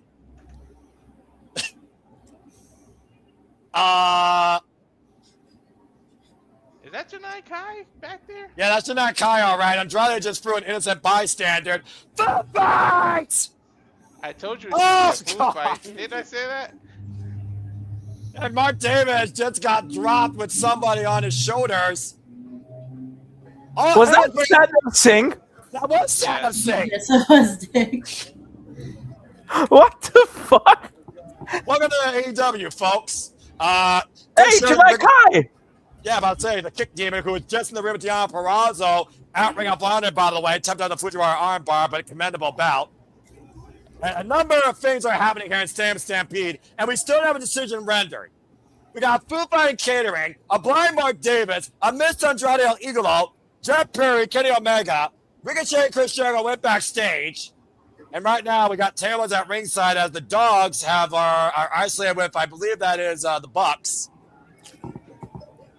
It's a freaking wild hazard right now. I'll tell you right now, there's more action here than in Times Square. The Dogs right now isolating themselves with the Young Bucks. And Paul Church just watching in the middle of the ring. Why the fuck not? The Young Bucks being escorted backstage. David Finlay right now driving Nick Jackson up the entranceway. Go ahead, Nick. I do want to say we love all people on here. Yeah. We're all about love. We're all about love and respect, and we love one another. But fuck you to that lady that's sitting in the front row with a Habs jersey. Go fuck yourself. Fuck and you. It looks like Nick Jackson just told David Finlay and Clark Carnes to go fuck themselves, branding a running gore into a trash can. Oh, wait a minute. What is Nick Jackson setting up for here? Is he going for a field goal? Or, hold on. Now Connor's in a cart and crowned with a trash can. And I think he's on a one-way street down the entranceway by Matt Jackson. Down the runway into Nick. Super kick! Oh, man. Thought about looking up the stars. You kick the trash, huh? You're supposed to take the trash. Wait a minute. Oh, man. Just wiped out Rick Knox in the Young Bucks. Like a running bus. This is fucking chaotic, dude. Good grief. What happens when the Samoans on the run? There you go. Well, Samoan just headbutted somebody, or one of the Jacksons. I'm about to say, I think that's Matt Jackson, why he just freaking put Nick Jackson in the shopping cart. Shopping for bucks. I don't think no one does that at Sam's Club. Head bounced off that table. Now Toliona. Oh! She's the beast! T-bone collision by Bishop Khan to a carted buck. And now Toliona with a shopping cart in hand. You're supposed to put the shopping cart back where they belong, not hit your opponent with it. And someone tells me Toliona never worked at Walmart. Shelton! Of course, Benjamin has to come back in here wherever Leo Rush went. Now coming back to ringside here. Where the fuck is Jericho and Ricochet? I have that's a no good idea, question. dude. It's hard to keep up. I think there's a shillelagh in David Finley's hand. Oh, they just crouch on Benjamin with it. And that's legal, by the way, again. So there's tennis balls, tables, shillelaghs, a crazy-ass Leo Rush that we have no idea what he's about to do. Oh! And since Andrade against Shopping Shelton carts, Benjamin based on the trash apron. cans, bats. What the hell haven't we seen? A food fight and also a vacuum Wheel. canister. If I'm the Hurt Syndicate, you know, I'm in, like, having fun. This is something I don't like. They've never done this before, so I'm really impressed. I'm really impressed by Shelton and Bobby being a part of Is he this. about to F5 him? Well, now Bishop Khan pushed Bobby Lashley off and face first in the ring post. Oh, that's a lay on the side of Bobby Lashley's head. Okay, shillelagh will take even Bobby out. Yeah, I'm about to say, Bobby Lashley's still staggered, though. And there's a table right there, too. No one forget. Connors with the spear. Yo, he was about 2 inches from the bottom of that shopping cart. Did you see that? And Records abandonment. Good Lord. Two animals freaking working together here. Freaking Clark Connors and Toliona. This is controlled chaos, and I love it. Uh-oh, well, we just went backstage to Ricochet and Jericho. I think he just threw a case of beer at him. A bunch of tennis balls at him. Oh, you're right. And there's a tennis racket. This whole match has been a... I don't think Serena Williams or John McEnroe ever used a tennis racket like that. Right? Dude, I can't believe. Sorry, I know. I know I'm behind from you guys. I can't believe Clark Connors hit that spear against him so nicely. Exactly. Dude, but did you see Lashley's head? How close to the shopping cart that was? Yeah. The butler. That's the biggest rack I've ever seen. And that's not on a woman. Oh! And Ricochet right now being served revenge at the hands of Chris Jericho's giant tennis racket. You heard me right, folks. Sorry, Ricochet. I think Jericho's is bigger. I think that tennis racket's against regulation size. I'm about to say Ricochet has gone up against a wall. And there's a tennis net Is there. that's Luther? Oh, Jesus. Is he sparing him? No, that's a he's transball they're playing machine. suicide. And Ricochet right now trying to protect himself here. I say, and Jericho, driving And they Ricochet turn face that machine first. on. You know that thing serves balls at like 60 miles an hour, right? Now Jericho on the cover, 2, and kickouts by Aubrey Edwards. I forgot that the falls can count anywhere. I thought it had to be in the ring. No, I forgot that too. Falls count anywhere, actually. We're so used to Lord. the WWE rules. Oh, I love AEW, the alternative. Matt shots by Clark Connors to, I believe that's Matt Jackson. Leona stomping away against Bobby Lashley. Andrade ringside, Shelton Benjamin. Bobby Lashley laid out against the barricade. This is the most competitive tennis game I've ever seen, by the way. Right. No aces, no nothing. And right now, No Bobby deuces. Lashley and Matt Jackson. Oh, man! German suplexes. Northern Northern Lights Light. by, of course, One Matt German, Jackson. one Northern Light. And Shelton Benjamin, German suplex here. Shelton Benjamin's a suplex machine, by the way. The Dogs are going for the ride. Locomotion style by Matt. And overhead Matt by is Shelton continuously Benjamin. doing Good Lord. Northern Lights while Shelton is doing Germans. The best suplex machines in AEW in sequence. Hey, you should watch. Yo, Bobby still has. I mean, Shelton still has to let go. Hello. Crowd with a trash can. 2-for-1 special by Matt Jackson to the Dogs with the Northern Light suplex. I know he's not about the Northern Light suplex, both of them. That's exactly what he did. Now Connor is trying to protect him and Finley against Bremen attracted. What the hell? 2-for-1 by Shelton Benjamin. What the fuck, dude? To Clark Cars and David Finley. That went from bad to worse there. And the Dogs right now getting the worst form of punishment without the Bob Barker treatment. Super kick party. Super kick to Toliona. Uh-oh. Yeah, Toliona just ate those super kicks, though. He don't care. Well, it might Triple be a super kick clocks Toliona up against the ropes. Watch out for Bobby Lashley on my other right. Lashley cutting Toliona at half. It's got to be over at this point. Are you sure about that? No. That was We Bobby are Lashley people. directing. Oh, we cut the. Oh, his eye is out. Yeah, Mark Davis is out there in the parking lot. In the back of the stadium. A golf cart is going to get involved. A golf cart. About to say, can Mark Davis drive with one eye? I mean, I don't know if Mark Davis can see clearly. Oh, wait a minute. Knife in there? That's Jack Perry's blade. What does it say? Something asshole. Wait here. Oh my God! What? Mark Davis, look out! Jesus Christ! What the hell? Just ran over. Wait, what's wrong with Mark Davis's eyeball? He went hit first. the He bottom went of the eye catering first to a table. chair leg, and Jeff Page is trying to do a hit and run with the Jurassic Express. He crushed a golf cart in the process. Oh my gosh! That's attempted murder. What did the note? What did the note say?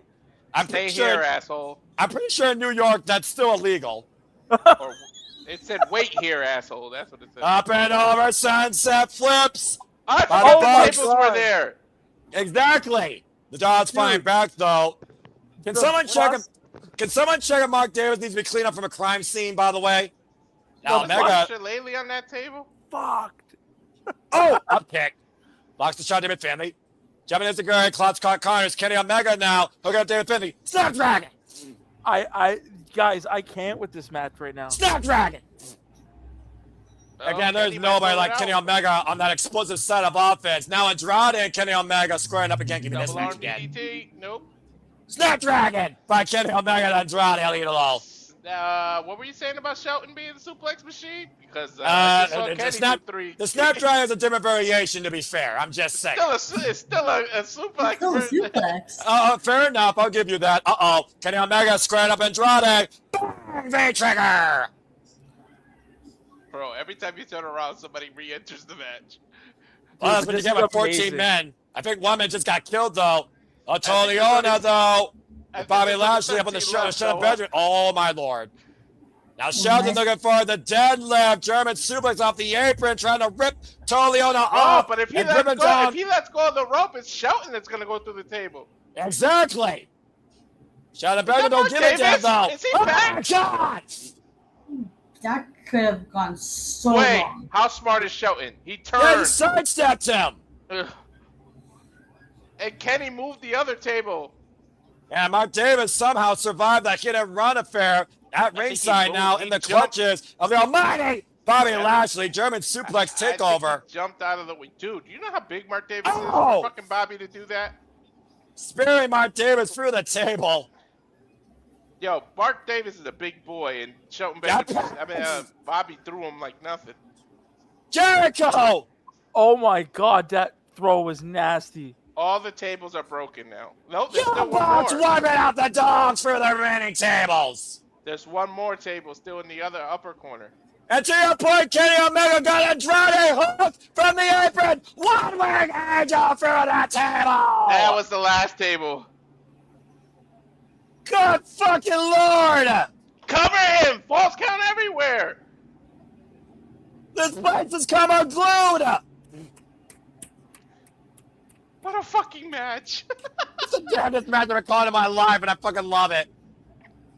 What the fuck? AEW chants raining out loud and fucking proud. I concur. And now back inside the ring, the Hurt Syndicate, the Young Bucks, Kenny Omega, and Jungle Jet Perry, and Chris Jericho. And look at And the only Ricochet. man left on the opposite side. Guys, we still It's have Ricochet. one match to go. Oh no, we're doing the bald spot. Oh boy, and I think Ricochet is bald. about to get 7 servings of bald punishment and Everybody's revenge. talking shit about being bald and not realizing Bobby and Shelton are bald. Running in with a rising knee strike. Bobby Lashley on the move. Spear Ricochet. Inside out. And Jack Perry. Sacrifice running knee strike. Is everybody gonna hit their finisher? I And the really Young hope so. Bucks. BT Trigger. Walls of Jericho, or not walls, but the what do you And call now it? The Jericho lion salt. takes the blazer off. Oh, he's not looking for a lion salt. Oh, Ricochet. Judas- Looking for the Judas effect. That's exactly right, Ash. And oh! Sorry. Bishop Khan coming in, saving his boy. Bang! Bishop Khan. Omega with the knee, and Bishop Khan being the sacrifice for Ricochet tonight. Oh shit! What the hell is this? 7-way super kick! Jesus! Bishop Khan every direction. Lion salt! Lion salt! What? That doesn't look good. Jericho with the cover. 2, and Jericho team wins. Stay in Stampede. What the Jericho's- fuck was that match? That was absolute professional wrestling insanity, and I fucking loved it. Dude, it's controlled chaos. In the highest form. And again, No. Bishop Khan Yo, took yo. the bullets. What a Did team! did fucking Bobby Lashley hit a super kick? Yeah, That's Yes. correct. Yes, he did. in a suit, a 7-way suited super kick. Dude. Another. that was great. That was might be the great. first super kick I've ever seen Bobby Lashley hit. I never seen Yeah, him he's throw never a super done one kick. before, has he? Ever. I believe you are correct, as the dogs, the Don Callis family, Ricochet, and the Demand lay in a heap just to serve at the expense of Chris Jericho's own creation That was tonight a at damn- Double or Nothing in Stampede. That What was a a damn- fucking match! That was the damnedest match I've ever been a part of the call. And I got 0 complaints about it. This was very fun. The production was That's- awesome. Yeah. This is silliness, controlled chaos at its finest, and I love Re- these type of matches. Remember? Okay, so do you remember the report that went out that, or like so many people, they said the AEW locker room they weeded out the cancer. Yes, many- and I think that's been proven tonight. The fact, and this was what I was getting. The fact that Bobby and Shelton were a part of this, and it looks like they had an absolute blast. Seal approval by the Hurts to get to your point, Nick. Seal approval. Yeah.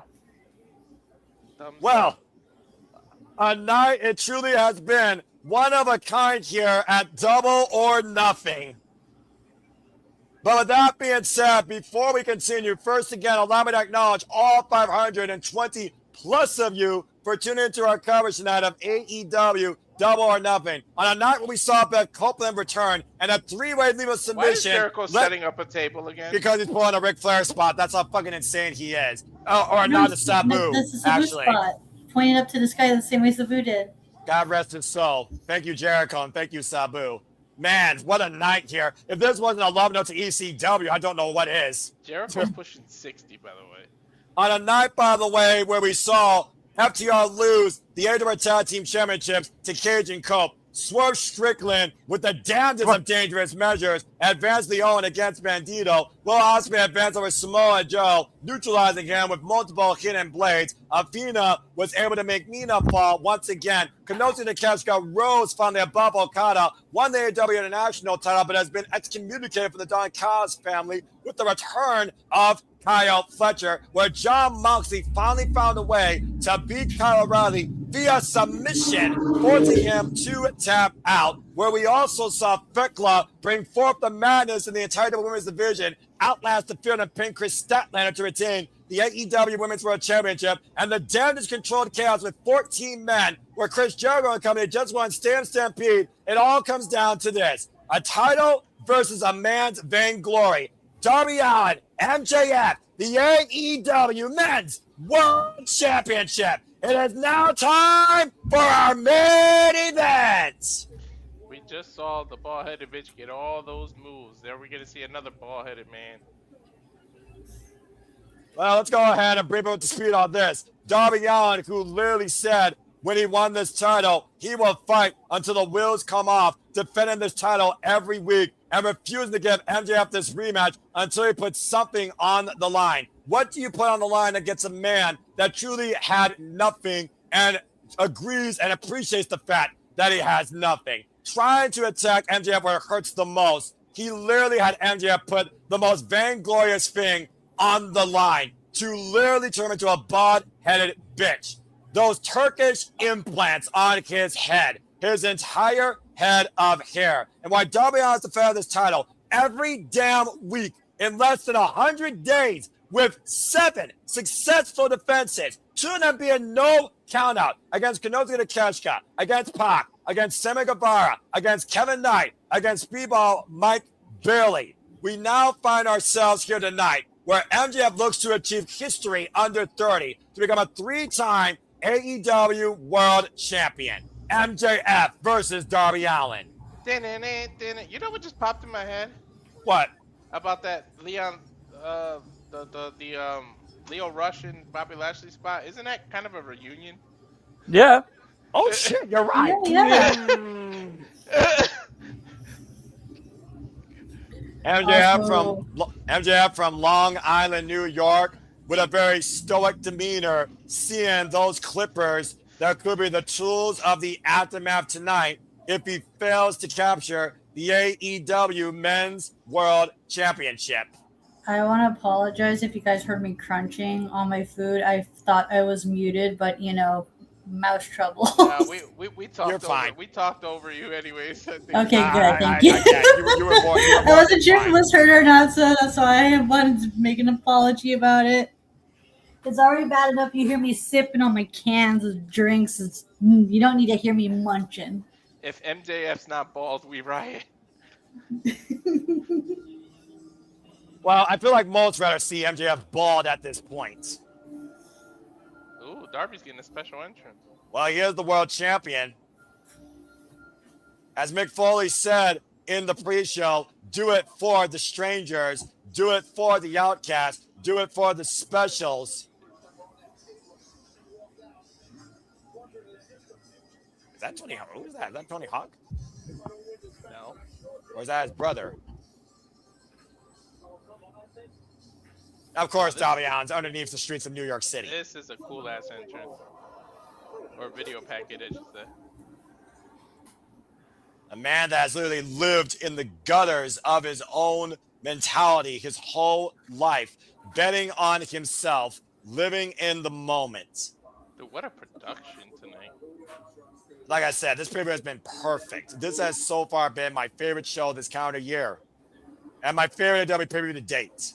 This fucker's skateboarding through New York City tunnel. Are you really surprised by that, Walter? I'm surprised that it's clean.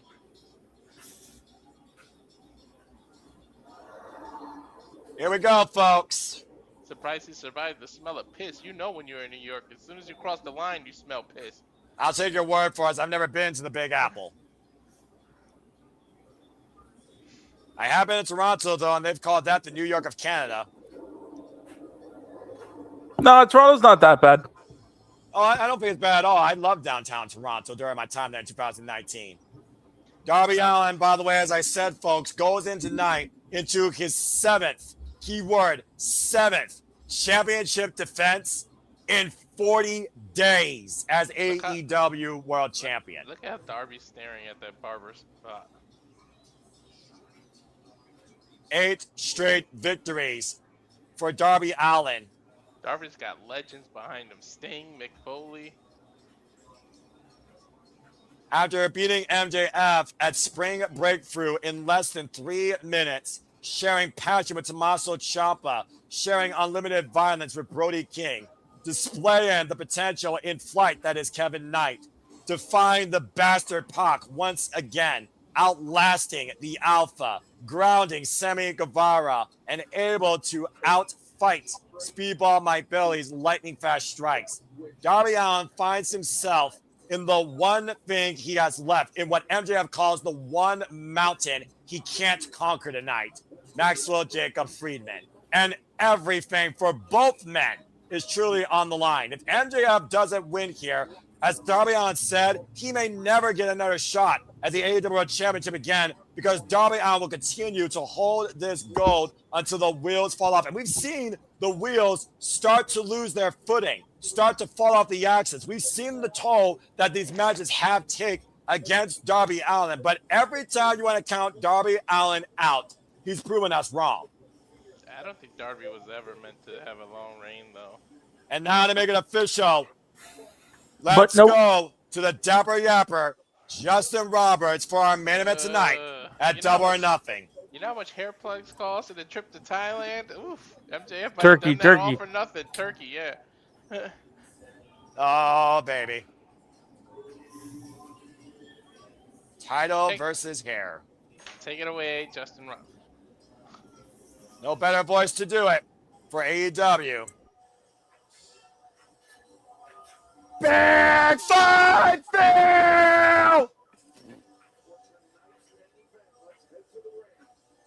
MJF looks a little worried. Well, again, MJF knows what's on the line here tonight.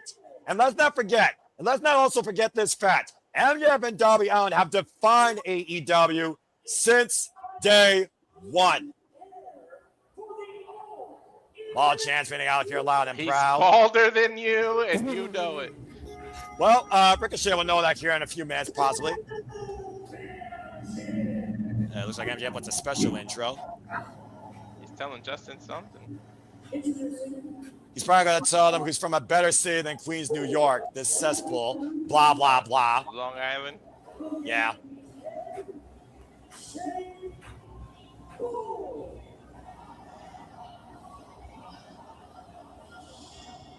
Damn, bullshit pearls. Bearing Queens, Bronx, Manhattan, Brooklyn, and Albany.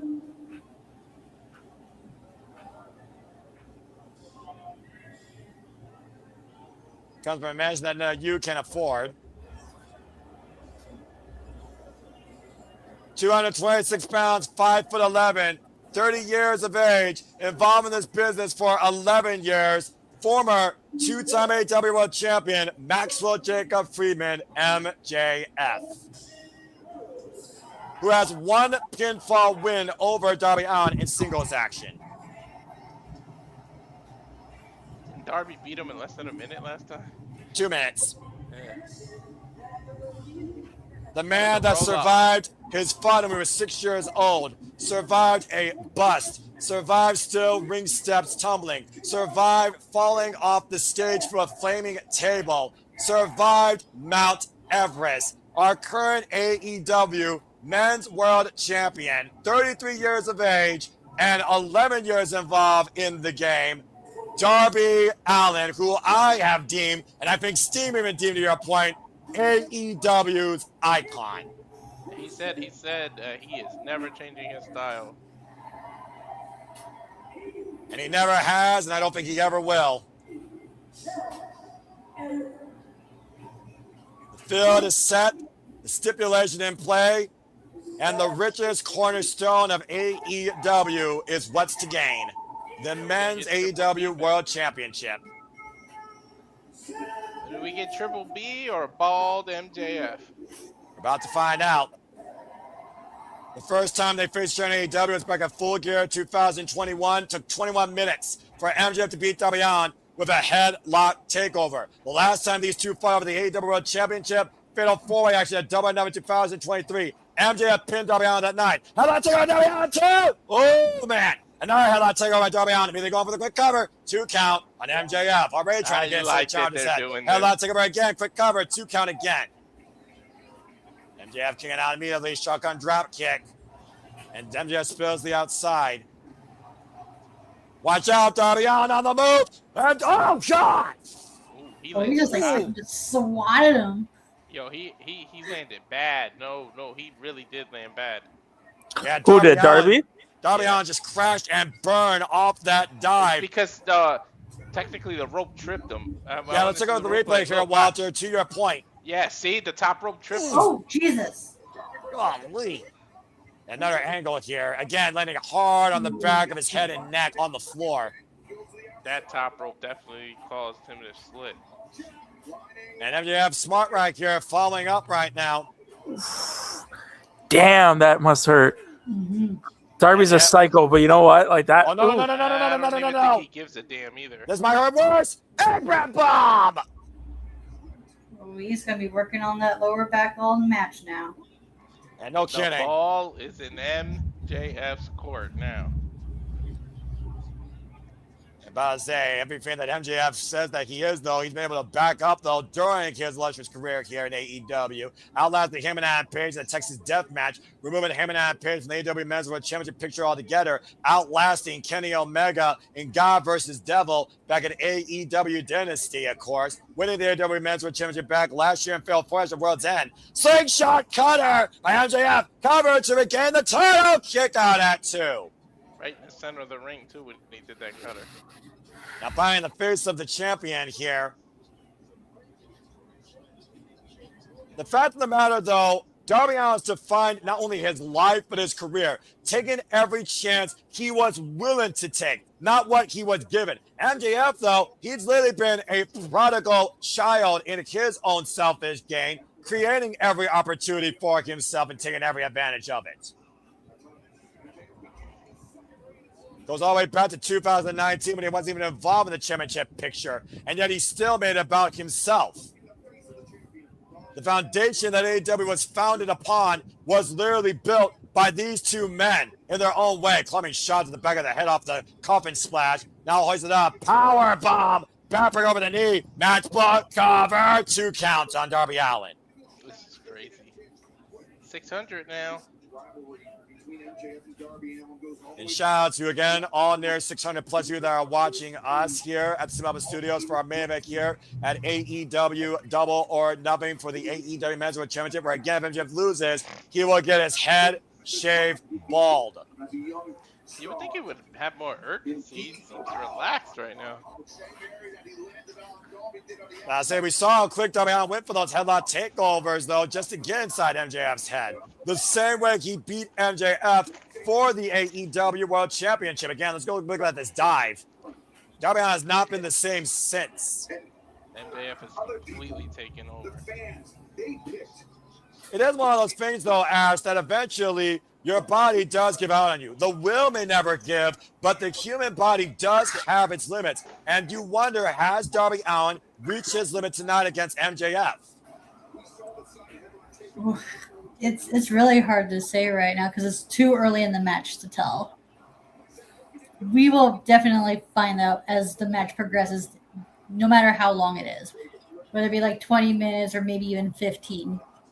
MJF right now wrestling a very smart match. Might be looking to injure Darby Allin and remove him from the title the same way he injured Daniel Garcia. Darby Allin, though, able to escape out of the attempted tombstone power off the second. Now driving his elbow into the chest in the black heart of Maxwell Jacob Friedman. Now Darby. Oh, man!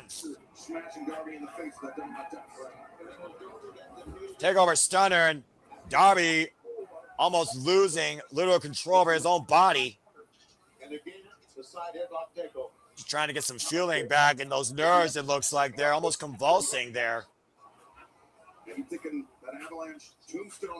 You almost wonder where that numbness right now is the worst for Darby Allin. We talk about again where Darby Allin suffers so much punishment. How much of it does he feel due to the numbing in his body that has to be an after effect from all this? Oh, big headlines.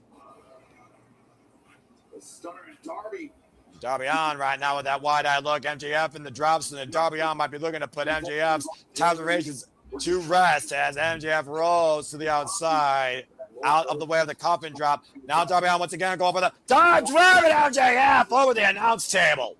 Notice he did it through the bottom rope, not the middle rope. Yeah, that was a Lope Suicida that time. Oh, Lope. Took out everything except himself. Darby Allin now pulling himself up with the help of the announce table. As I said before, this is their third ever singles encounter in AEW, their fourth ever singles encounter overall in their respective careers. They also met back in PWG, and Darby Allin won that night against MJF before they became All Elite. Does Darby even feel pain at this point? Hell Doesn't no. feel anything. I was about to say, numbness doesn't wear off easily, Walter. Of course, we want this match inside the ring. Of course, Takeshita's hands be a pinfall submission inside the ring. Champion's advantage. But what would it mean, Nick, for Darby Allin to not only beat MJF, but take away what MJF covered most besides the AEW World Championship? It would send him into a tizzy, right? Like, that's a great story beat that you can have. I don't think that. I think with his title reign for Darby has been great, but Nick, I sense disaster. Coffin drop on the apron. Well, there were 3. And that was all apron because MJF said nope. At the right time, and all Darby Allin hits with is wood and steel. Take a look at the replay. From the very top of the ring post, by the way, Darby Allin's spine concave on the apron. A sickening thud. Ring. Again, we talk about the toll of these championship matches and the caliber of competitors that Darby Allin has faced. Former AEW National Champions, former AEW Tag Team Champions, former AEW TNT Champions, former Impact X Division, former NXT Champions, Dragon Gate Champions. What is MJF doing? I just think he's just trying to unleash more punishment here. I don't think MJF wants to beat Darby Allin. He wants to break him. Again, MJF knows we have to call it this. He's a master psychologist. He's a master with in-ring IQ. He knows how to use it to his advantage. I think he's going to try the heat seeker from the inside to the outside to the stairs. No, I think he's looking for something much more worse, Walter, as he's got in position. MJF on the steel steps with Darby Allin in position for, oh dear God, package pile driver! Shit. On the upturned steel ring steps. Referee's giving a lot of leeway. Well, considering the implications of this match, you can't blame him. Oh my gosh, take a look. Oy. And there's no give as MJF landed also on his tailbone. Mm-hmm. Yeah, they both got like damage from it, like heavy damage from it. Talk about a Pyrrhic move. MJF right now just, for all intents and purposes, trying to literally get feeling back in his lower lumbar. But again, that's the sacrifice that both MJF and Darby Allin are willing to go to leave tonight with the title. For MJF, with his own vainglory. Look at the floor, dude. That's all from the match before this one. Darby Allin not even moving right now as Bryce Rensburg is checking on the AEW World Champion. MJF still favoring the small of his back, now bringing Darby Allin back inside the ring. Darby playing possum, though? And very possible. We've seen how quick Darby Allin can always trap you time and time again. He might be playing possum so he can get him in the headlock takeover. Yeah, just ask Roosh about that. Probably. We're going to call that. Whoa. Ah, blow by Darby Allin. Headlock takeover. Cover. Kick out two. Almost got MJF again. A play out of the Devil's playbook. I told you.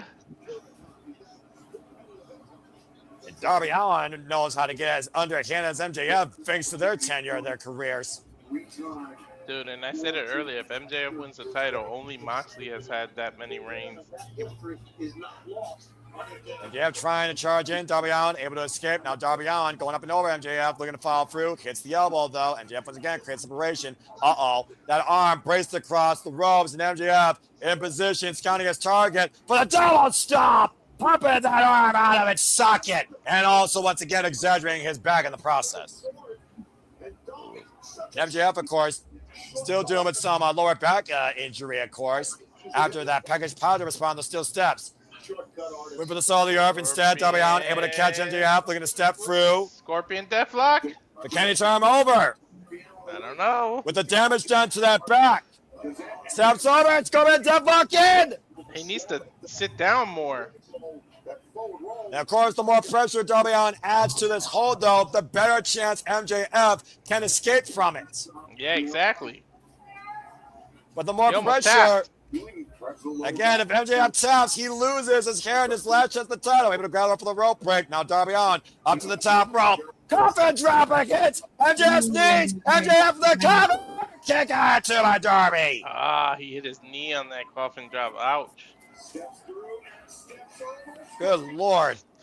I gotta give it to it. Was smart that to go right foot into the coffin drop. It's just MJF had him scouting. Darby Allin right now with 7 successful defenses, as I said, in less than 50 fucking days. Unprecedented in this business and in the history of the AEW World Championship. And MJF, of course, right now. Heat Seeker? Possibly. Of course, we talked about how Darby Allin wants Kenny Omega as a dream match. We also talked about, again, the amount of opponents that can be waiting MJF. Slingshot. Connor, though, instead into the slingshot. Connor, Scorpion Death Drop! But he can't capitalize. Yeah, great counter by Darby Allin, but to your point, both champion and challenger down. It was a nice counter, but he also had done more damage to his back as well by doing that. Well, I mean, to be fair, Ash, it feels like no matter what these two men do, they're only going to further exaggerate one another and their own well-beings. And that's what it means for these two tonight to leave with the AEW World title. To be fair, I don't think Darby gives two shits. No, I don't. How bad do you think MJF gives a damn? At some point, MJF cares about himself. Darby couldn't care less. Feeling chance right now by this capacity crowd that's been absolutely phenomenal here tonight at Louis Armstrong Stadium. No let up whatsoever.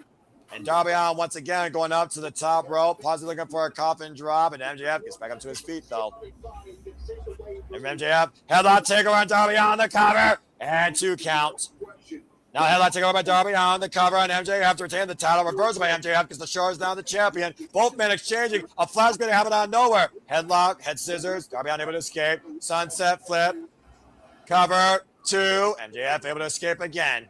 Darby, now MJF with a sunset flip, cover on the champion. Shoulders down, both arms braced, and both men right now exchanging pinfalls here. Bryce Remsburg constantly keeping in position. 1 count, 1 count, 1 count, 1 count, 1 count. This is absolutely insane. 1, 1, 1, 2, 1, 2 for Darby, 1, 2 for MJF, and kick out. Jackknife float over cover on MJF. MJF bridging up, both men now. MJF with the backslide, Darby, 2, and able to escape. Combination by Darby Allin, offense against MJF. Up on the shoulders, looking for the cold red reversal. Alabama Slammer lands on his feet, counter, throat thrust. MJF now hooking up Darby Allin. Up on the shoulders. This is crazy. Oh, cover! Darby, kick out by MJF again. This is awesome. Holy hell. Does it grind your gears, Noah, that a headlock takeover wins more matches than a Blue Thunder Bomb? Ooh. And AEW all accepted after exchange like that. A stunning display of wrestling counterintuitive nature by Darby Allin and MJF as this World Championship match continues. Dude, we were just at 6:01. I just happened to turn my head. AEW chants right out loud and proud where tonight has truly shown this is where the best wrestle. As we wait with bated breath to see who can capitalize off that exhausting exchange for both competitors and the referee.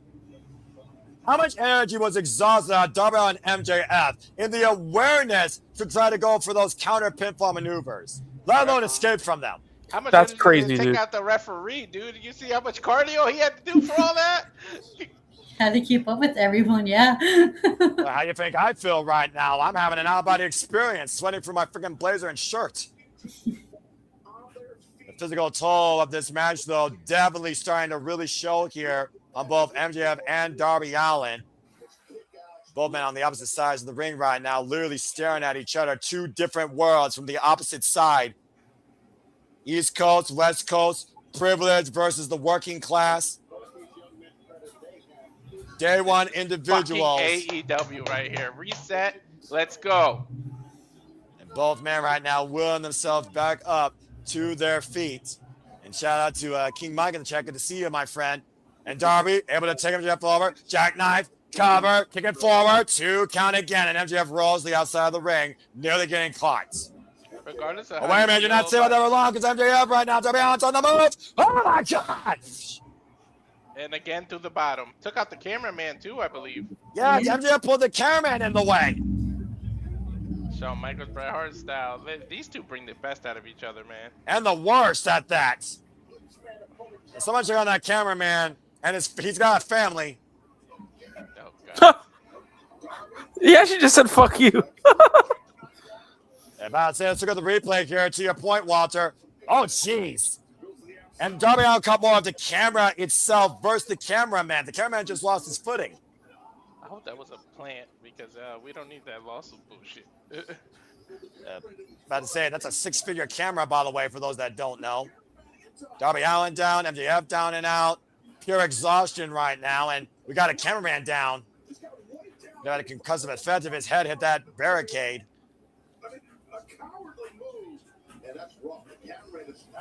Of course, MJF will literally use the innocence to his gain. At one point, Ferrante to set a man on fire. That camera's on the floor. They just showed the view of it. Good to see that cameraman able to walk on his own power, and good for AEW to immediately follow up on that. And again, the dedication of the AEW staff and crew. He was still going to get the shot. $100,000 camera right there. I don't think MJF gives a fuck. Last time we saw a cameraman assaulted, to your point, was literally back at WrestleMania 25. But there's no limits what MJF is willing to go to get what he believes he's deserved and proving that he's better than you. Now hoisting up Darby Allin on his shoulders. The ring is that way. What the hell are you doing? Are you going to shave his head? Well, he tried to do that on Wednesday, as we know. We might still get a shave and a haircut here tonight before the match is over. Referee offering a lot of leniency here. Didn't Darby ended up using the blades on his forehead, on MJF's forehead Wednesday? Almost. Oh, side kick. Kicks the clippers out of MJF's hands. Guillotine applied right now, and Darby Allin throwing himself onto MJF. Yeah, it doesn't matter out here, though. He's got that situation tight, Walter. Yep, and then all he has to do is wrap the... There you go. I say, and right now, Darby Allin and the referee literally talking to each other. Again, if MJF doesn't make it back inside the ring, Darby Allin wins via count out. Darby Allin retains the championship. Darby did a bad thing, though. Now you just created dead weight you got to bring back to the ring. I'm about to say, I don't think Darby Allin wants to win via count out. And why did Darby Allin look up at the scaffolding? Oh, no. Darby's still... That's a table, isn't it? That's a table underneath that. You realize that scaffolding has the second floor, right? That's he's going to do a coffin drop. Oh, dear God. Darby, no. Please don't. He's going to do a coffin drop from That's up there, fucking 50 feet high! He's going to fucking do a coffin drop, isn't he? Oh, dear God. That's a big And Darby Allin literally climbing the scaffolding set of Double or Nothing. Oh my God, this is a wild, What the crazy hell? kid. Holy crap. Darby, Come no. on. Darby, no. What the fuck are you thinking? Oh my god. He's not, clearly. He's clearly not thinking. That's He's over thinking 25 bang, feet is what he's above the ring. Bang, bang. A shot to the belly. Wait a minute. You Coffin forget drop. there's a floor down there, too. His head just hit the floor. But he crushed MJF through that table. Yeah, but there's an elevated floor, like the stage. I think he hit his head on it. Oh my gosh. Can we get a replay, please? Darby, you're fucked. Darby is crazy. He could have broke his neck. Let's see if he hit his head. What the fuck? Take a look at the replay. There we go. Again, insanity. Well, that's the aftermath. Again, here we go. To your point. Oh my gosh. His head hit a piece of the elevated stage. Yeah, I think you're right. I think he dropped on himself head first on the way down, but he still crushed MJF in the process through that table. But It's a again, very scary moment. that's dead weight, and you know Darby's too proud. Oh my to take- gosh. Oh my god, he dropped it in the back of his head. I told you it hit the stage. My god. Yeah, he busted himself open hard ways, and the back of his head is bleeding. He's too proud to take a count out victory. He would not want to win like that. He's gonna have to drag dead weight to the ring. He's more damned than freaking Cactus Jack. I said what I said. Jesus, Darby. Oh my god, that Okay, fucked. right? Oh my god, he better not. Dude, Oh my god. Oh my god, look at that. Oh my blood. gosh. That he didn't blade, dude. That's a hard one. Yeah, like I know it's not the first time he did that, but it's been a long time since we've seen Darby Allin with an injury like that. I'd be And still going. I'd He be could literally surprised. fall to unconsciousness. He could literally Yeah. lose so much blood that he can't even compete. I was about to say, I'm surprised if that boy wakes up tomorrow not concussed. I'm about to say He right now, might be MJF, though, going on he's just out. instinct right now, guys. I think you're right. Coffin drop. He's on autopilot. And that finally might be it. Darby Allin, no. Look how much blood just rubbed off Yeah, on that- MJF. That's just, yeah. That's very concerning. Oh my god, I didn't notice that. How The fuck sense did of, MJF kick out? What color- Uncertainty Hey and guys, concern for this injury. Go ahead, Nick. what color is MJF wearing? Pink. Peach. Why you ask? Again, that blood falling from the head of Darby Allin. There's probably some symbolism there. He's probably. wearing the same color as Randy did when Randy won the World Heavyweight Championship. No, I mean, Could it again, be he a calls callback? himself a generational talent. The future might literally go for MJF if he has his way again. But Darby Allin has MJF once again trapped in the Scorpion Deathlock in the middle of the ring, and that is after a coffin drop. But again, the concussive nature of that hold as Darby Allin just collapsed. He collapsed with too much blood, There's dude. just so much blood. Again, we gotta wrap strain. it. We He gotta got a wrap it. staple. He needs staples. Close that Gotta wound. say, we gotta get Darby Allin checked out here. I mean, we might literally have a ref stoppage at this point. Yeah, but does he keep the belt in the ref stoppage? Well, I mean, again, Darby Allin said, "I'm gonna give all of myself until the wheels fall off," and the MJF devil, has a Joker smile right now. yeah, the devil is smiling. I know what he's gonna do. He's gonna pull out the ring, isn't he? It's just one of those things, though. After the coffin drop, if Darby Allin wasn't nearly unconscious, I think that MJF would have tapped out. I think MJF would have survived. MJF is gonna somehow get the ref to not see and hit him with the ring. Or MJF's literally just going to take Darby Allin over and end him out of his own misery. Wait a minute, what the hell? Oh, Scorpion death drop! Darby, what the fuck are you made of? It ain't blood and tissue like us. Chip up! He's gonna go for the coffin drop, isn't he? That's exactly what it's going for. Darby, you absolute mad lad. Darby makes the ascent once again. MJF, though, takes out Darby Allin's Too base. long, dude. He took too long. Again, that top row already shaky enough as it is. Oh, he's gonna go for that razor edge bomb thing. I'm about to say, I can only imagine what evil intentions MJF has to finish Darby Allin. Oh, dear God. Oh, no. Oh, heat seeker. No, tombstone. Oh, no. Darby Allin, if he hits this, it's over. We're going to have a new champion, MJF, from the second rope. Darby Allin position. Rest in peace. Touchdown! Pile driver! And It's now, headlock takeover cover to MJF is once again the AEW World Champion.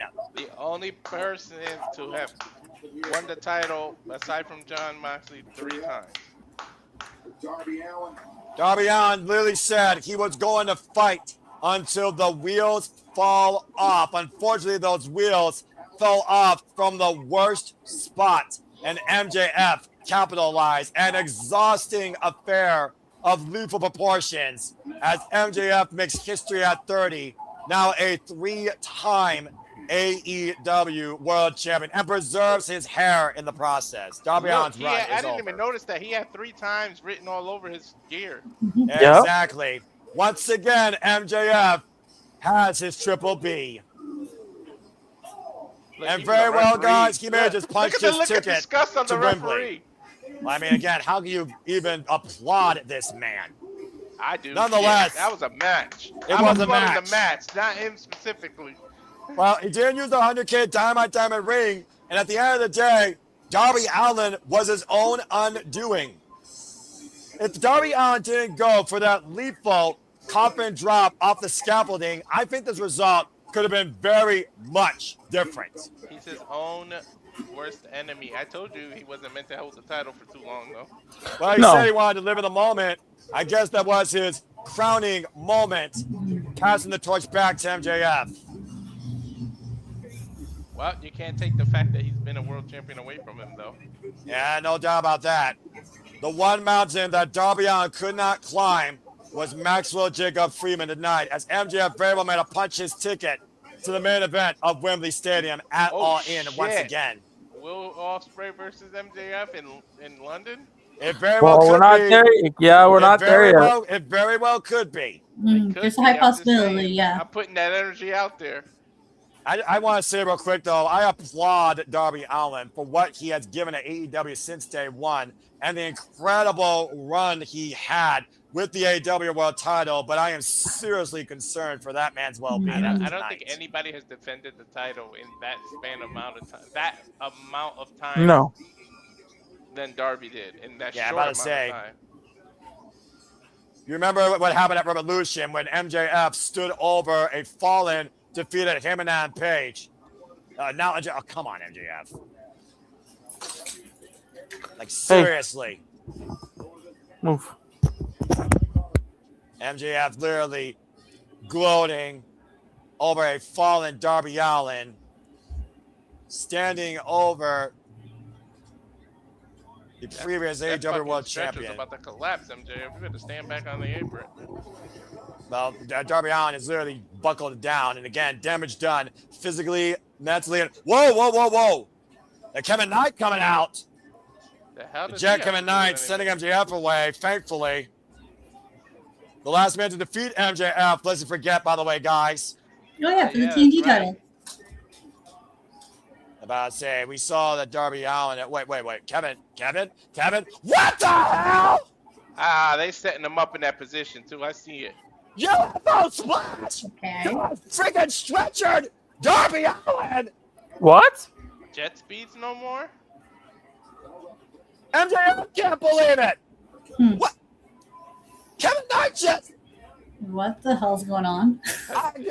he feels that that Darby let him down. He wanted to face Darby for the title. Well, did he want to face Darby, or did he want to face MJF, or did he learn something from the Devil's playbook?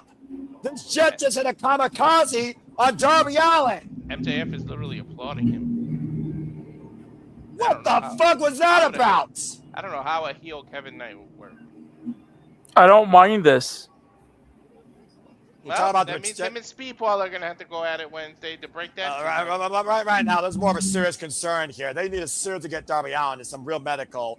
Again, the Jet has shown a new color tonight, a darker shade versus what we've seen previously. But that being said, ladies and gentlemen, believe it or not, that concludes Double or Nothing, a 4-hour extravaganza, probably my favorite ever call for a professional wrestling pay-per-view event. I hope that you all enjoyed As, of course, I do my usual thank figure again to JJ that was in the producer role. Of course, I engaged the show. Figure to all 730 plus of you that engaged us this entire watch-along stream. We hope to see you again around here for Clash and Ilya and further presentations here. Again, this is AEW with the best wrestle and the damnedest wrestle. And what a freaking night. For Nick, for Ash, for Walter, for JJ, for all of you, I'm the Simon Noah Foster, reminding and imploring all of you to make a positive impact in life. Have a good night. This has been All Elite Wrestling, Double or Nothing. And boy, did we fucking see everything. Thank you all so much for tuning in. JJ, cut the fucking feed. I love All Elite Wrestling. AEW. AEW.